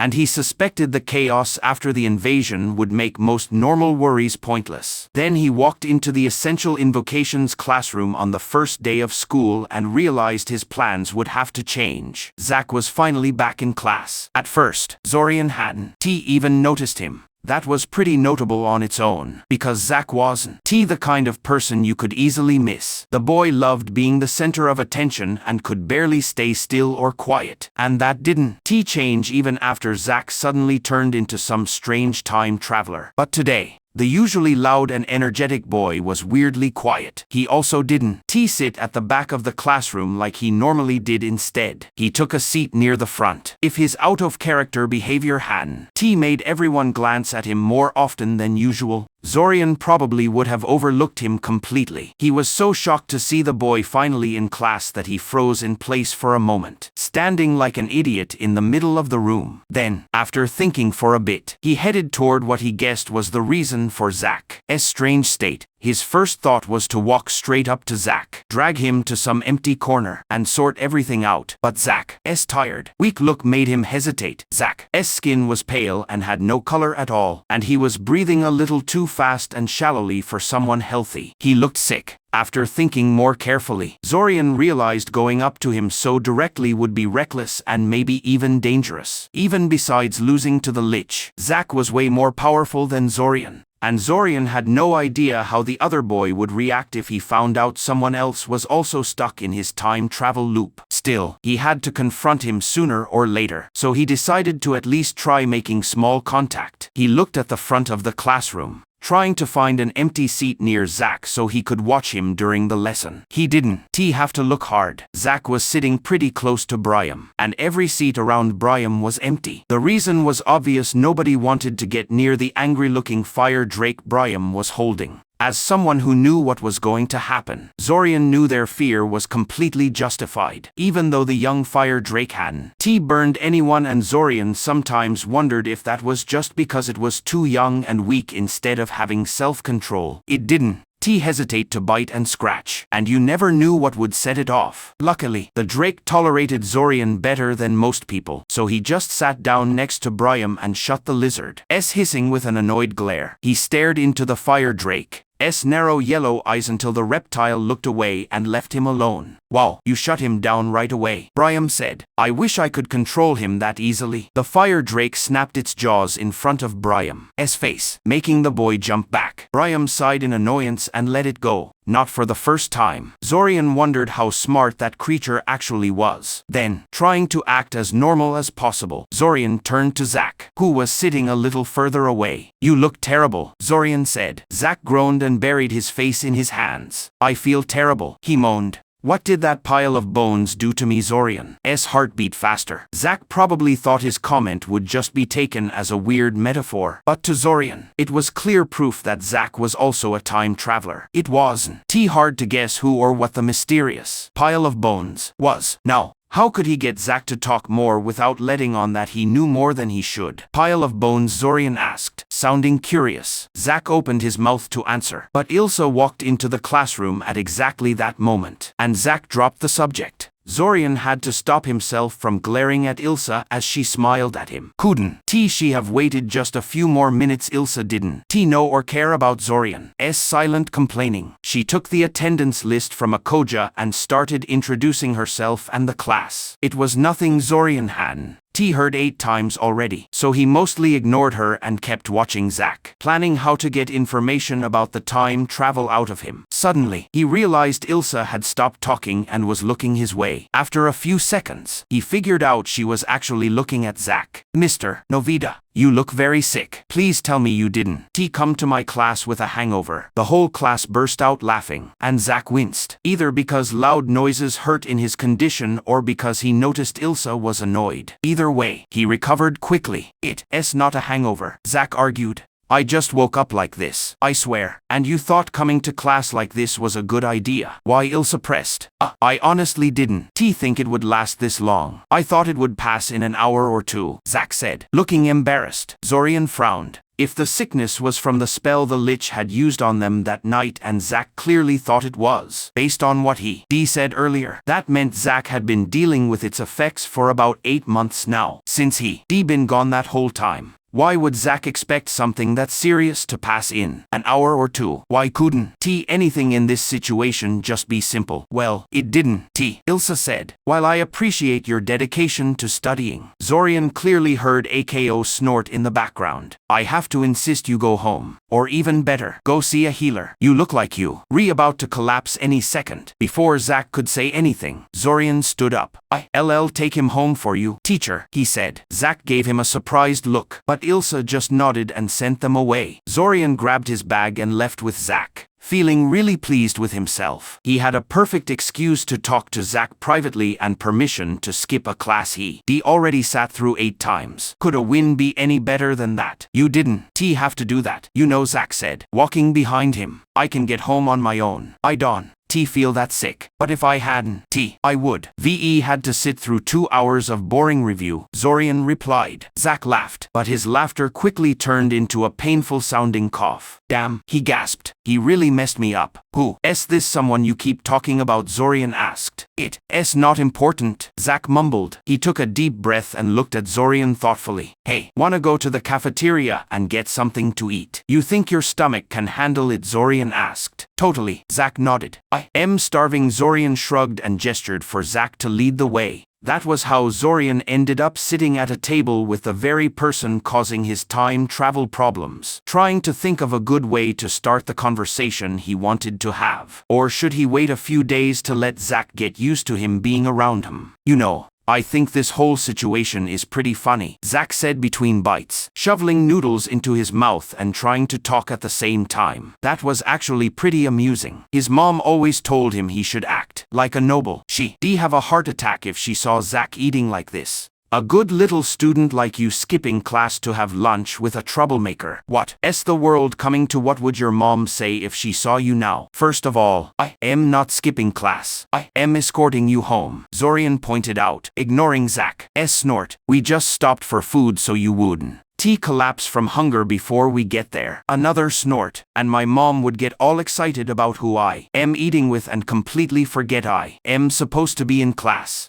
A social climber, Zack said, making a face. Say no more. At least you, Rhea guy. So she won. Tried to set us up. Well, I do have a 9-year-old sister. Don't even go there, Zack warned. Fine, Zorian agreed. He didn't really want to keep talking about that anyway. So are you gonna tell me who beat you up or what? You way more nosy than I remember, Zack huffed. What makes you think someone beat me up? Your offhand comments aren't as subtle as you think they are, Zorian said. Whatever, Zack scoffed. I just breathed in some weird fumes while I was messing with my alchemy set yesterday. That's all. The trusty alchemical accident. Excuse, so cliché, but so effective. Zorian had used it plenty of times himself. Either way, he wasn't going to let it go that easily. He decided to take a risk and try to get a reaction out of the boy. Must have been some really weird fumes. The after effects almost look like you were exposed to soul magic, Zorian said loudly. Zorian had expected some kind of reaction from Zack, but what he got was way stronger than he imagined. Zack immediately sat up straight, eyes wide with realization. Of course that I am still feeling it even after the revert. That bastard targeted the very thing that gets sent back. My soul. The cafeteria went dead quiet as everyone stared at the crazy kid shouting nonsense in the crowded dining hall. Zack slowly lowered his hands. He'd been waving them wildly during his outburst and mumbled an apology too quiet for anyone but Zorian to hear. A few scattered laughs went around the room before things went back to normal. Zack started. Maybe we should keep talking at the fountain. Yeah, I don't know, Zorian said carefully. If you gonna be that loud, it probably won't help much. Very funny, Zack grumbled. I just got a little excited. Not everyone's an ice cube like you, Zorian. Ice cube, Zorian asked, with a slight warning in his voice. But Zack was already packing up, and Zorian could only sigh in annoyance and follow him. Still, Zack's little outburst answered a few of his questions. So it wasn't T his memories or even his mind that got sent back. It was his soul. That definitely explained why his spell skills and shaping didn't T disappear every time he restarted. Everyone knew magic was strongly connected to the soul, even if no one knew exactly how they worked together. When they finally reached the fountain, Zack seemed to be thinking. So Zorian took a moment to watch the colorful fish swimming in the basin. He actually felt bad for the poor things, since they probably wouldn't live long. The fountain had been broken for years, and it was only fixed because of a big summer festival. How likely was the academy to keep maintaining it after the festival? Not very. And it was even less likely it would stay nice enough for the fish to survive. Their days were numbered. Zorian, Zack said. Tell me, what do you know about time travel? Zorian blinked. Well, that was direct. Time travel? Zorian asked, faking as much confusion as he could. Not much, I guess. What's that got to do with anything? Ugh, well, Zack struggled for words, scratching his chin nervously. You probably think I am crazy, but I am kind of a time traveler. Wow, Zack really didn't have a subtle bone in his body, did he? You don't look very old, Zorian said. If you from the future, it can be too far. No, it's more like the whole world resets itself on the night of the summer festival, and I am the only one who remembers what happened. That was an interesting way to explain it, though the idea of a spell affecting the whole world was even more ridiculous than actual working time travel magic. I lived through this month. God, at least 200 times by now, Zack went on. Honestly, I am starting to lose count. Wait, you talking like you can stop it, Zorian said, unable to keep a little alarm out of his voice. Luckily, Zack was too worked up to notice. That's just it. I don't know if I can stop it, Zack shouted, then realized what he was doing and quieted down so he wouldn't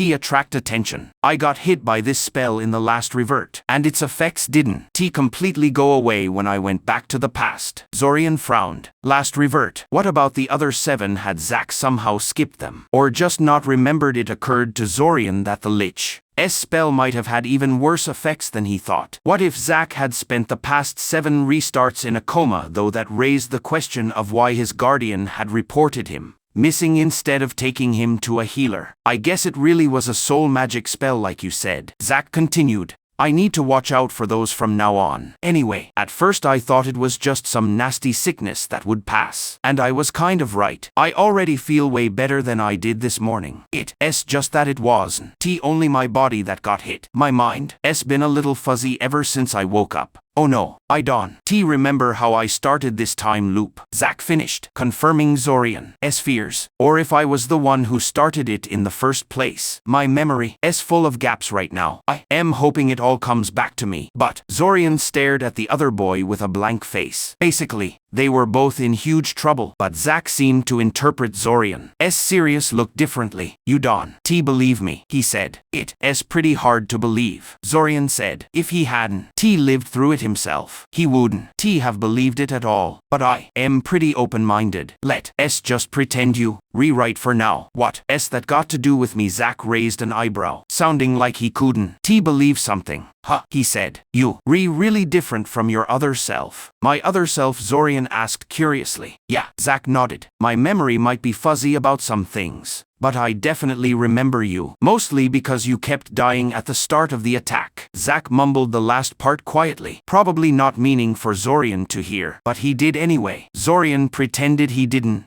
You different than you used to be, Zack said. You used to be more irritable, and always busy with something. You never believed me when I tried to tell you about the time travel. You thought I was making fun of you. Well, that sounded exactly like something his brothers would try to trick him with, and Zack already had a lot in common with them. You changed, Zack finished. You a lot calmer, more laid back, I guess. Zorian frowned. He didn't think his personality had changed that much, but he supposed it would be hard not to after going through something like this. Not to mention that more than 8 months had passed since the restarts started for Zorian. So wait, why did I change then? Zorian asked. Didn't you say the whole world resets? Don't know. Zack shrugged, then looked at Zorian thoughtfully. Come to think of it, you were there too. Weren't Zorian gave him a confused look. He wasn't going to fall for that so easily. No, of course you don't. Remember, Zack sighed. Do you at least feel a little different lately or something? Now that you mention it. Yeah, Zorian confirmed. I picked different classes than I planned to, for no real reason. And I've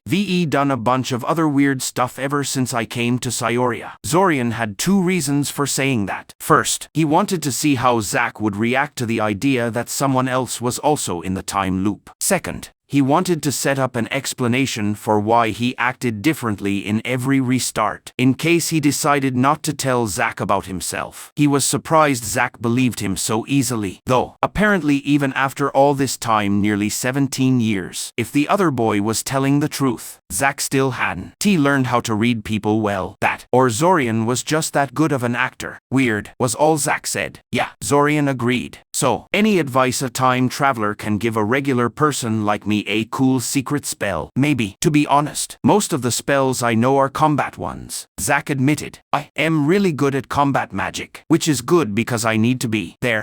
Something I am trying to stop. Something involving the mysterious guy who messed you up. Zorian tried. He really wanted to bring the invasion into the conversation but didn't know how to explain why he knew about it. Do you at least remember how that happened? Ugh, Zack grunted. Mostly. I definitely remember you being there, but you probably died right at the start of the fight. No offense, Zorian, but you aren't much of a fighter. And then I stupidly charged in, thinking I was unbeatable. Why would you ever think that? Zorian asked, genuinely confused. That you unbeatable? I mean, doesn't that seem really arrogant and dangerous? Do you know how many times I died in these reverts? Zack argued. My memory messed up again, but it was a lot. You tend not to take it too seriously after a while, and I wasn't that wrong. I just have to watch out for necromancy next time. Right, not just necromancy, Zorian replied with a heavy sigh. There's also mind magic to worry about, besides obviously ending up as a mind slave. You could end up with way more memory gaps. You could have your whole mind wiped. Then there's the chance someone could put a haze on you if you not careful, and those stick to your soul too. From what I know, some creatures, like wraiths, eat souls. That's another thing. And there are ways to lock a mage's magic away completely, which might even stay with you when you revert. Zack was quiet, but Zorian could swear he got even paler as he listened. And that's just a few things off the top of my head. Zorian finished. I am only an academy student, and I don't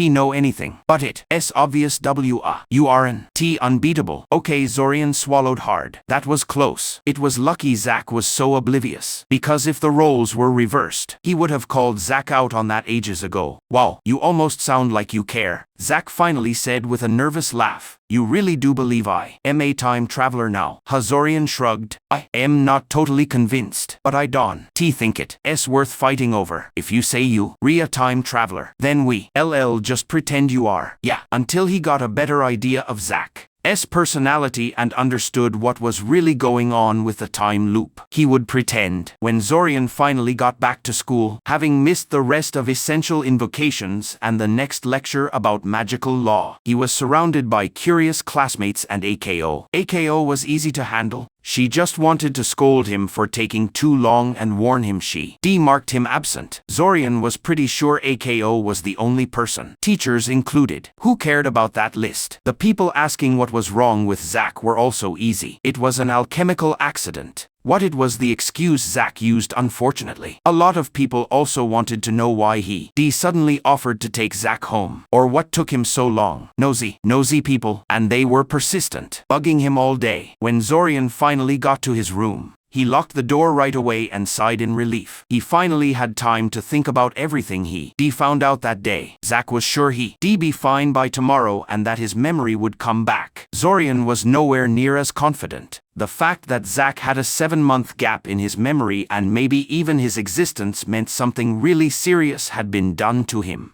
Why hadn't Zorian experienced anything like that? Well, maybe he had. He felt unusually tired during his first restart, but he just blamed it on stress. Maybe he only been caught at the very edge of the spell and only took minor damage. Or maybe his first restart was just the first one he remembered. It was a disturbing thought, but there wasn't much point dwelling on it. It wasn't really that surprising when you thought about it. The strange time travel effect he and Zack were under had basically turned them into soul beings. A lich, at its core, was also a soul being. They were mages who ritually killed themselves and tied their souls to an object, their phylactery, before their soul could move on to the afterlife. If their current body was ever destroyed, they'd just go back to their phylactery and possess someone else. It made sense that a lich would know how to fight another lich, and a method that worked on a lich would work just as well on him and Zack. And Zack had stupidly said as much to the lich at the end of their fight. It's not like I'll stay dead for good. He said the lich might not have known exactly what Zack was, but a line like that strongly suggested he was either a lich himself or some kind of possessing entity. And practically speaking, that wasn't too far off. But none of that really mattered right now. The real question was, what was he going to do now? Even if Zack got his memories back, which was unlikely, he would definitely want to keep the time loop going until he found a way to beat the lich. If the boy's last fight with the undead mage was any sign, that could take a long time. And that was assuming Zack was the one who started the loop in the first place. If it happened once, it could happen twice. Zorian had a feeling Zack might be just as much a stowaway in the loop as he was. Was there a third person looping around somewhere suddenly? He didn't feel as desperate to get out of this as he had at the beginning. Getting out might not mean going back to normal at all. The invasion was clearly more than a random terrorist attack, and Zorian doubted stopping it would be the end of everything. Something really big was happening, and Zorian was just a small fish, a roach, as Taven would put it. Inside the time loop, he had a chance to secure his future. Outside, he was just another victim. Besides, if Zack was telling the truth, normal for Zorian meant dying at the start of the invasion. He didn't like that kind of normal at all. In fact, the more he thought about it, the more this whole thing seemed like a huge opportunity instead of an annoyance. Once, when Zorian was younger, he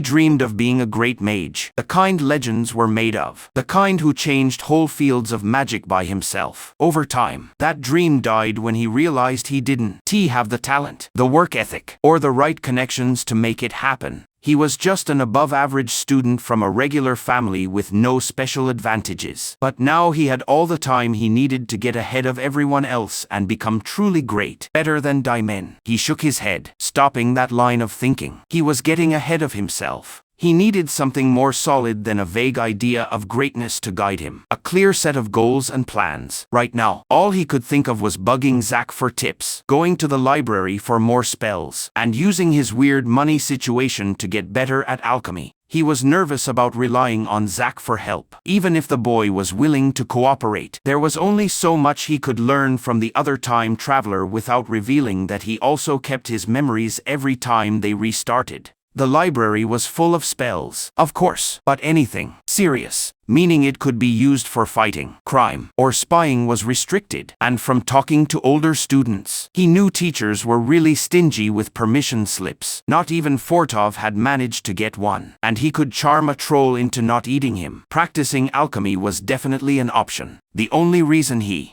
focused more on invocation so far was because he had to buy all the ingredients he wanted to use, and he was trying to save money. Studying alchemy seriously cost a lot of money. Alchemical ingredients were expensive. But with his savings account refilling automatically after every restart, money didn't limit him as much as it used to. Honestly, it wasn't much. He needed a better plan. With another sigh, Zorian pulled out his trusty notebook and started planning and writing. "Can I help you with something?" Sunny Kiran asked. "Class is over. In case you didn't notice."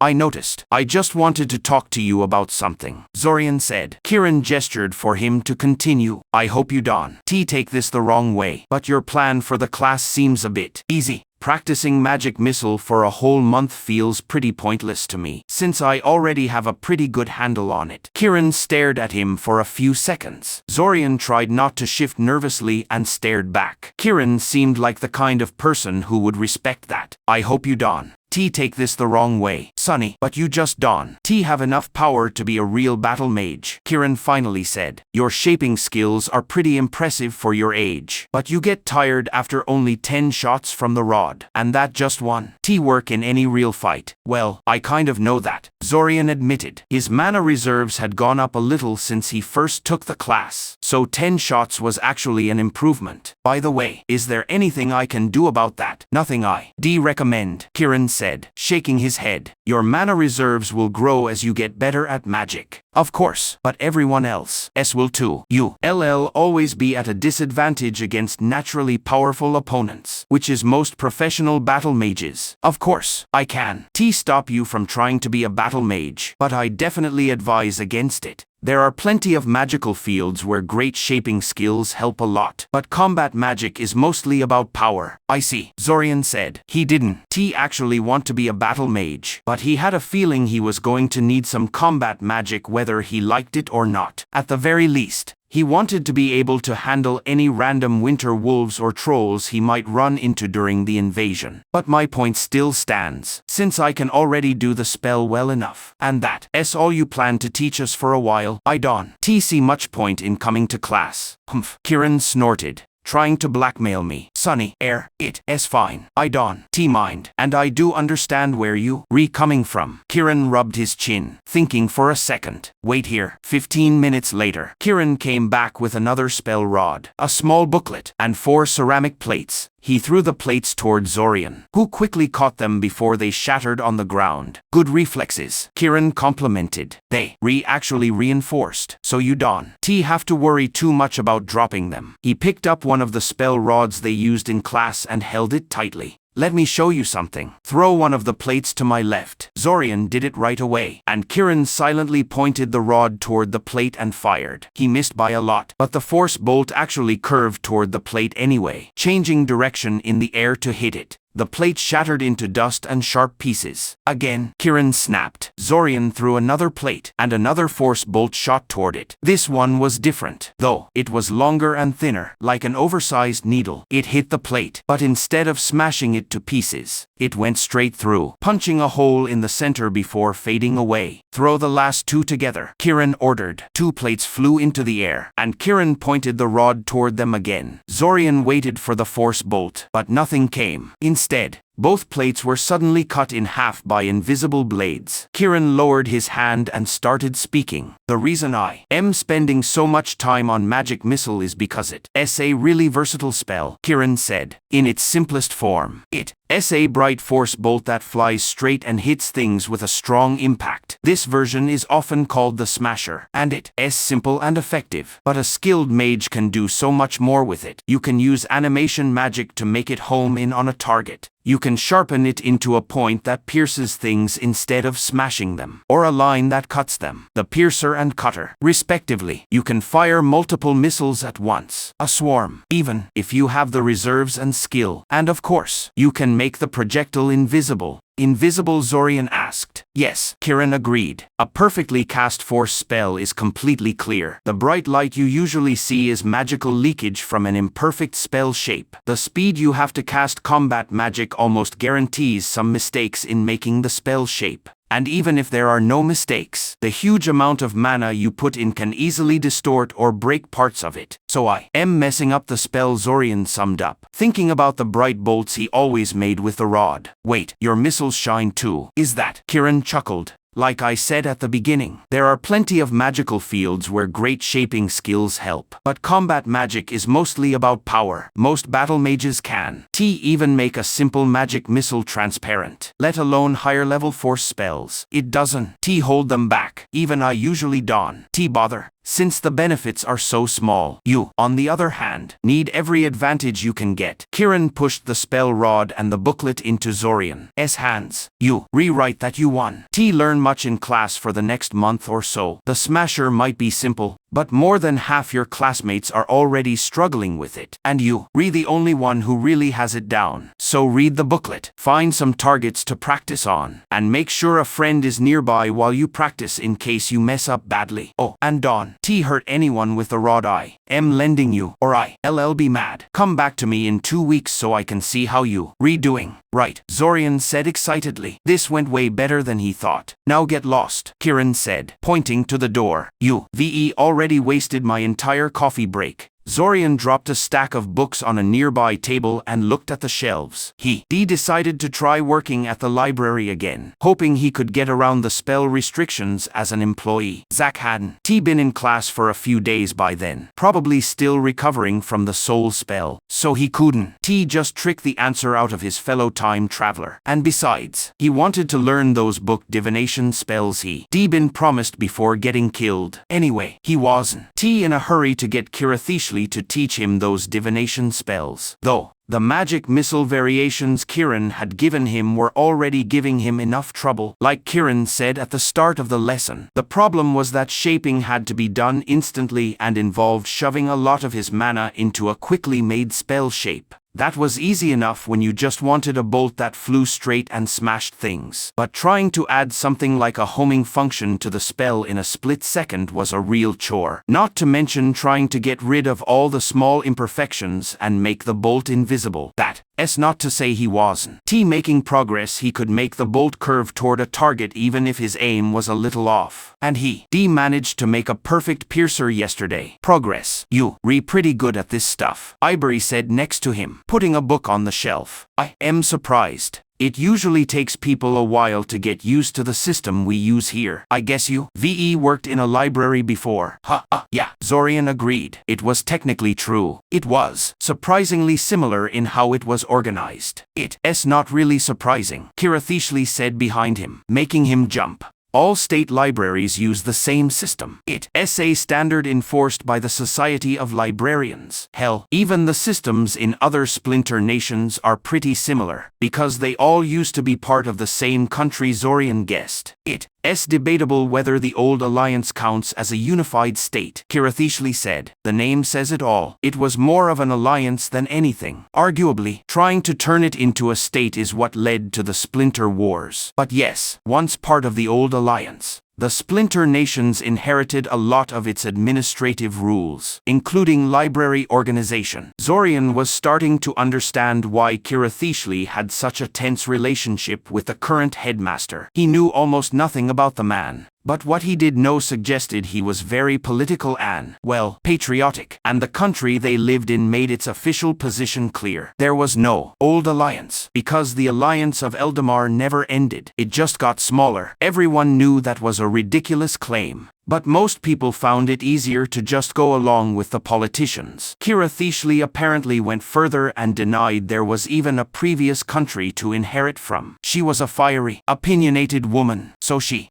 probably said something like that within the headmaster's hearing. That must have been a fun conversation. Hey, a familiar voice called. Is Zorian here? I heard Dawn shout in the library. Zack, Zorian sighed. Since you back to your usual energetic self, I guess you feeling better. Yup, Zack said happily, thumping his chest a few times. Healthy as an oak. Got an hour to go get something to eat, in case you haven't noticed. I am working right now, Zorian protested. It's not a problem, Zorian. We mostly done for the day, Kirathishli pointed out. Then she leaned toward him and whispered in his ear, unless you wanted to get rid of him and I am interfering. Zorian waved off her concern and followed Zack outside. As funny as it would be to see what Kirathishli would say to get rid of Zack, he actually wanted to talk to the boy. So why did you come looking for me? Zorian asked. He thought he'd have to bug Zack to get more information, but it seemed Zack had taken a liking to him. He wasn't sure if he should be happy or annoyed. It was convenient, but it increased the chance Zack would notice something was off about Zorian. You're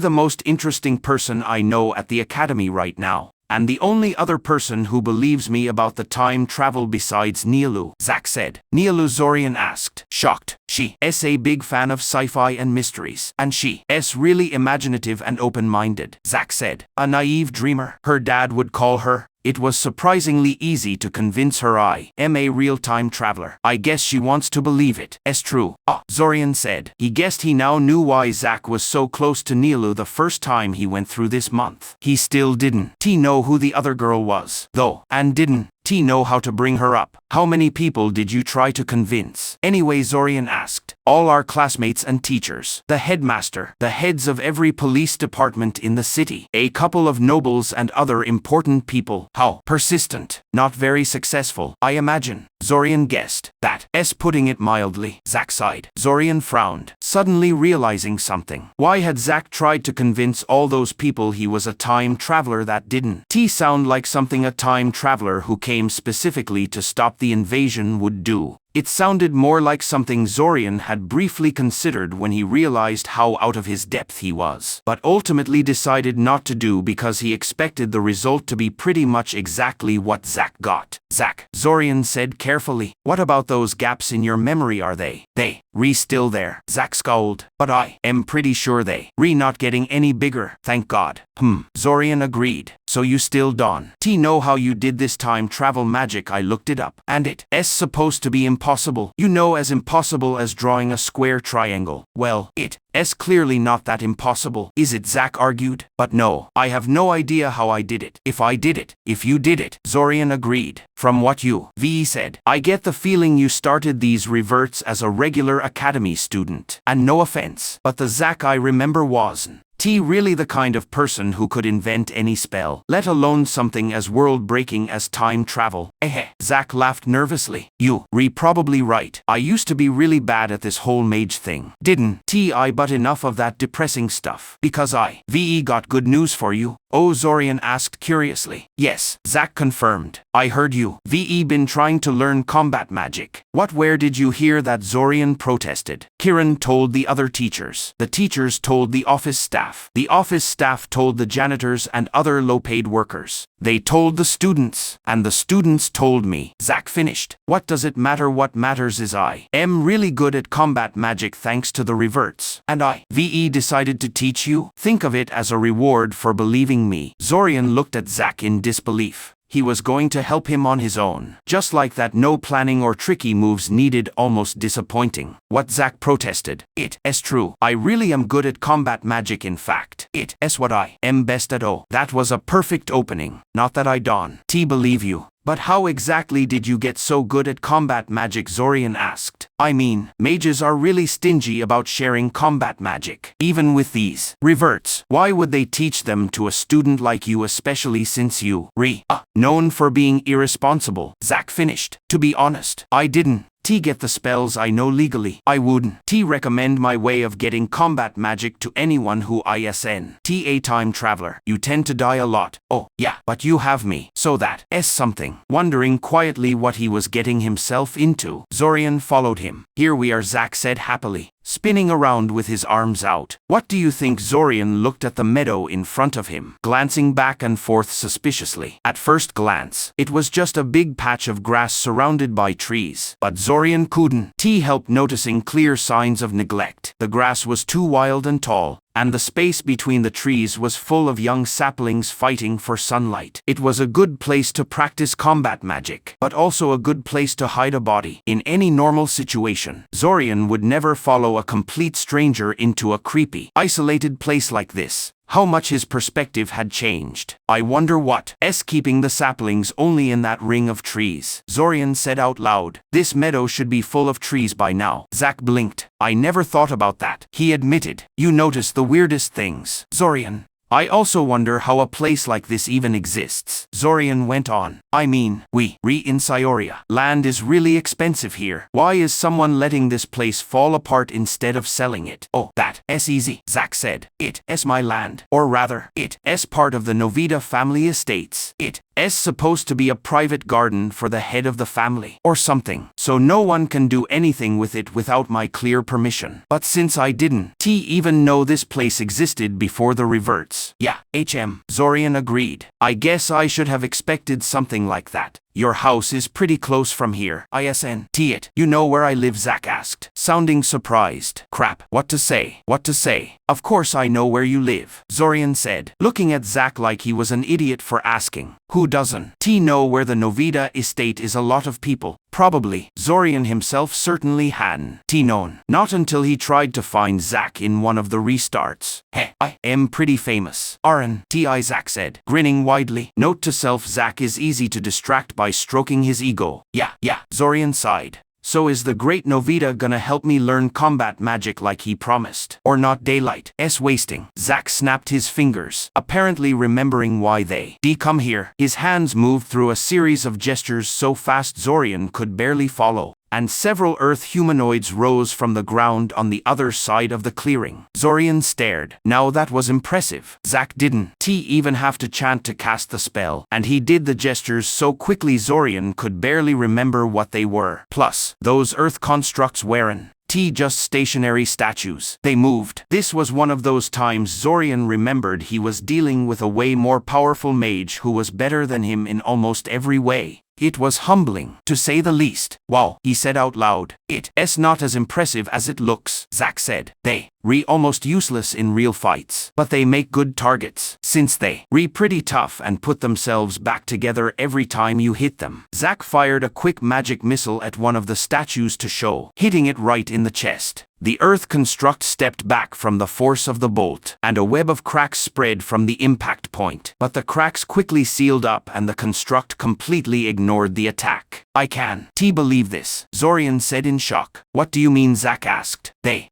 just animated earth. So it's not them, Zorian protested. The magic missile, no chant, no gestures, no spell formula, nothing. You just pointed your finger at the target and made a magic missile, which, admittedly, was a gesture, just not one that should be enough to cast magic missile. Oh, that, Zack said, waving it off. That's not special either. That's just reflexive magic. When you cast a spell enough times, mana shaping becomes instinct, and you can start leaving out spell parts. Zorian finished for him. Any serious mage had at least a few spells they knew so well they could skip some words and gestures and still make it work. But getting a spell to work with just pointing your finger would take years. Zack just grinned widely. Which, I guess you had, Zorian concluded, feeling pretty stupid. This time travel thing is really convenient. It how many reflexive spells do you have? Anyway, you mean, how many are as automatic as the magic missile I just showed you? Shield, hurl, recall, flamethrower, and a few other easy combat spells. There are a lot of spells I know, but I can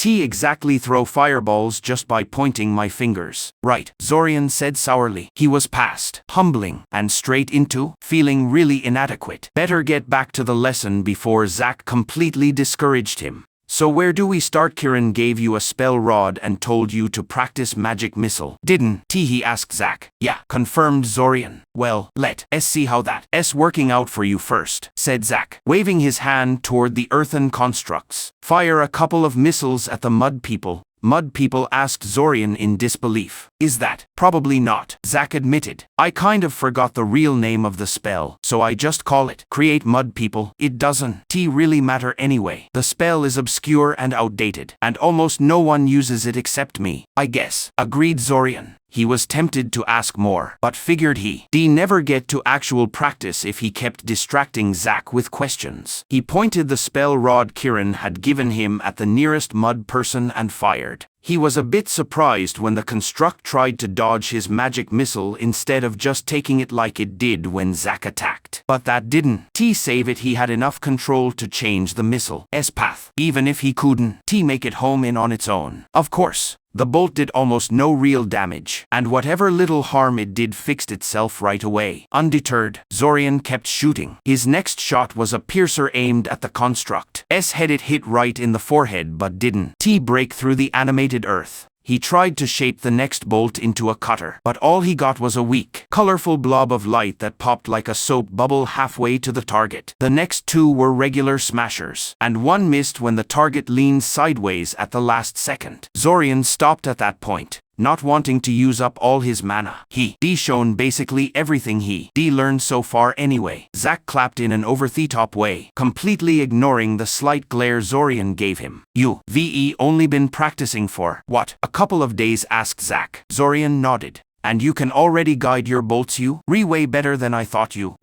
Oh, asked Zorian, a little suspicious. Why is that? Let me ask you this instead. How many magic missiles can you cast before you run out of mana? Asked Zack. 10, answered Zorian. He didn't see what that had to do with anything. Then it hit him.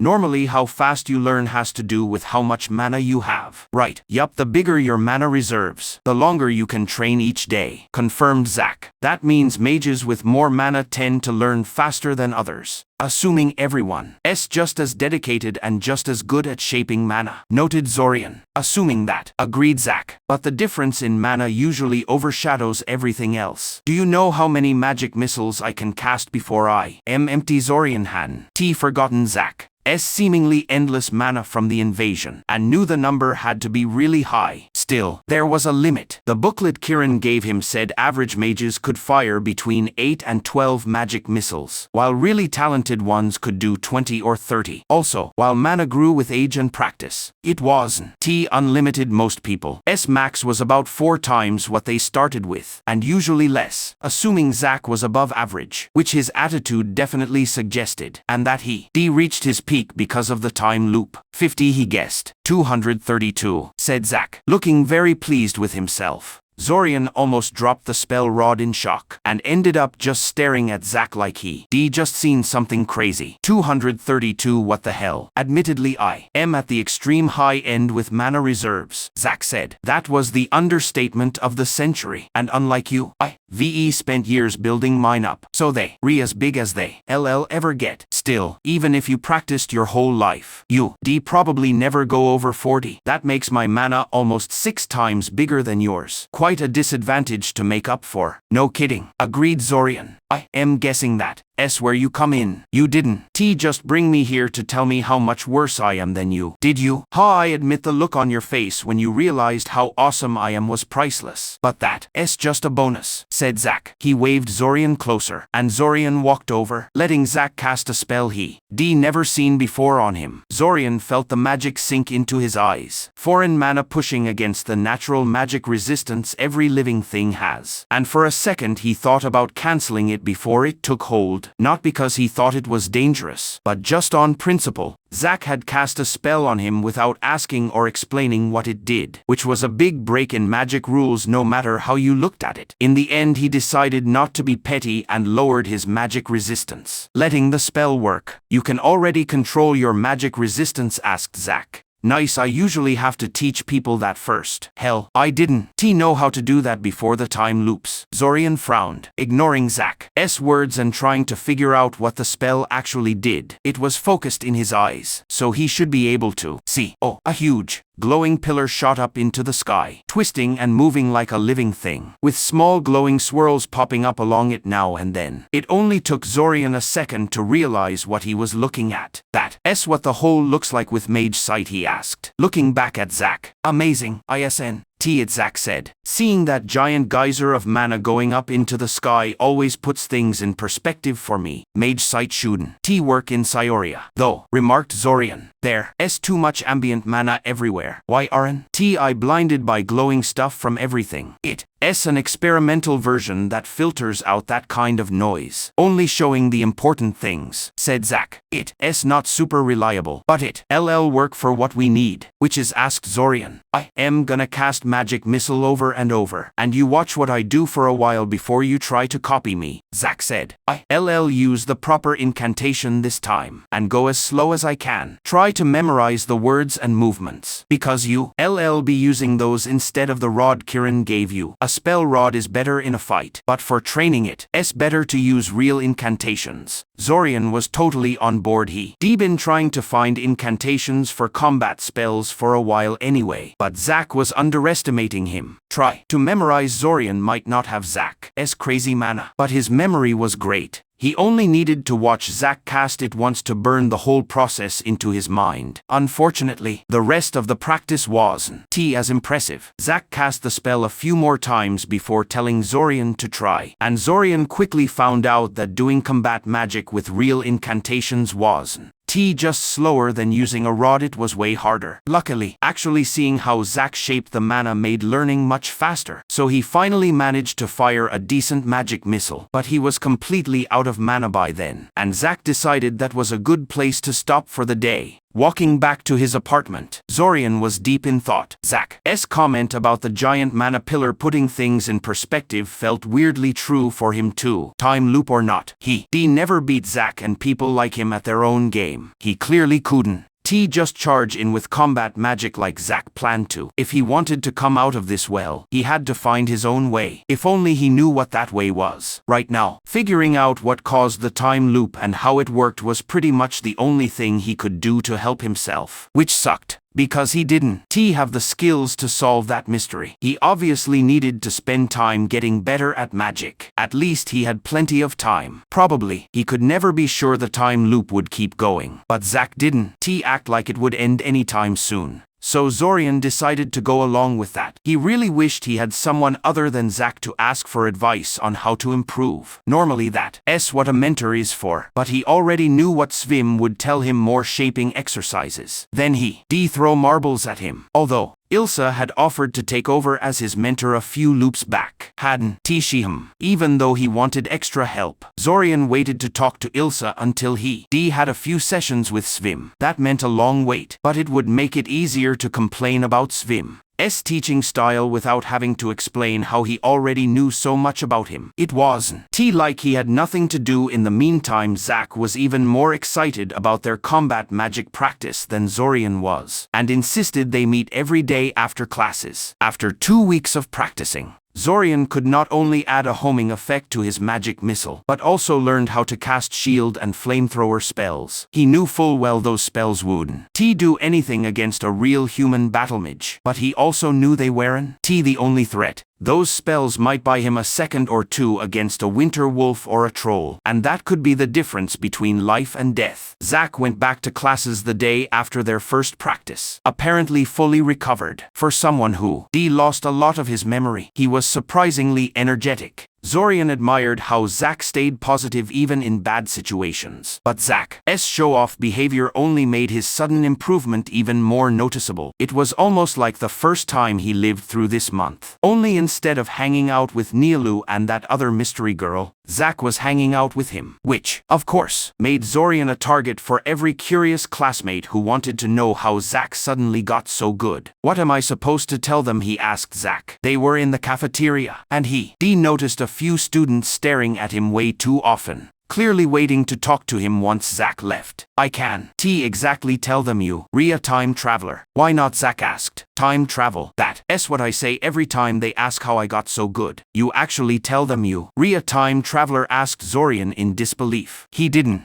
know whether to laugh or hit his head on the table. Yeah, confirmed Zach. What's the worst that could happen? Zorian felt a faint pain in his chest, remembering a timeline where a masked assassin had stabbed him right there. Did Zach really never face consequences for telling people that? Then again, he said he told people he was a time traveler, not that he talked about the invasion. In fact, he never told Zorian about that either. He always changed the subject when Zorian tried to bring it up. This all could been avoided if you just held back a little in classes. Zorian sighed. I kind of like the attention, Zach admitted. Really? Asked Zorian. I am only going through this once and I am already sick of it. You saying the novelty still hasn't worn off after, more than a decade? Oh come on. Do you really think I spend all these loops going to classes? Scoffed Zach. That got boring after the third loop. I spend most of my time doing my own thing. Hell, I am usually not even near Syoria. I only go to classes when I want to relax or feel nostalgic. The only reason I am here right now is because I got pretty banged up in my last loop and I am still fixing my memory. Oh, and because you caught my interest. Why did I catch your interest, though? Asked Zorian. Not that I am complaining, but why are you willing to spend so much time on me? Isn't it all gonna be useless in the next loop? That's a pretty cold way to think about it, Zach said. I don't think like that. I tried to get to know all our classmates in these loops, even when some of them weren't into it, and I never thought it was a waste of time. This is the first time I gotten this close to you, and I have no idea what I did to make it happen. I should make the most of it while I can. Now Zorian felt pretty bad. Not only had he never tried to get to know any of his classmates during the loops, the thought had never even crossed his mind, and this wasn't The first time Zack had hinted that Zorian had been a jerk to him in the past. What exactly had happened between Zack and his past selves to leave that kind of impression? I see, said Zorian awkwardly, not sure how to reply. I really do wonder about you, though, Zack continued. You, so different from the Zorian I knew. I am starting to wonder if you, even the same person. Who else would I be? Asked Zorian, honestly confused where Zack was going with this. Zack didn't seem to have figured out that Zorian was looping too. So what was he getting at? I think I might.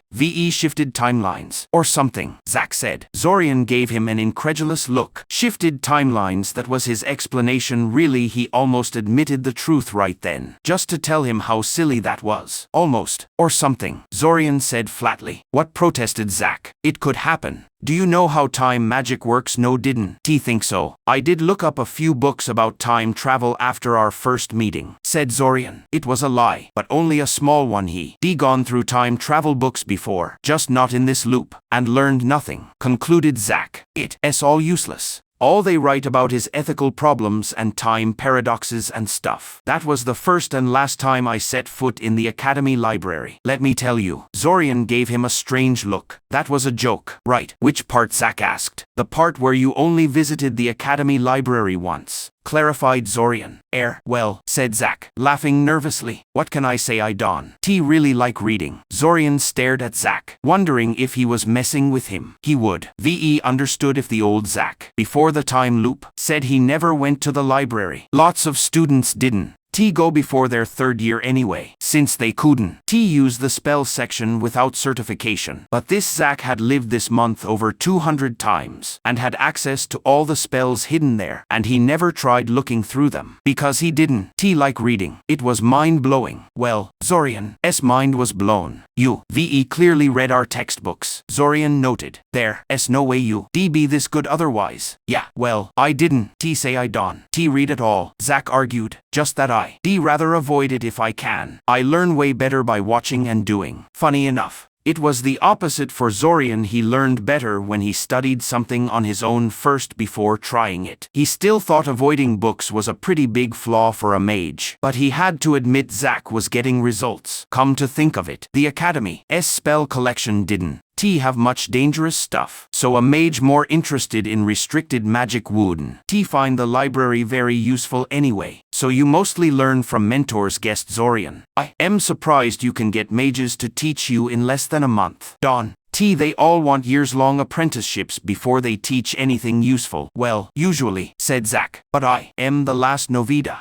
You know, powerful mages have been begging to teach me my whole life. Usually I just show up, tell them who I am, and they happy to help. Zorian tried not to feel jealous. Zack was just making the most of his situation, just like Zorian would in his place. But it still bothered him, reminding him how Daimen and Fortov could get help and favors from teachers while he never could. His parents had lectured him endlessly that the difference was attitude. If only Zorian was more social, more polite, more everything, he could have the same benefits. To Zorian, it always felt like his brothers had some invisible mark only mages could see, making them more special than him. But Zack wasn't his brothers, and didn't deserve to be the target of his frustration. Convenient, said Zorian out loud, giving Zack a slightly forced smile. Zack didn't seem to notice. Jealousy aside, he was starting to wonder if his guess that Zack was an accidental time looper like him was even right. Zack had ridiculously huge mana reserves, probably the biggest of any student at the Academy. He was the last of a famous noble house, getting all the prestige without dealing with parents who be weirded out by his changes. On top of that, he was charming and outgoing, making it even easier to get help from powerful mages. He wasn't just some spoiled rich kid. He had a lot of potential, if only he took the time to develop it. Time that Zack now had. It was convenient, a little too convenient. In Zorian's opinion, that's why, even though Zack seemed friendly, Zorian just didn't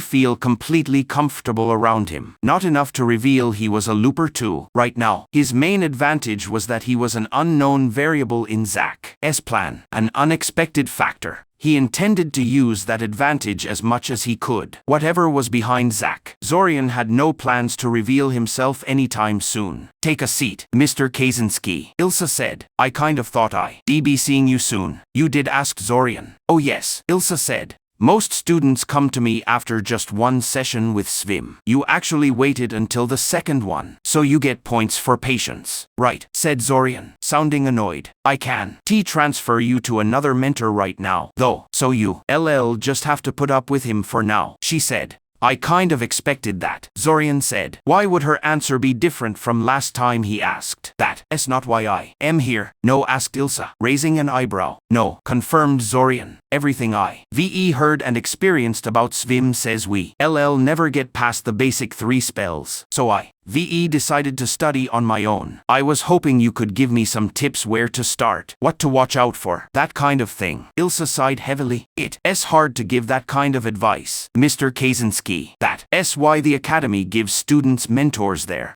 No one-size-fits-all answer. I suppose I can give you advice about my own area. Though, how good are you with the basic 3? Depends who you ask, said Zorian. Most second-year teachers said I mastered them. Svim says I am a disgrace to mages everywhere. She snorted and handed him a pen. Actually handed it to him. Not threw it like Svim would.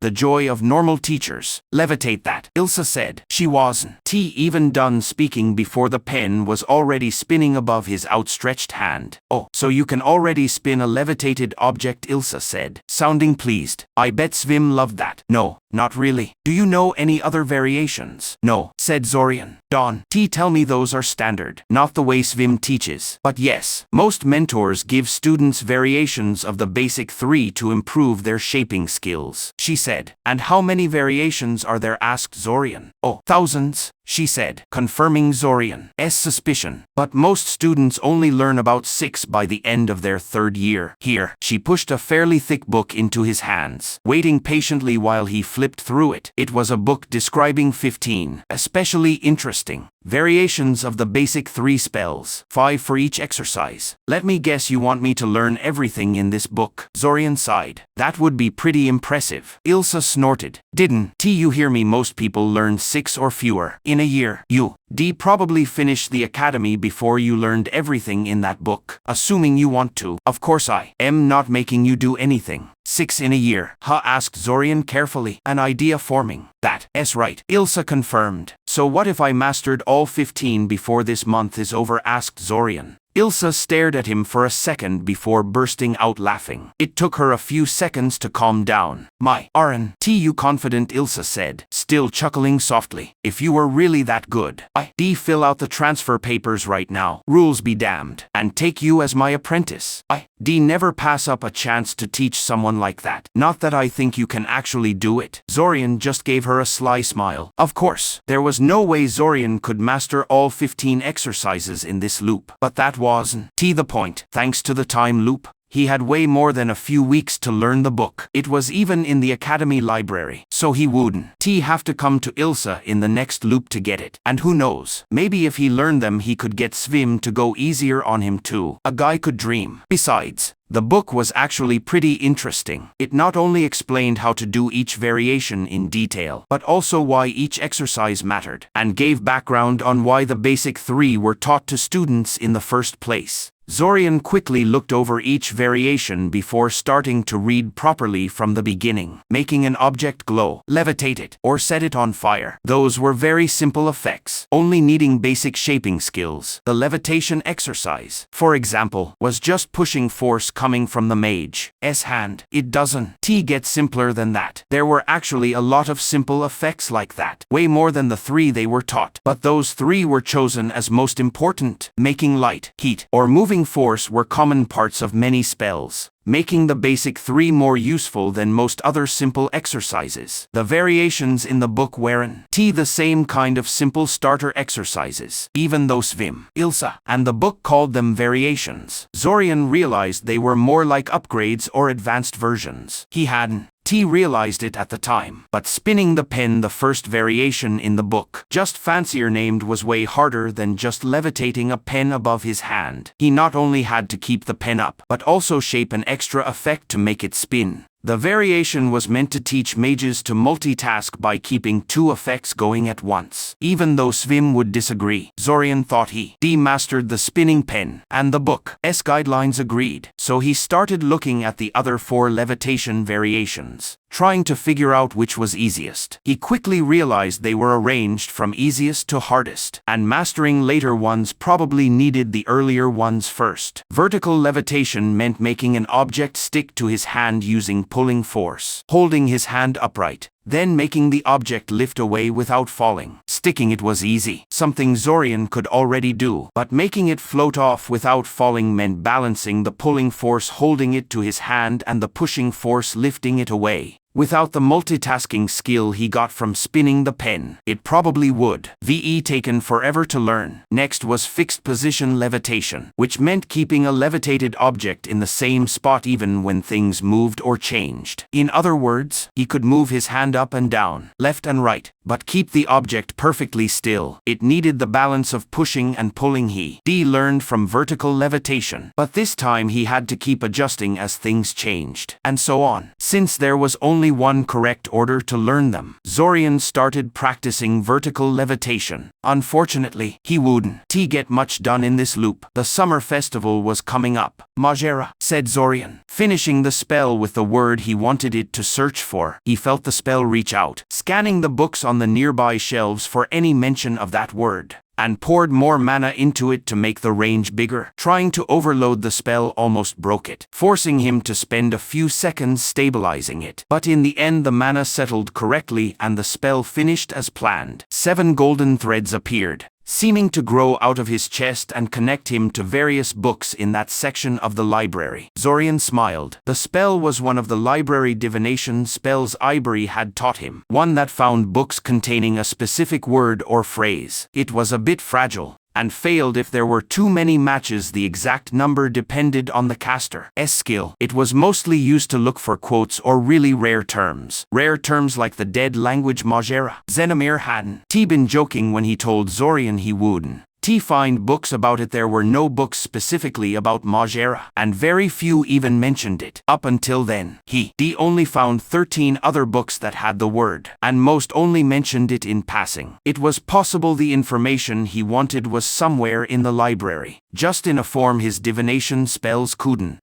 Ivory had only taught him the basics of library magic, so his searches were pretty rough, but if that was the case, there wasn't much he could do. He looked down at the threads coming out of his chest and waved his hand through them, watching it pass through without effect. He never got tired of that. Well, he probably would eventually, but the novelty hadn't worn off yet. The threads were an illusion, only visible in his own mind. Every divination spell needed a way to show information to the caster, since human minds can handle the raw output. A self-made illusion like the threads was actually pretty advanced for a divination tool, or so Ivory had said when he told her he got the spell working in 30 minutes. He had a feeling she thought he was lying. He didn't really get what was so hard about it. Honestly, the threads were just a mental image that didn't need much shaping skill, just visualization. It seemed pretty simple to him, natural even. He shook his head and followed one of the golden threads to a book it was attached to. It was a huge, intimidating 400-page book about the history of Mycena, and Zorian had no intention of reading the whole thing just to find the tiny part he cared about. So he cast another divination spell Ivory had taught him. This one highlighted every mention of the chosen word, in this case Majera, in bright green. So he just flipped through the book until he saw a flash of green. Zorian, what are you doing here? Zorian immediately closed the book and put it back on the shelf. He wasn't doing anything wrong, but he really didn't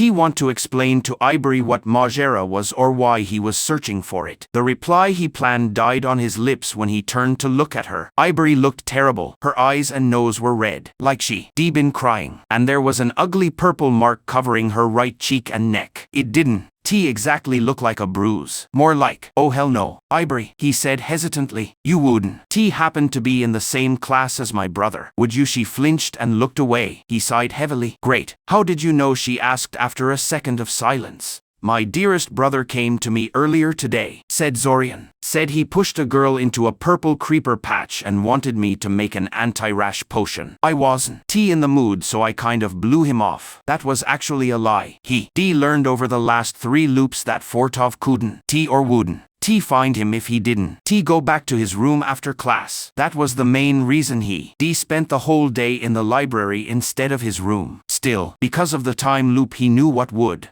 happened if he been there. Oh, she said quietly. That's alright. No, disagreed Zorian. No, it's not. If I known he was talking about you, I would helped him. Well, helped you. He can go burn for all I care. He paused for a moment, thinking, there's no reason I can do it now. I just need to go to my room to get the ingredients and you don't have to do that. Ivory quickly interrupted. It's not that important. Zorian looked at her again. Yeah, she definitely been crying before she got here. Besides, her choice of words was obvious. She said he didn't have to, not that he shouldn't and that it wasn't that important, not that it wasn't it's not really a problem, he assured her. The main reason I said no earlier was because it was Fortov asking, not because it was hard. Just tell me where to find you when I am done. I'd like to come with you, if that's okay, she said hesitantly. I'd like to see how the cure is made. Just in case. Zorian paused. That was potentially a problem. After all, the alchemy lab would be closed this late, and he'd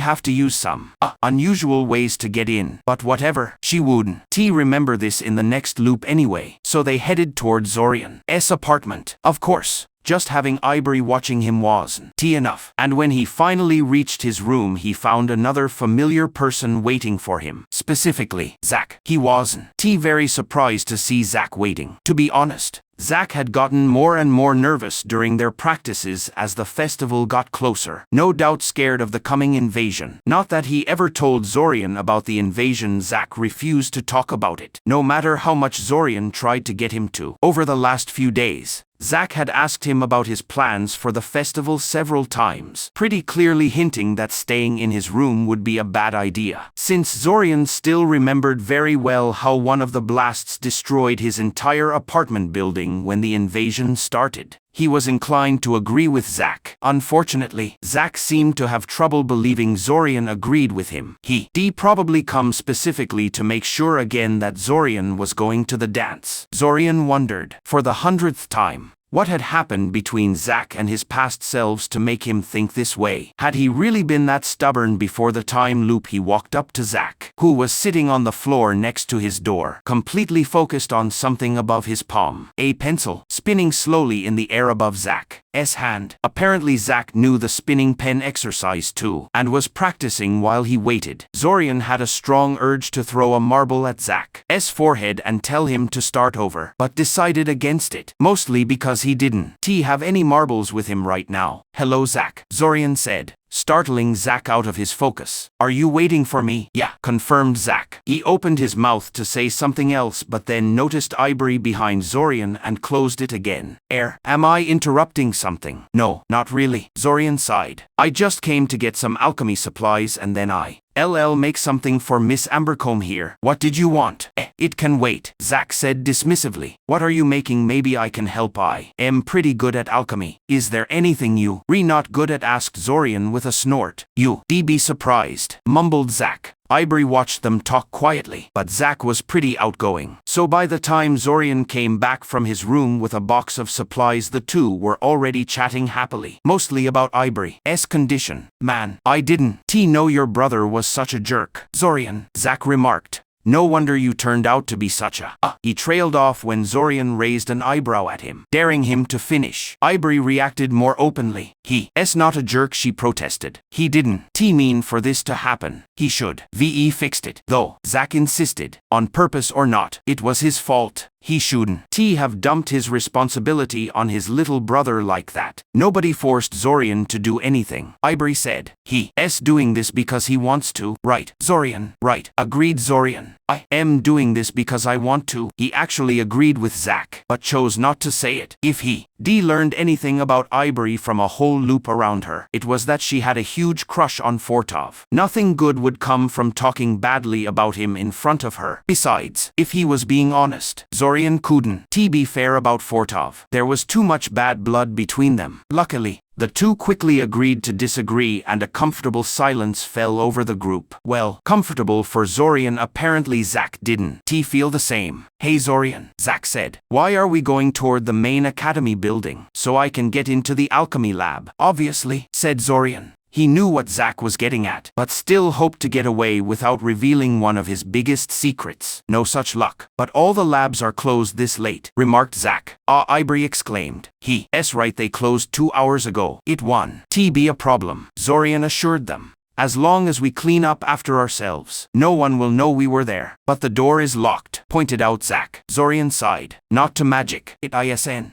You know unlocking spells? Asked Zack, surprised. Zorian understood his surprise. Unlocking spells were restricted magic, because they could be easily abused, unless you had a special license. Even knowing them was a crime. Not a very serious crime, but still a crime. Maybe it was a good thing, then, that Zorian didn't know any unlocking spells at all. No, I don't, said Zorian. But it's just a simple mechanical lock. I'll move the parts inside with telekinesis. Easy. They gave him blank looks. Like most people, they had no idea how locks actually worked, and how easy most were to get past. Zorian, thanks to a somewhat chaotic childhood, did, in fact, he could pick a normal lock without magic at all. It was just slower than his magic trick and required carrying lock picks. He stopped in front of the alchemy lab door and tried the handle. Like Zack said, it was locked. Shrugging, Zorian put his hand over the keyhole and closed his eyes. He could feel Zack and Ivory crowding around to watch, and did his best to ignore them. He needed full concentration. He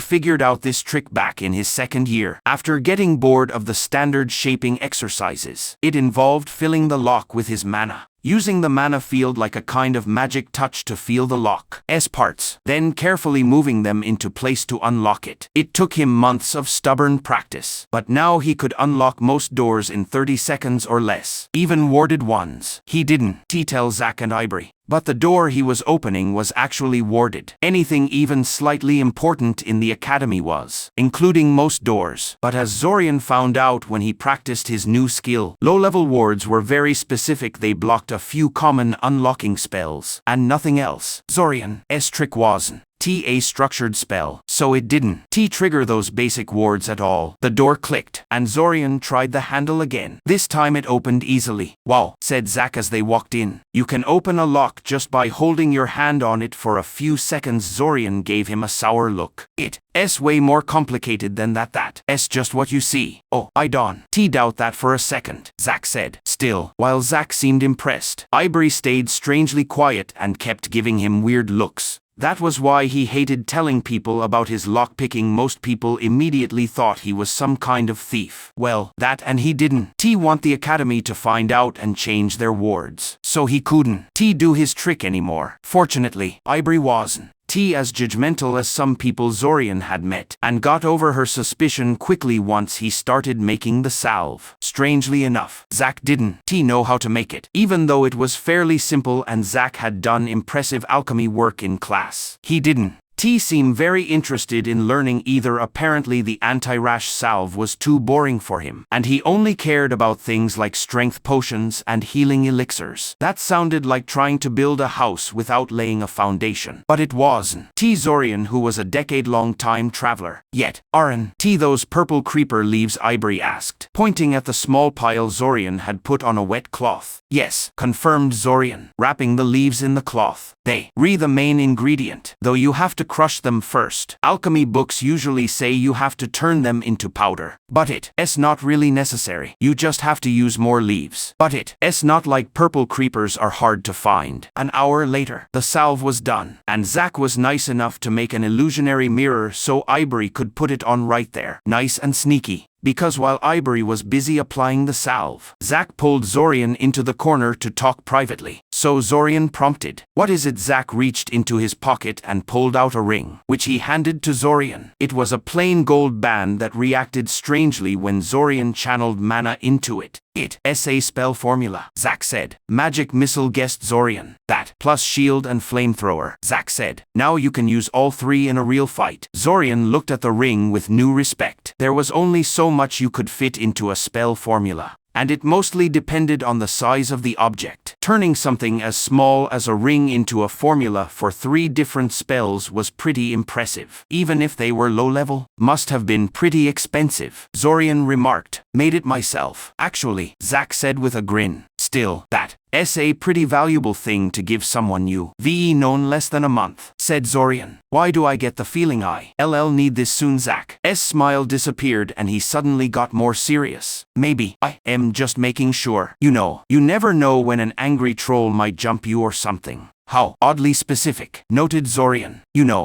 VE gotten more and more nervous as the summer festival gets closer, and you seem really interested in making sure I go to the dance. You will, right?" Zack asked. Yes, I told you I would half a dozen times already," huffed Zorian. "What's so important about the dance? Anyway, what's gonna happen there?" "Oh, great time traveler. You have to see it to believe it," Zack sighed. "It's maybe even more unbelievable than time travel being real." "That bad?" asked Zorian, privately agreeing that an invasion that big was something he would. VE had trouble believing if he hadn't lived through it. "Just try to survive." "Okay," Zack sighed. Before Zorian could say anything else, Zack suddenly put on a fake happy face and spoke loud enough for Ivory to hear. "Wow, Zorian, I'm glad we had this talk, but I should really get going now. Gotta be well rested for tomorrow. Bye." "Zorian, bye." "Ivory, I'll see you both at the dance," and then he left. Zorian shook his head at Zack's exit and walked over to Ivory, who was now free of the purple rash that had covered her face and neck. "Well, I guess we should go too," Zorian said. "The academy doesn't usually have patrols after dark, but that idiot's yelling might." VE alerted someone. "Oh, right." Zorian watched Ivory as they left the lab and he used his magic trick to lock the door again. She seemed strangely quiet for someone who just gotten what she wanted. "What's wrong?" he finally asked after a while. Nothing's wrong," she said. "Why do you ask? You don't seem very happy to be cured," he noted. "I am," she protested. "It's just." "Yes," he prompted. "I don't have anyone to go to the dance with," she said. "The boy I was hoping to go with already has a date." If the boy she liked was Fortov, which was likely, given her obvious crush, then yes, he definitely did. In fact, he probably had one for weeks, so there was never much chance she'd go with him anyway. But he didn't feel like crushing her dreams like that. "Then you'll just have to do what I am doing and go to the dance alone." You concluded Zorian. She suddenly stopped and looked him over carefully. "You don't have anyone to go with either?" she asked. Zorian closed his eyes and swore silently. He really walked right into that one, didn't he? Zorian was nervous. Ever since his first loop, he'd been carefully avoiding the city on festival day, not wanting to get caught in the invasion again. Being in the city could easily get him killed. After all, and back then he wasn't sure if his current loop would be his last. That wasn't an option anymore. Unless he wanted to make Zack realize something was wrong with him, he didn't.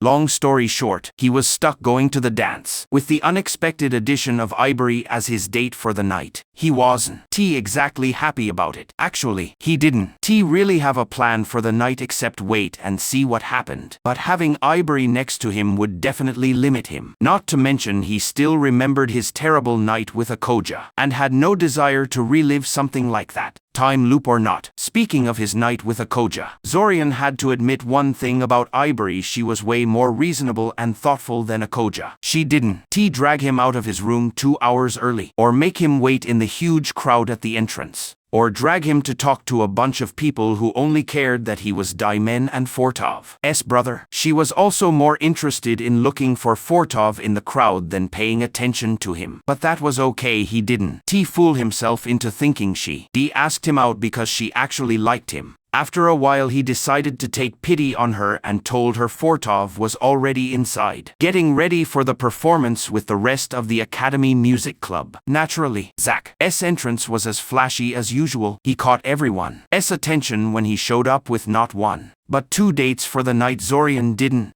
recognize either girl, and then impressed everyone with some really good, eye-catching dancing. Apparently Zack had learned more than just magic during the loops. Zorian clapped with everyone else when Zack finished showing off, and thought about learning a non-magical skill, not dancing, though, or any fancy high society skill. Getting good at those would mean putting on a fake personality so thorough he wasn't sure he could take it off later. The benefits weren't worth selling his soul over, even metaphorically. This is fancier than I thought it would be, Ivory noted, touching the lacy tablecloth in front of her. It's obviously more than just a school dance, agreed Zorian. I guess the Academy was planning some event for foreign officials this year and then decided to merge it with the school dance for some reason. I guess, Ivory said. They spent a lot making everything look nice, and I doubt they did it just for us. Ivory looked at the far end of the table, where Zack was entertaining a small group, his two dates nowhere to be seen. After a few seconds she turned back to Zorian and stared at him strangely. What? Zorian said, a little uncomfortable with her look. I've been meaning to ask you, she began hesitantly. What's going on between you and Zack? I mean, I know you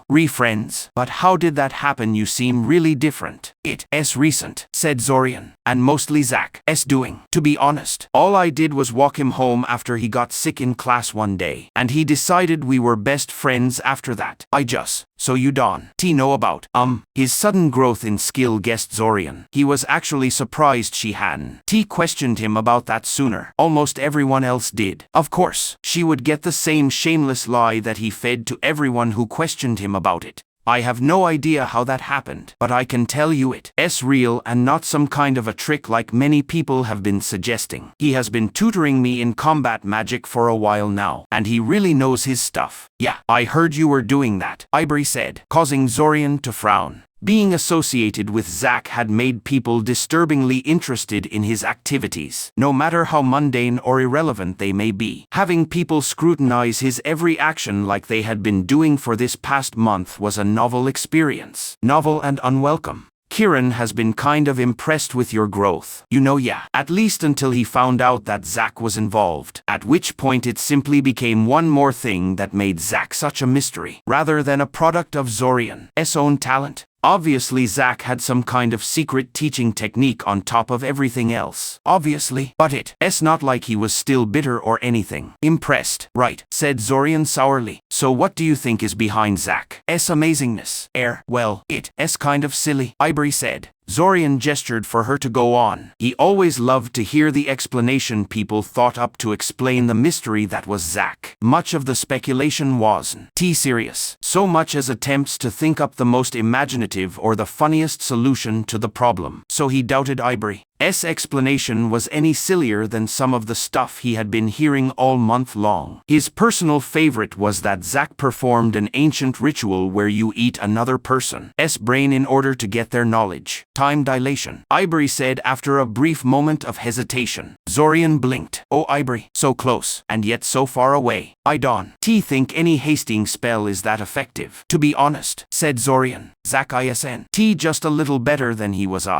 Personally put him around third circle at least. I actually don't think he has any reason to attend the classes anymore, except that he finds it amusing to do so and flaunt his knowledge to everybody. I kind of noticed that, Ivory said, glancing momentarily to the small group of people surrounding Zack. But I wasn't thinking of hasting magic. Do you know what the Black Rooms are? Zorian shook his head in negative. There are rumors that powerful nations like ours have special training facilities that use extreme levels of time dilation. You go inside the facility, spend a couple of months, or even years inside, and when you get out only a day or two have passed outside. Zorian's eyebrows rose at the description. If one of the major powers had something like that, why weren't the effects more keenly felt? None of the successor states were shy about using their power, and would have surely used such a tool to churn out trained mages on a mass scale by now. It's just a rumor, Ivory quickly added, something between a conspiracy theory and an urban legend.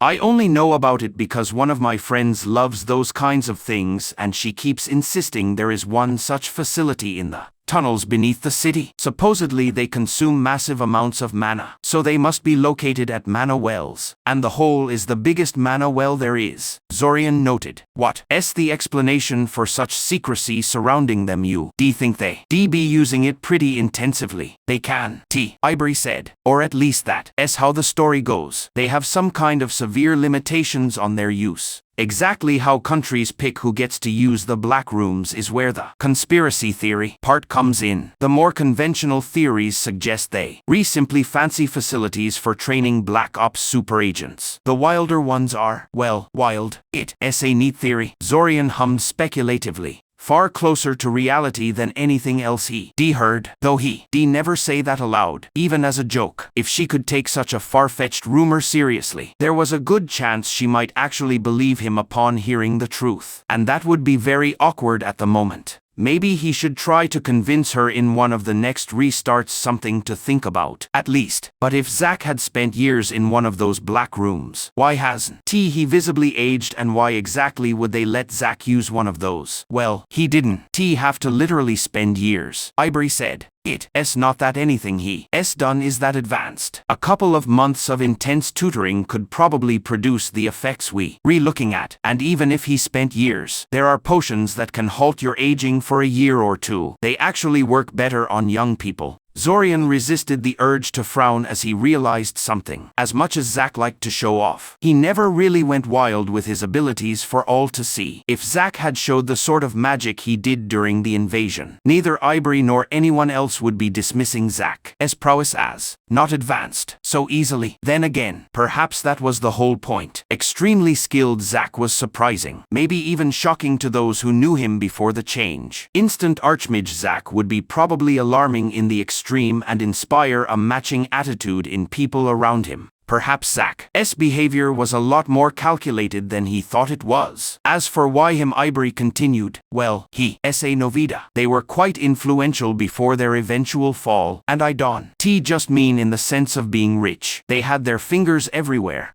I could easily see some of that old influence surviving to this very day. Zack is the last of his line, and the fate of his house rests upon his shoulders. Perhaps this was simply a desperate maneuver by Zack's guardians, trying to turn Zack into a worthy successor capable of returning Novida to their former glory. The ground shook, followed by a deafening explosion less than a second later. Windows rattled, but didn't break. An uneasy silence descended upon the dance hall, only broken by the periodic rumble of more distant explosions. What was that? Ivory asked fearfully. She wasn't the only one asking that kind of questions. Agitated murmurs started traveling through the gathered crowd, steadily growing in volume and alarm. The ever-present pressure Zorian always felt from being inside crowds intensified and changed. What was usually just an annoyance pushing on the edges of his consciousness suddenly became a suffocating blanket of fear. He struggled not to faint as foreign feelings invaded his mind. What the hell was happening to him? He didn't remember anything about an attack like this from his previous experience of the invasion. A minute ticked away, then 10. Zorian could practically feel the anxiety and agitation of the crowd steadily rising. The last and first time he had lived through the invasion, he was standing on the roof when that first barrage descended to Earth, and was momentarily incapacitated as a result. At least, that's what he had thought. Apparently he had been knocked out for quite a bit longer than he realized, because by his reckoning Ilsa and Kiran should have been rushing to the roof to see what was happening by now. He could see them arguing about something in a nearby corner, and neither made the slightest move towards the roof. Zorian Ivory tried for either the 5th or 6th time. Zorian wasn't sure. Are you sure you alright? Maybe I should go find someone. I am fine, Zorian said, somehow managing to shove the oppressive feelings aside for the moment. The explosions had finally stopped, but that hadn't led to people calming down. If anything, now that the situation had calmed down somewhat, they wanted answers, and they wanted them now. They were getting restless. Thankfully, the academy staff seemed to realize this as well. Look, Ilsa is trying to say something. Please remain calm, Ilsa said from the music stage, using the same magic that carried music evenly across the dance hall to make herself heard by everyone present. Me and my colleague will go to the roof now and open communications with the city authorities to find out what is going on. Please don't go anywhere until we return. Well, that didn't do much to calm people down. If anything, they got even more unruly than they were before Ilsa's speech, and some outright ignored her warnings and left the dance hall the moment she went up the stairs and out of sight. He couldn't judge them too harshly, since in another timeline he had done the exact same thing. On the positive side, the oppressive feeling lifted and reverted back to the familiar headache-inducing pressure. He breathed a giant sigh of relief. Hello, Zorian, greeted Zack, approaching Zorian. Of course he come to talk to him now. Quite a commotion. Huh, and I see you talked Miss Ambercombe into being your date for the evening. Congratulations, I never knew you liked older girls. I am only a year older than him, Ivory protested. She glanced briefly at Zorian to see if he would point out that it was her who asked him out, and relaxed when she realized he wouldn't. Zorian had to restrain himself from rolling his eyes. And how come you here all by yourself? Why Don? You introduce us to your dates. If Ivory thought to fluster Zack by pointing out the plural nature of his partners for the evening, she was going to be sorely disappointed. And indeed, Zack only smiled at her, completely unaffected by the jab. They decided to leave for home early. Zack shrugged, probably for the best, considering what happened. What did happen, though? Asked Zorian. He didn't expect to get a straight answer out of Zack. Of course, but it was worth a try. I guess we'll find out soon, said Zack, pointing to the bottom of the stairs leading to the roof, where Ilsa was talking to a bunch of students. After a couple of seconds, Zorian realized that Akoja was among them, and recognized several other faces as well. Who is she talking to? Asked Ivory. Class representatives, I think, Zorian said. At least, the ones I recognize are all class representatives for their groups. It was so frustratingly slow. Maybe Zorian was expecting a little too much from a mere educational institution, but their response to the invasion was pretty underwhelming. At the very least, he had expected them to start evacuating people to the shelters by now, or organize some kind of a defense force, or, well, anything, really. He was getting an impression that Ilsa and Kiran didn't even realize the severity of the situation yet. Finally, Ilsa seemed to finish with her instructions, and the crowd of class representatives dispersed into the crowd. It only took Zorian a minute to realize what they were doing. Each one was gathering their own classmates into a single group. He bid Ivory goodbye and left towards his own group together with Zack. Once everyone was present, Akoja told them what the plan was. The academy was going to use their limited teleportation capabilities to get foreign dignitaries and other important people out of the city, and the students were going to descend into the tunnels beneath the city to reach the shelters on foot with no teachers present to guide and defend them, because they had other duties currently, and class representatives had to know the evacuation routes to get the job anyway. Zorian looked at Zack to gauge his reaction and saw that the boy's expression was grim and focused. All right, Zack mumbled. Showtime. Zorian had a bad feeling about this. Surprisingly, it wasn't Zack who raised the alarm. It was Rainy, of all people. How exactly she detected the winter wolves 5 minutes before they showed up, he had no idea, but notice them she did, and she immediately raised the alarm. A lot of students didn't believe her, but most weren't willing to risk it. The entire procession of students started to move faster towards the small cylindrical building that marked the staircase leading down into the shelters. They never made it there before the winter wolves reached them. Zorian wasn't a soldier, and would never call himself an expert on tactics. But what the throng of students did upon sighting the horde of winter wolves coming after them still struck him as monumentally stupid.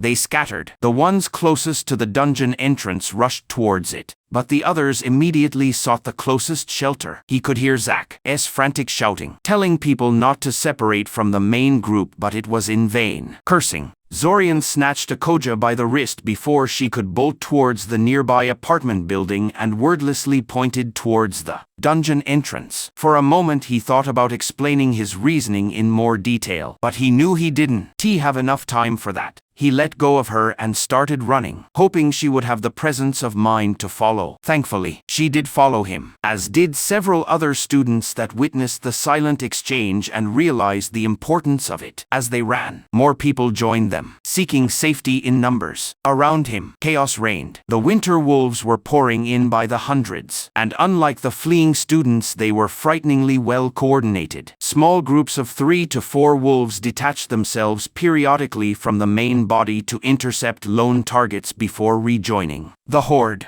using their superior numbers to flank and outmaneuver their opponents. Their white fur and the surprising silence with which they moved made them seem like an army of ghosts risen from the underworld to punish the living. Screams, shouting, flashes of light and canine howls of pain too. Not every student was helpless. Up ahead, Zack was defending the entrance to the tunnels viciously, sending swarm after swarm of force projectiles that hit far harder than your run-of-the-mill magic missile. felling scores of winter wolves with each volley. A number of people reached the safety of a nearby building and promptly barricaded themselves inside, ignoring the pleas of those outside to let them in. Just as Zorian thought they would make it to the entrance without incident, his luck ran out. A large group of 30 or so winter wolves noticed them and moved to intercept. The group halted immediately, unsure what to do as the pack continued to get closer. They had to go through it to reach the shelters, but fighting the wolves was suicide. Zack was busy incinerating a group of war trolls that finally made their appearance and wouldn't be able to help for a while. "I told you I should have brought my sword," one of the boys groused. "But no, it's not suitable for a school dance, you said. You're too paranoid for your own good. You said." "Oh, shut up," a female voice snapped back. Zorian resisted the urge to fire off a couple of missiles at the approaching winter wolves, even shaped as piercers. They weren't guaranteed to kill in one shot something as resilient as a winter wolf, and he still tended to fail quite often when he tried to weave a homing function in them. So there was no guarantee he would even hit anything. He had to use his mana intelligently. Not everyone thought so, however. A number of people had a spell formula hidden on them in the form of a ring or a necklace, much like he did, and they threw missile after magic missile into the advancing wolves. Only one girl was capable of casting a proper homing bolt, so most of them missed. And when they did hit, they were just smashers, so they didn't kill any of them. They did, however, slow the pack down and force it to cluster together, since the girl that could fire homing bolts targeted any wolf that tried to detach from the pack to flank them. And that gave him an idea.